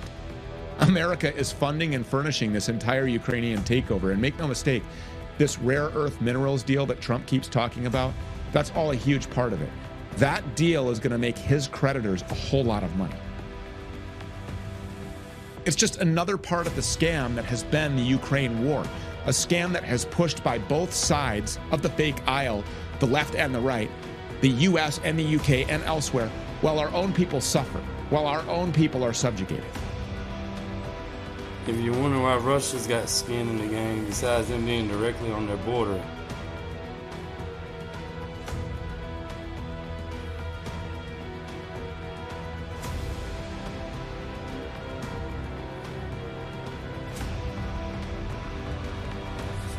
so hopefully they leave this video up, but for the ones who know, they know. And if you want to report, there it is. And if I go to sensitive history, well, then I must quote sources that say it rather than that I say it. This is a fascinating book, and the web pages are there. You can check it out. Facts are facts. This is a book that was written by a Jewish man. And he confronted the thinking of many of the high-placed individuals of the world. This is interesting stuff. In this book, Benjamin H. Friedman, a Jewish man, writes about the Jews and reveals an interesting history. He states that the present Jews in Palestine are not the true descendants of the Judeans, but rather descendants of the Khazars.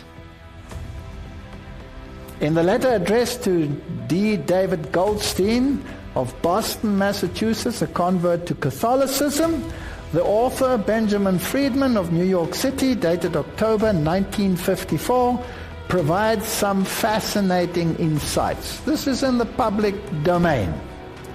Let's study this for a while and see where we get.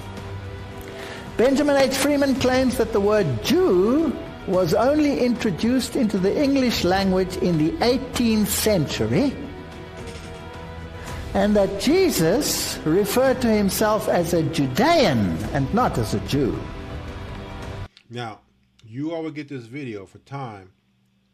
We're not going to be able to show it. We're going to have to start to wrap things up. But we're going to come back to this Israel 2.0 Heavenly Jerusalem project that's happening in Ukraine, where they made us think it was a war with Russia so they could funnel money and military weaponry in there. Right? We're going to come back to that. Real quick, come back over here to Khazars. If you come down,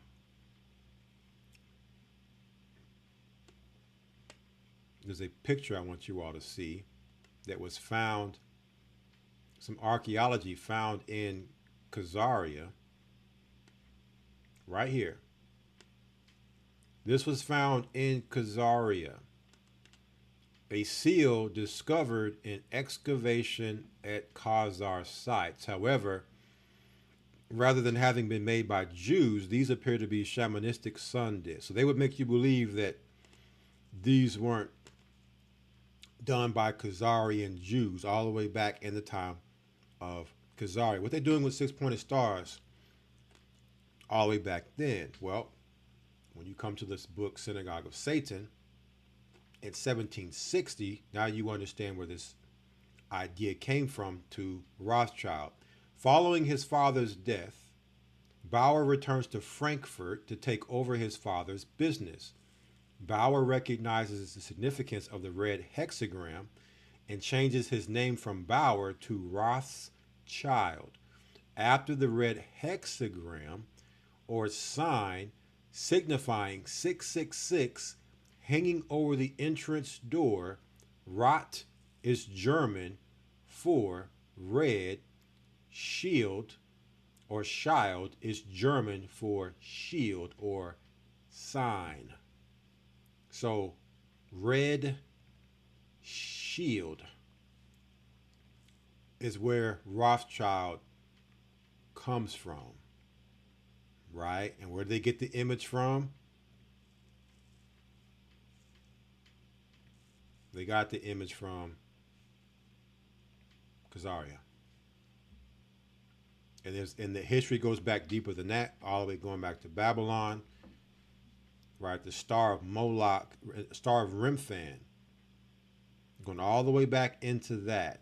I wanted to show you all this here, as well as the reason that they are now. Here's a map. Why are they so focused on Ukraine?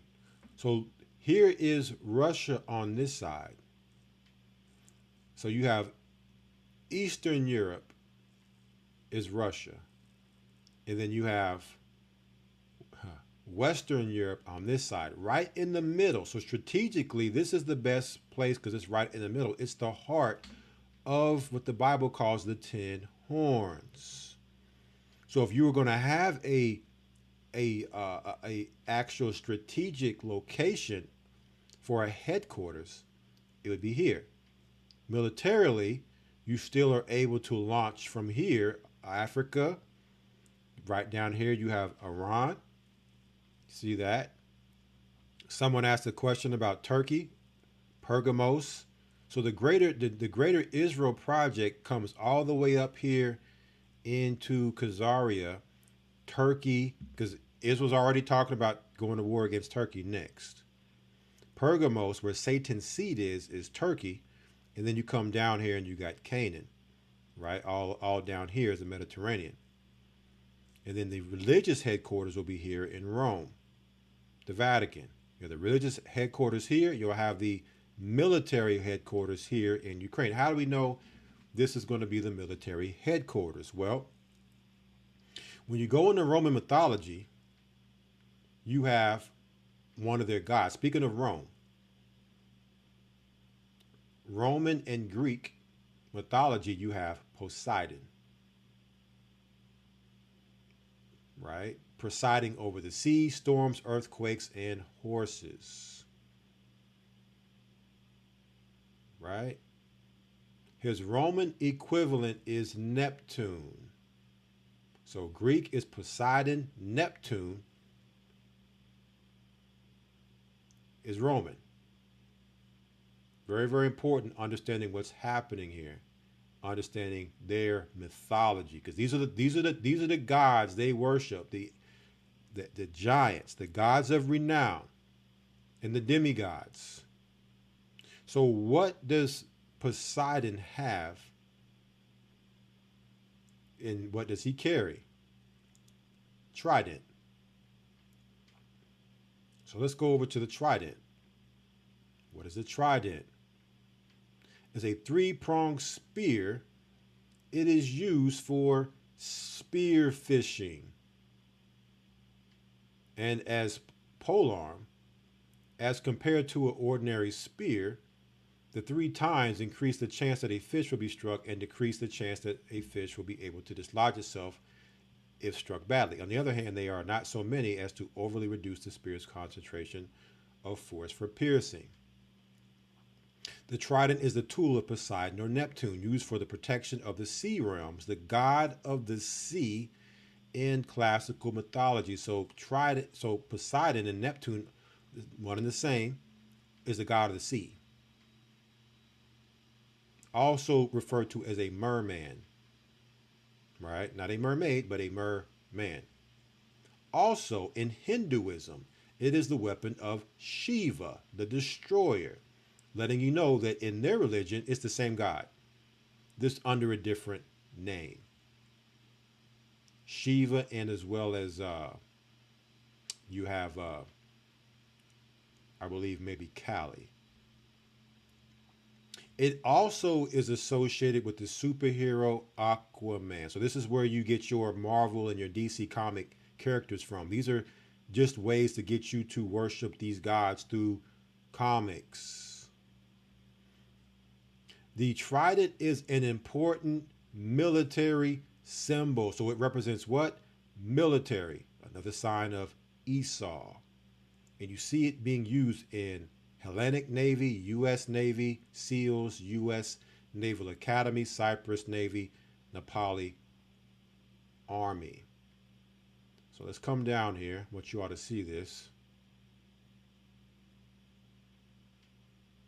Poseidon.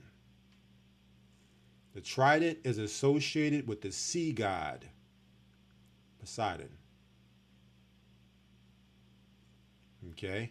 So we know who is the sea, the god of the sea, according to their mythology. Now, when you come down, you ought to see this. So we see this trident used within different countries. Where do we also see it? It is used in the coat of arms of Ukraine. This is the coat of arms of Ukraine, the trident. Now, why is this important? I'm going to show you all and connect this with the Bible. Right? So now, let's come over here and show all these connections as we start to begin to put a wrap on the live stream tonight. We had some more stuff, but we're not going to be able to touch on that, but we'll save it for after Passover. So I wanted to deal with Babylon, but we'll come back and show how this is going to turn towards Babylon, America. But I also want you to show what's going on that side of the world and dealing with this heavenly Jewish, heavenly Israel project. Right? Now let me see. Let me get over here. So we see this Ukraine coat of arms, and over here we have the Khazarian sigil also. So look at both of these sigils and the intertwining here, as you see here in the 3 prongs. So when you go into Khazaria in their ancient archaeology, you see this same symbol that you see now for Ukraine. Okay, the Khazarians are synonymous Ukrainians. The reason why Zelensky, who is Jewish, is over Ukraine. The reason why they're now looking at this greater Israel project there, this heavenly Israel project, Israel 2.0, there now, because they're going back. Okay, that's the whole point. Because you have to destroy, like Albert Pike was showing, that area. You have to destroy Zionism. But you wouldn't believe, when you look at this, we talked about this coat of Baal. When you look at the sigil from Moloch, it's the same as the Ukrainian crest and the Khazarian sigil.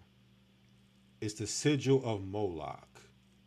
The 3 points, right? The trident, and even within the Moloch sigil is the 5-pointed star, the devil's head. Go to Mendes right here. And then when you come and you look at the flag of Ukraine and the colors, okay, we're going to also look at the Rothschild family sigil, right? We're going to show you how all this connects.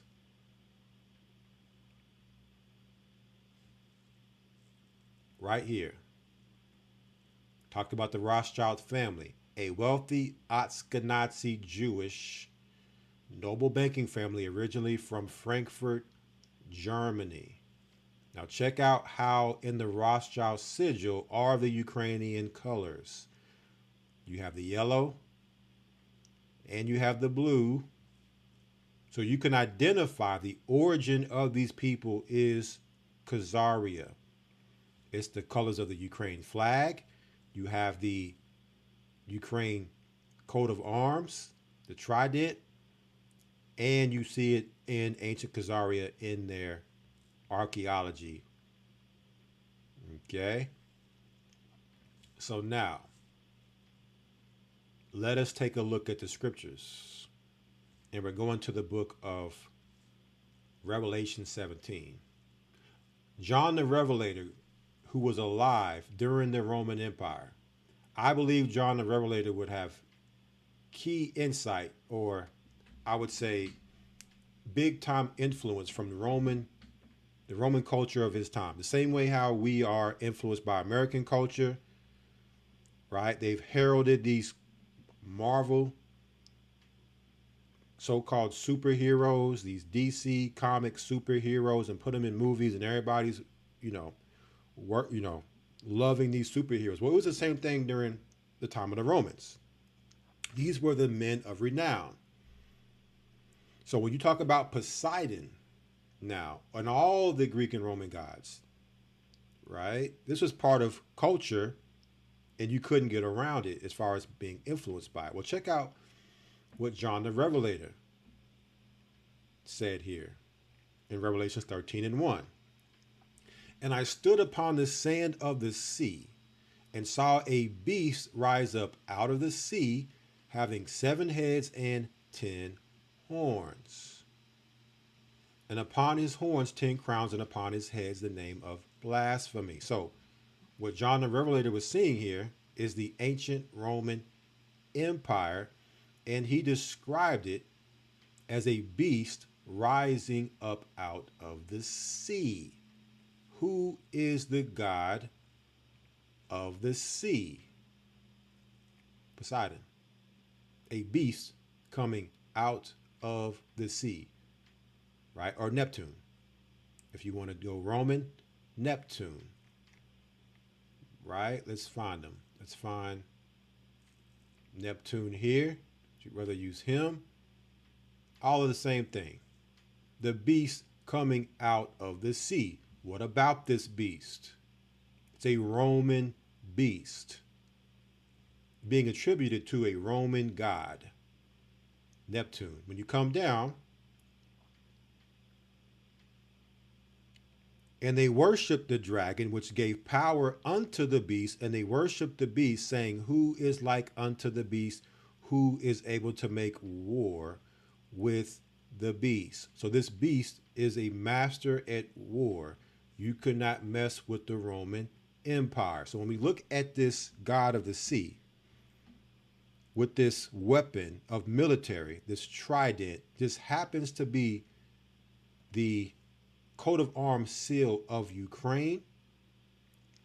And we're about to go into it here in a minute and really pretty much close out here.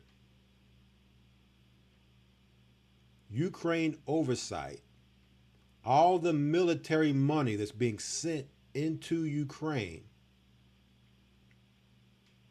to so-called fight this war against Russia. When you're going to find out the Ukrainians and the Russians aren't fighting against each other at all. They're building something, right? The war is just to keep you from going up in there, trying to see what's going on.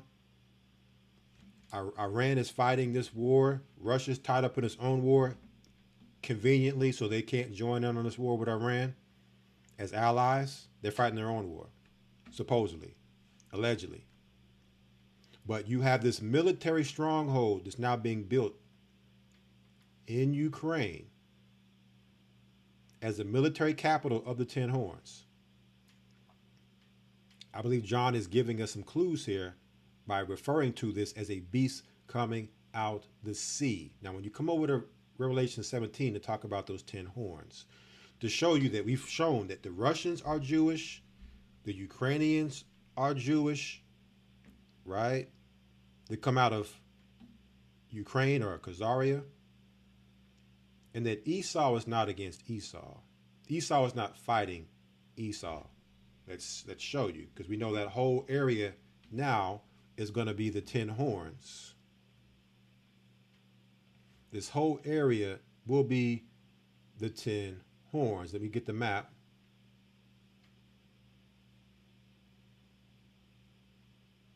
Right here. This will be the 10 horns. Okay, so they want you to think that Ukraine is fighting Russia when Ukraine is part of Russia. This is Khazaria. They're building it back. The Jewish people are all running back here. It's already been set up as a safe haven. All the monies and the military weaponry being sent here for the final war. What war? Let's see it. Revelation 17.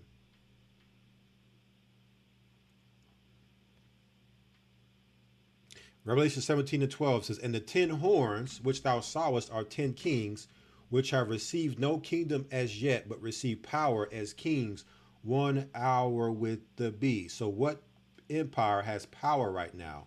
America.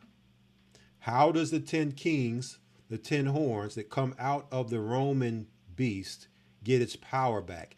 They must get rid of America. So America right now is funneling all the money and military weaponry here. Going to show it. We're going to show you these things. Check this out. Verse 13. These have one mind. These have one mind. Russia, Ukraine, Rome, the United States have one mind. They're Esau. They're not divided. They have one mind. So their job is to do what? Get everything from America, right? And take it back. All the power, money, military, all that power back. And what are they going to do with it? And shall give their power and strength unto the beast. Give it back to Rome. Give it back to Rome. Revelation 17:9. And here is the mind which hath wisdom. The 7 heads are 7 mountains on which the woman sitteth. Rome. So America sits and rides the beast and this beast sits on these 7 hills, which is Rome. So America is just temporarily riding this beast. Eventually the woman will be knocked off the beast and dealt with. And she'll no longer have the power to ride Rome anymore. Rome will take its power back and no longer have a rider. The 10 horns is getting this power now to give back to Rome. Check it out. Verse 16. And the 10 horns which thou sawest upon the beast, these shall hate the whore. Right? And shall make her desolate and naked. So what are they doing right now? They're taking all the money out of America and feeding it into Ukraine. We're about to show you the money that they've sent and the military they've sent to Ukraine to build this heavenly Jerusalem. They're making America naked and desolate. After they've incinerated Iran, and it's time now for Iran to now take the heat to America, it says, and shall eat her flesh and burn her with fire. How do they get the power back from America? They let Iran lead the charge to burn her. Once America is gone, now power comes back to Rome. Now the power comes back to Rome. What is Rome going to do at the very end? Under the 10 horns. We'll get that here at the end of this. So all the money and military is being sent here. We're being told there's a war happening here, but there's a There's a unification happening. Remember, going back to the beginning, this 3 World War plan,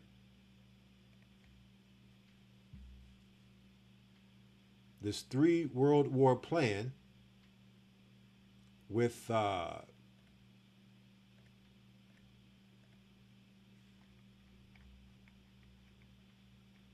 Giuseppe Mazzini. The letter was sent to him from Albert Pike. His goal was to unify Italy. That was the goal from the beginning, to unify Rome. So what you're seeing happening in Ukraine is the unification of Rome under the ancient Khazarian Empire known as Ukraine today.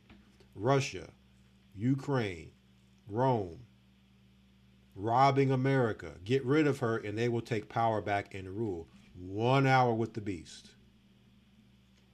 The 10 horns will rule 1 hour with Rome. And so we're going to come back to that. So now take a look at this. Funding, Ukraine oversight. It tells you how much money America has sent to Ukraine in billions. And military, 187 billion. And these are in fragments through a almost 15-year period. 174 billion, 163 billion, 10.6 billion, 22.3 billion, 1.1 billion, 187 billion. Why are they sending all these billions to Ukraine? I think we're breaking it down right now, family. They're building up for something. They're building up for the final war. The war against who? The Lamb. They will rule there to fight the Lamb. Here's more. The Council of Foreign Relations, CFR. This is Heinz Kissinger's baby, like the World Economic Forum is Klaus Schwab's baby. So let's see what Heinz Kissinger's council has to say about how much aid the U.S. has sent Ukraine. Okay, it goes through again the different monies that have been sent. We've already covered a lot of the money. Here are the graphs. And you come down here, and what you'll see is, they're preparing Ukraine while they're getting rid of Israel to destroy Zionism and send everything to Ukraine. The holy Israel, the heavenly Israel. Here it tells you all of the different military that's now has been going to Israel Ukraine under America. So America has shifted its sending of this to the Jewish state known as Israel today and shifted, right, within the past 15 years to Ukraine. But they needed a great narrative to make you believe that Russia was attacking Ukraine, invading Ukraine. So now we need to start sending money there, military there, so that when they send it there, you understand why. Instead of questioning, why are they sending all this money and military to Russia? Not that you're not still questioning it, but now you understand the real narrative of what's happening here. It's got nothing to do with a war with Russia. That's the great narrative. It's the war that's coming against the Lamb that they're preparing for. Okay? They have one mind. They're not fighting. All right? So here you see all of that. And then what do you see here? List of military aid to Ukraine during the Russia-Ukrainian war. So this shows you all the money from all these countries. It's not just America. All these countries here are, and the European Union, sending money to Ukraine. It goes through and shows all these countries, all the money. Billions upon billions upon billions of dollars in assets flowing into Ukraine. Now it makes sense why the Khazars are fleeing there without worry of war. There is no war there. This is a safe haven for them to escape the war that's happening in the Jewish state. And even when you come down and you look at all this, look at all this. All these countries and all this, what they sent. This is unbelievable how much is being sent in military and finances from all these countries to Ukraine. Why? To fight against Russia? All this is being sent into Ukraine to fight against Russia. When we know Russia is Edom. They're the czars. They're Khazars.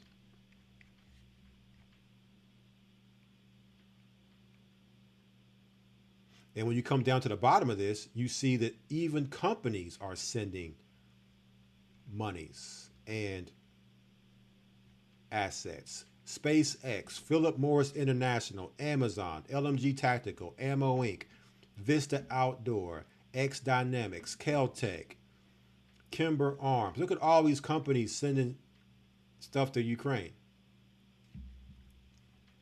Right? Only a war that's coming on biblical proportions would you be funneling all these assets into Ukraine for, not Russia.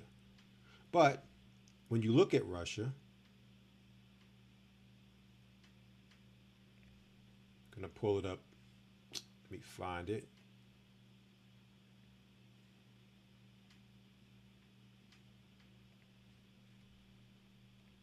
List of countries with highest military expenditures. So America, and this is 2024 numbers, spent $997 billion in military. A lot of this is going to Ukraine. China is second, and then Russia is third. So we have Esau and Esau, Edom and Edom, 1 and 3. Okay. And in 2025, China decreased and Russia increased. Now check this out. When you come to the bottom here, it talks about the GDP for military. Ukraine is number 1. Military expenditure database. GDP, 34.48% Ukraine. Next, of course, is Israel at 8.78%. Look at the difference in number 2 and number 1. It's 26%, and all these are within 1% that are below here. They're all close in number. Why this huge jump between number 2 and number 1, and number 1 being Ukraine? I think we're showing you all. And I believe John the Revelator was pointing to the beast coming out of the sea, right? The god of the sea, this symbol representing military, this trident, Ukraine sigil, which goes back to Khazar, ancient Khazaria, this trident symbol. So now we're going to finish off with scriptures on this and show you where we're going to pick up after Passover. Continuing in on showing you what's really going on according to the Bible, according to their plans, versus what they're telling you in the news. So let's come over here and let's talk about what the 10 horns, what is all this military flowing into Ukraine about? All these finances flowing into Ukraine about? The 10 horns are taking the power from the great whore, and they're going to give that power to the beast for 1 hour. Right? These have one mind. They're working together, and shall give their power and strength unto the beast. Right? They will receive power as kings 1 hour with the beast. So they're going to fight as kings 1 hour with the beast. With who? Verse 14. These shall make war with the Lamb, and the Lamb shall overcome them, for he is Lord of lords and King of kings, and they that are with him are called and chosen and faithful. So this is what they're preparing for. This fight. That's why you see this astronomical, absurd amount of resources, monies, military equipment going into Ukraine right now. The 10 horns are getting ready for this final war. The power is going to go back to the beast of the sea, the Roman Empire, who worship the god of the sea, Neptune, who has the pitchfork, the Ukrainian sigil, the Khazarian, ancient Khazarian sigil, and these last scriptures here in the book of Zechariah. What is this war going to look like with Christ?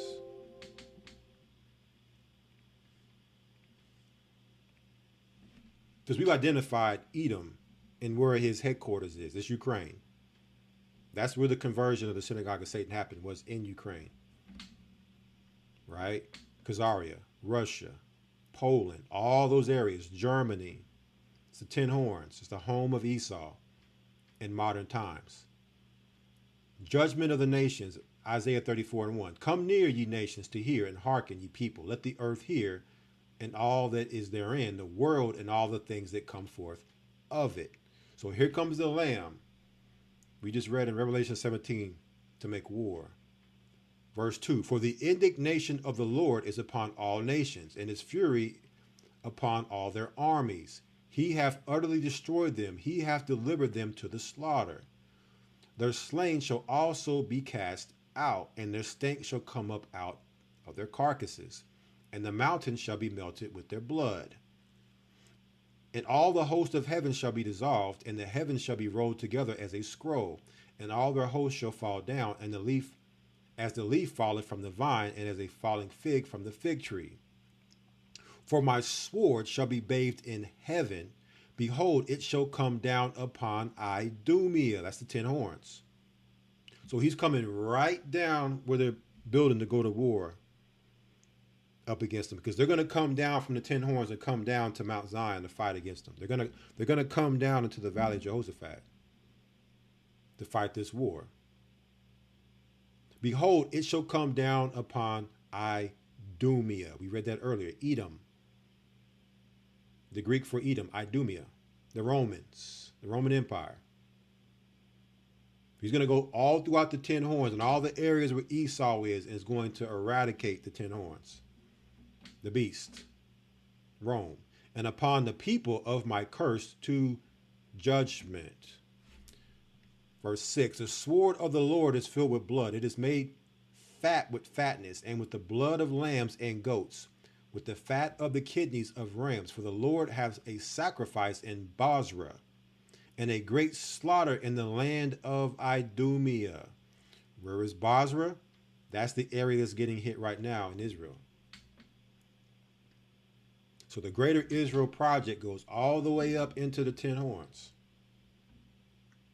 The 10 horns are coming because they're still trying to keep control of that land. They're still going to come down into that valley to fight Christ upon his return. They're just preparing for it on a insane, mad level right now, making us think it's a war with Russia. They're preparing for this fight. They know what's coming, but this is what happens in that fight. That's why they're frantically sending so much resources there to fight this fight, to get ready for it. So what is something we looking forward to happening next before we, this is still, right, a long ways away. What do we be talking about after Passover as we begin to conclude? Continuing to talk about how all of this is by design, building on that, understanding there. But what this is all about, to get them to this point to where the 10 horns can take the power back from America. What must they do? We talked about this. Also, the elders brought this out on Wednesday. New York Post. Dow bears steep losses, but gas prices surge after Iran orders Strait of Hormuz closure. So because of this war, Iran has said they're closing the Strait of Hormuz. It's going to cripple the world economies. It's going to collapse the economies. Albert Pike spoke about bringing the world to economic exhaustion in this third world war. Economic exhaustion. So what do they got to do next? They got to collapse the economic system. Iran right now has been hitting a lot of different oil fields in Arabia. They shut the Strait of Hormuz down. It's the petrodollar. The U.S. dollar is the petrodollar. It's the world reserve currency. So if you want to destroy the dollar, take down the oil. It's attached. The dollar is attached to the oil. Destroy the oil, destroy the dollar, America falls, Rome gets power back. While they continue to build up the 10 horns, primarily focusing on Ukraine and ancient Khazaria. Stock market chaos as Dow Jones crashes by 1,000 points amid U.S.-Iran war. Oil fears. Watch the gas prices. Gas is about to get crazy out here. When gas goes crazy, all other prices attached to gas go crazy. Watch the cost of oil per barrel. Your transport of food, commodities, products is all based upon the price of fuel. Right? The price of fuel. Once that goes up, everything else goes up. No one can afford anything. Here we go. They must do this in order to bring America down. So next, we're going to be talking about how they plan this out. It's all planned out.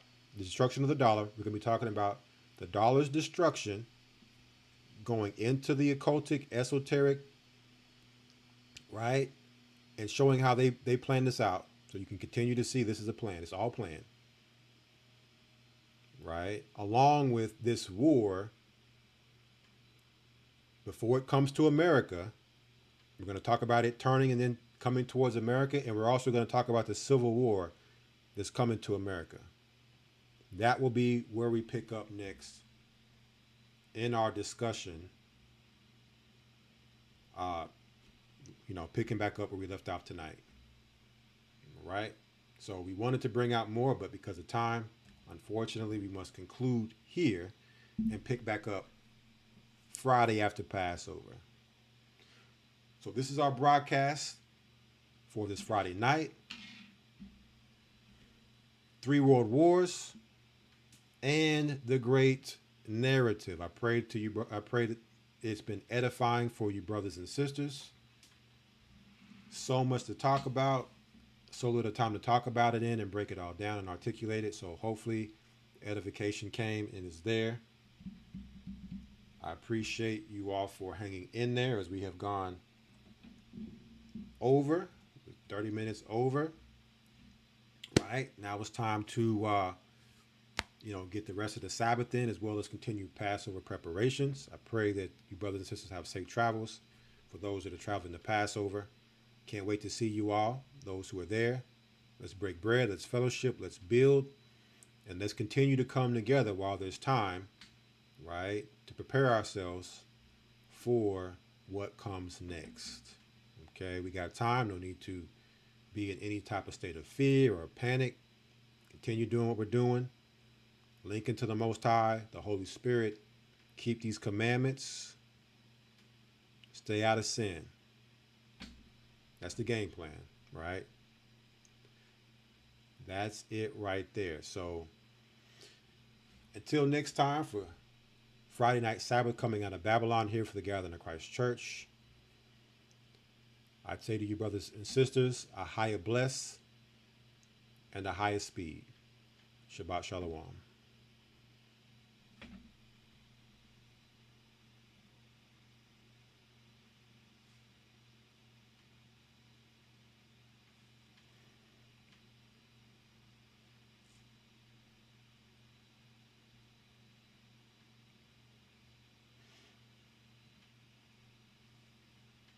And his plan.